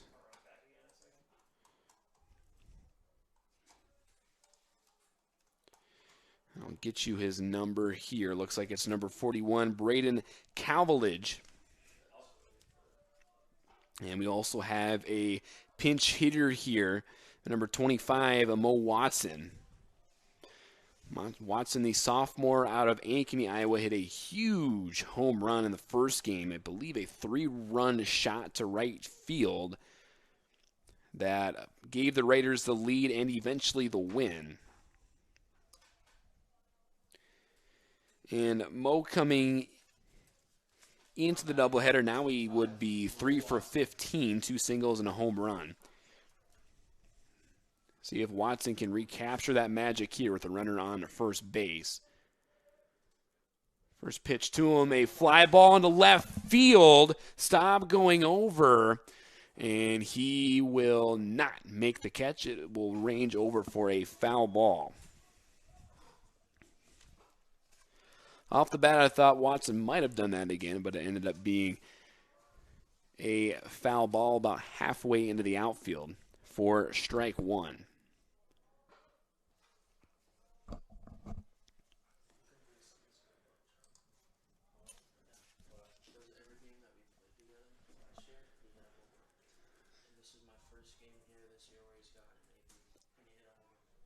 One 1 is the count to Mo Watson.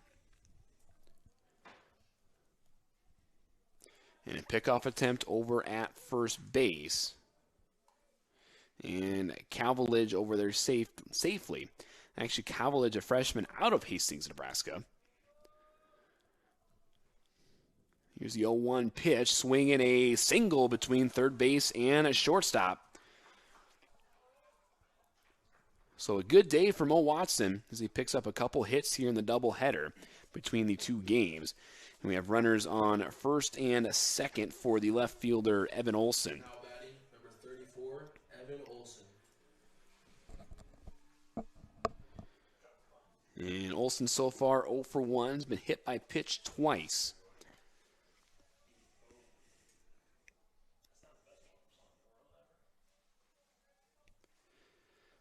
Nobody out, runners at first and second for the Raiders. Here's the first pitch to Olson. He'll square to bunt. Believe he misses it, but it will be a pass ball by the catcher. Both runners will advance. It's not exactly what Olson was looking to do to advance the runners, but they advanced nonetheless.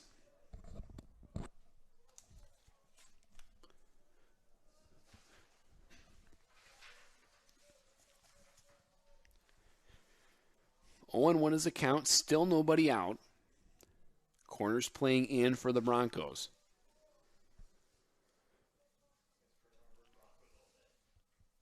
Oh, 0-1 pitch, ground ball foul. So an 0-2 hole here for Olsen.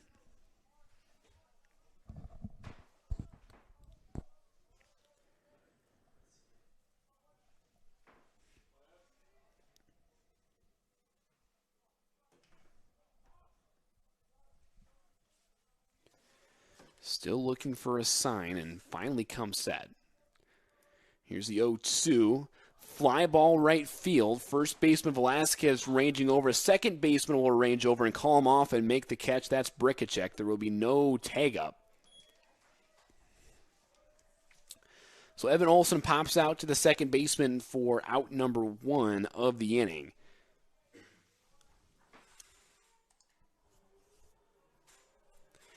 As Fichter finally gets his first out of the game. Here's Mason Porup.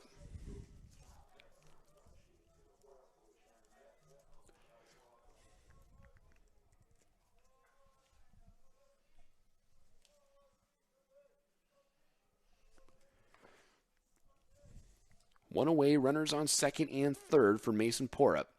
That's a swing and a miss.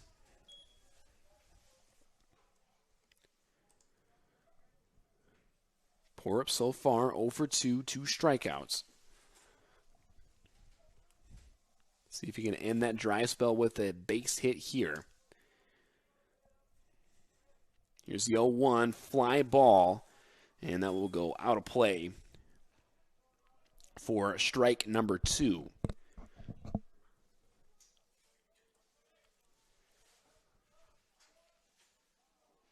Raiders looking for some insurance here in the bottom of the 8th inning.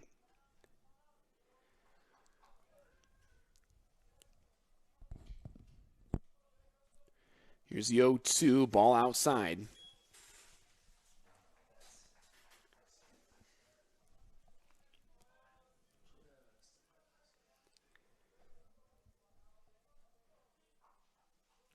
Fichter looking to get out of a jam here after 2 leadoff singles by the Raiders. Here's a 1-2 pitch that's fouled away out of play.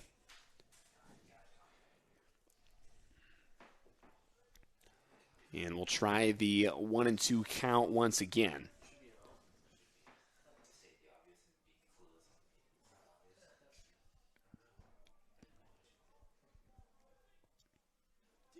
Fichter checks the runner at third. Here's the 1-2 curveball. This is way outside. Even it up at 2-2. Just looked like they didn't come out of Fichter's hand right. Might have released that a little too soon.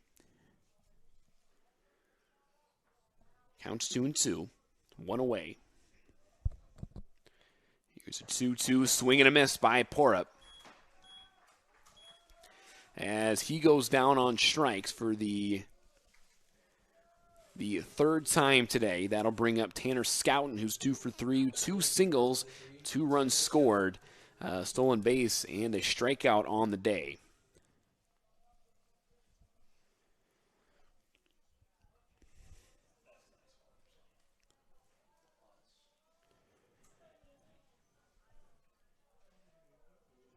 Here's the first pitch to Scouten. That's in the turf. Almost gets away from the catcher, Coranda. So the runners will stay put. Still a decent block by Coranda. Counts 0-1. 1-0.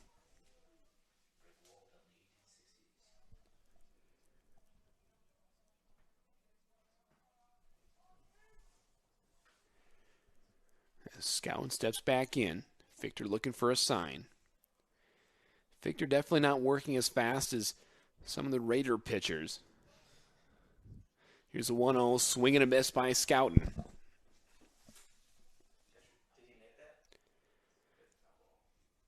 And that might have been a foul tip, and the Hastings catcher, Coranda, is down on the turf. Looks like that foul tip might have gotten a piece of Coranda.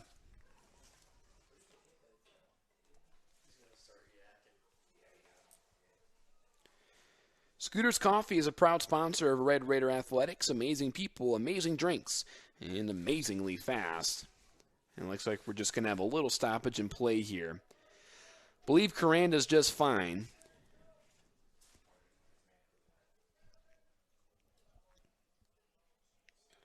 And we will go ahead and play ball. Count is 1-1 to Scouten. 2 away, runners at second and third. See if the Raiders can take advantage of a 2 runners in scoring position.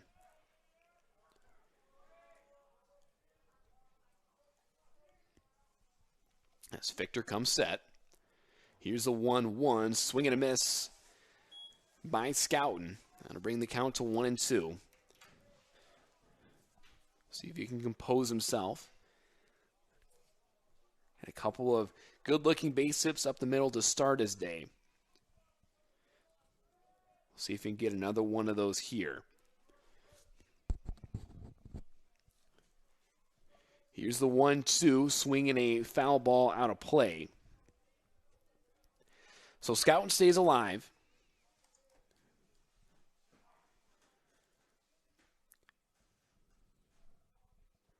As he looks to prolong this at-bat as long as he can. Still action in the Raider bullpen, so expect a new pitcher for the Raiders to hopefully seal the deal here in the top of the 9th inning. Here's the 1-2 again, ball in the turf.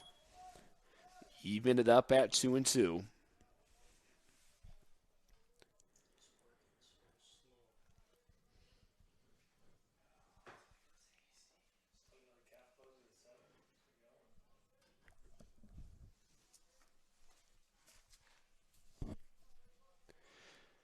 Counts 2-2, 2 away, runners at second and third.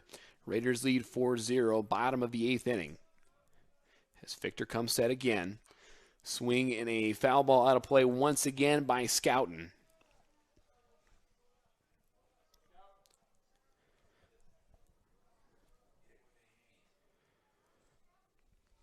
And Scouten putting together a really good at-bat here. Showing a great 2-strike approach. Jaden Snyder on deck as well for the Raiders. Here's the 2-2. Ball low as Scouten works it full.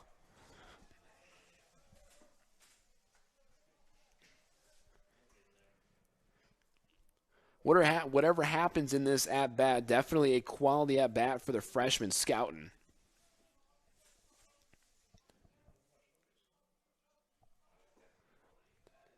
Here's the 3-2 pitch. Ground ball over to third. Welsh fields. He'll fire over to first. 4-3 away. Just got him in time. Close play there at first base. Nonetheless, it is out number 3. So we've played 8 complete here in Orange City. Raiders will look to seal the deal here in the top of the 9th. You're watching Red Raider Baseball on the web.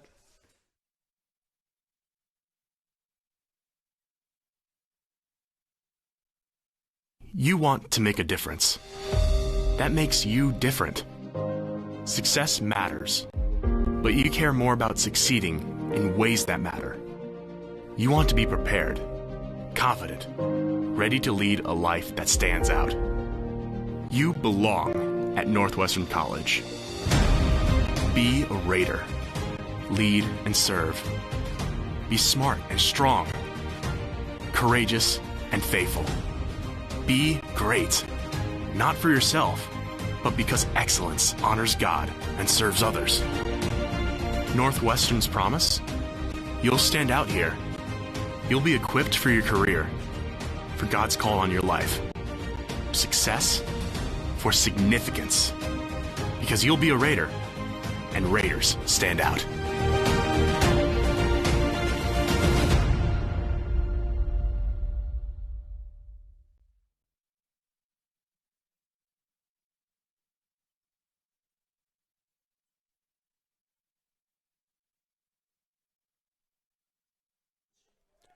And welcome back to Orange City on the campus of Northwestern College. Jordan DeSmit giving you the action here for this one. New pitcher here for the Raiders. It will be number 18, Ryan Reynolds, the junior out of Yorkville, Illinois. And in 5 appearances and in 5 1/3 innings pitched so far, he has an ERA of 6.75. He's given up 4 earned runs, struck out 9, and walked 3. Also has a save on the year. We'll look to close the book on this doubleheader.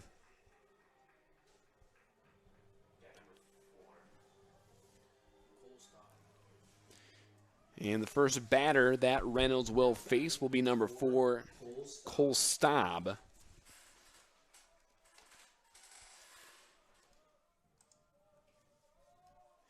And Staub 1 for 3 on the day so far. First pitch to him. Clips the outside corner for strike 1. Staub has one of the 3 hits so far on this game for Hastings. And the Broncos need base runners. Here's the 0-1. That's outside.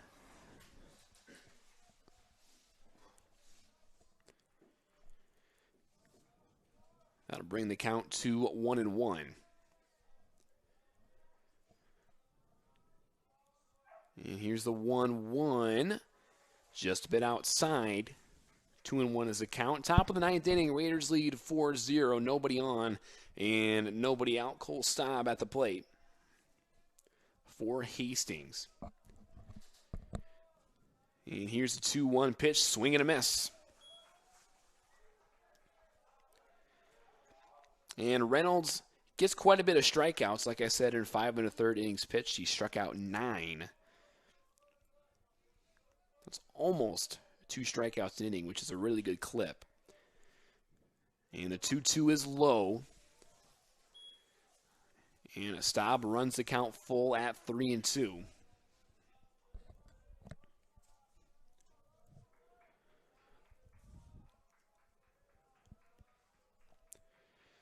And Reynolds kicks and deals. That is a fly ball to right field. Pour up, ranging over. He'll make the catch for out number 1.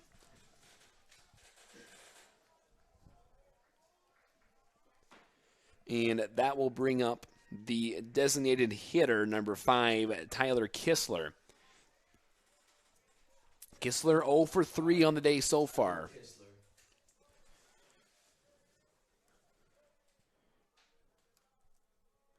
Here's the first pitch to him. Breaking ball.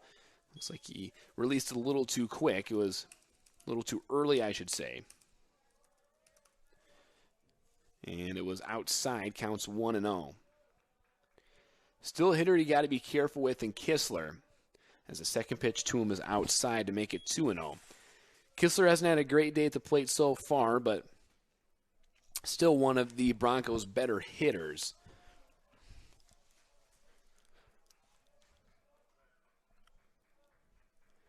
Here's a 2-0. That's another swing and a miss. Actually, the first swing and a miss by Kistler. In this at-bat, it's 2-1, 1 away. Nobody on. Raiders lead 4-0, top of the 9th inning. Here's a 2-1 pitch. Another swing and a miss. Counts even at 2-2.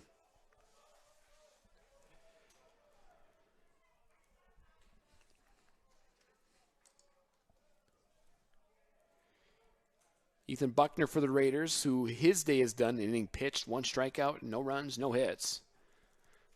Here's a 2-2 outside and actually past the glove of Shelton. And it went all the way to the backstop. Count is full again at 3-2.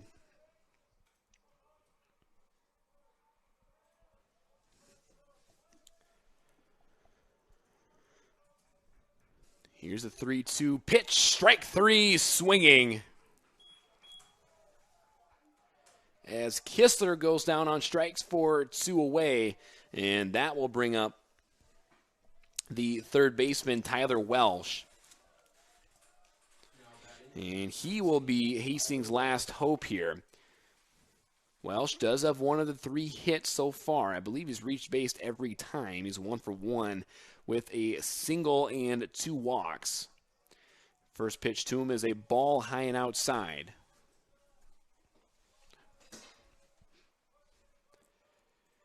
The Raiders looking to go 4-0 against this Hastings team. Beat them twice over spring break in Florida.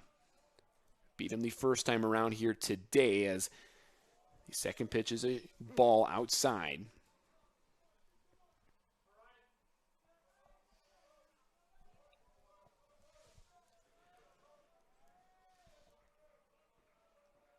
Counts 2-0, 2 away. Here's a 2-0 pitch, swing and a miss.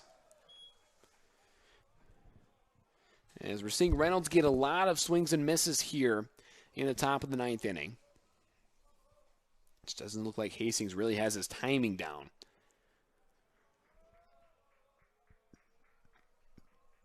Here's a 2-1 pitch. Strike on the inside corner. And the Raiders are 1 strike away from sealing the deal on this doubleheader sweep. 2-2 is the count. 2 away, nobody on. Top of the 9th inning. And here's the payoff pitch. Swing and a miss. And the Raiders sweep the Broncos here this evening as they take this one 4-0. They took the first one 5-3. And the Raiders will move back to 500 at 10-10 overall and 2-2 in the G-Pack. I think we'll take a little bit of a break, then I'll give you a brief recap of this one. You're watching Red Raider Baseball on the web.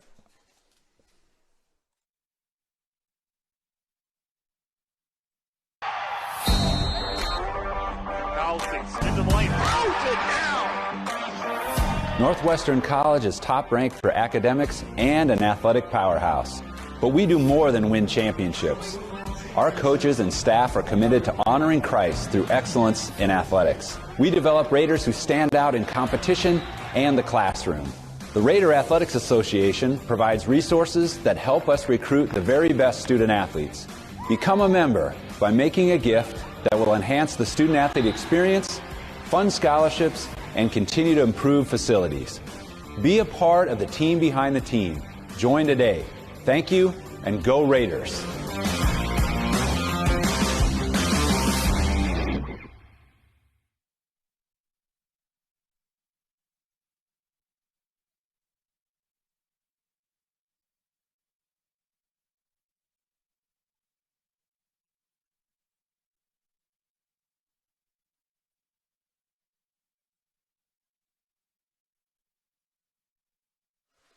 And welcome back to Orange City on the campus of Northwestern College. Northwestern takes both games of this doubleheader. They won the first game 5-3, and they just won this one 4-0. Just a really good overall team win. I'll start by talking about both starting pitchers. First for the Raiders, Drew Dykstra came in and pitched a really good game on 85 pitches. He has 6 innings pitched. He gave up 3 hits, no runs, 3 walks, and 3 strikeouts. And for Jackson Grote, the Hastings starting pitcher, he pitched 7 innings on 99 pitches, had 5 hits, gave up 4 earned runs, and had 6 strikeouts, but no walks. He did hit about 4 or 5 batters. And then the 8th inning, I believe Alec Fichter came in and pitched that 8th inning on 22 pitches, gave up 2 hits, 1 strikeout. And the rest of the pitchers for the Raiders was Brad Tornow. He had on 1 inning pitched, he had 3 straight strikeouts and obviously gave up no runs. Ethan Buckner came in and had 1 inning pitched. He had 1 strikeout, no hits allowed. And finally, Ryan Reynolds came in and finished it out in the top of the 9th inning. He had 2 strikeouts, no hits, and his inning pitched as well. And at the plate for the Raiders, they had 7 hits and 7 strikeouts, 7 left on base, and they had 1 stolen base. Leading the way with multi-hit games tonight were Sam Stanford and Tanner Scouten. Stanford went 2 for 4 with 2 RBIs, and Scouten went 2 for 4 with 2 runs scored, a strikeout, and a stolen base. Drew Dykstra helped himself. He actually got an RBI earlier in the game. He went 1 for 4. Eli Rash went 1 for 3. Kip Cullinan went 0 for 3, had a run scored, a strikeout, and he had a strikeout. Colby Shelton went 0 for 3 today. Mo Watson came in and pinched hit, and he went 1 for 1 with a single. Evan Olson was 0 for 2. Porup was 0 for 4. And Jaden Snyder was 0 for 3. And for Hastings, they had 3 hits on 3 walks, 9 strikeouts. They had 5 runners left on base, and they had 1 stolen base. And Keaton Hoke was 0 for 4, 2 strikeouts. Corey Caranda was 0 for 4. Cole Stab was 1 for 4 with a single. Tyler Kistler was 0 for 4 as well. Tyler Welsh went 1 for 2 with 2 walks. Camden Brickachek went 0 for 3. James Velasquez went 1 for 3. And then Elijah Merritt went 0 for 3. And Casey Onauka went 0 for 2 with a walk and a strikeout. All that adds up to a Red Raider 4-0 win. The Raiders will be back in action on Thursday, March 24th, and they will travel to Concordia, and they will play the Bulldogs in Seward at 5 and 7:30. And I believe they will go ahead and play them the following day on Friday. They'll be in Seward again playing another doubleheader. They'll play at 3 and 5:30. And then finally on Friday, April 1st, the Raiders will be at home against Briar Cliff in a doubleheader there. They will play at 5 and 7:30. The Raiders move up to 500. They are now 10 and 10 with a 2 conference record, and Hastings will fall to 4 and 14 and 0 and 2 in the GPAC. So that'll wrap it up for me here on Raiders All Access. The Raiders take both games of this doubleheader, and they win 5-3 and 4-0. We'll see you next time. This is Jordan DeSmit signing off.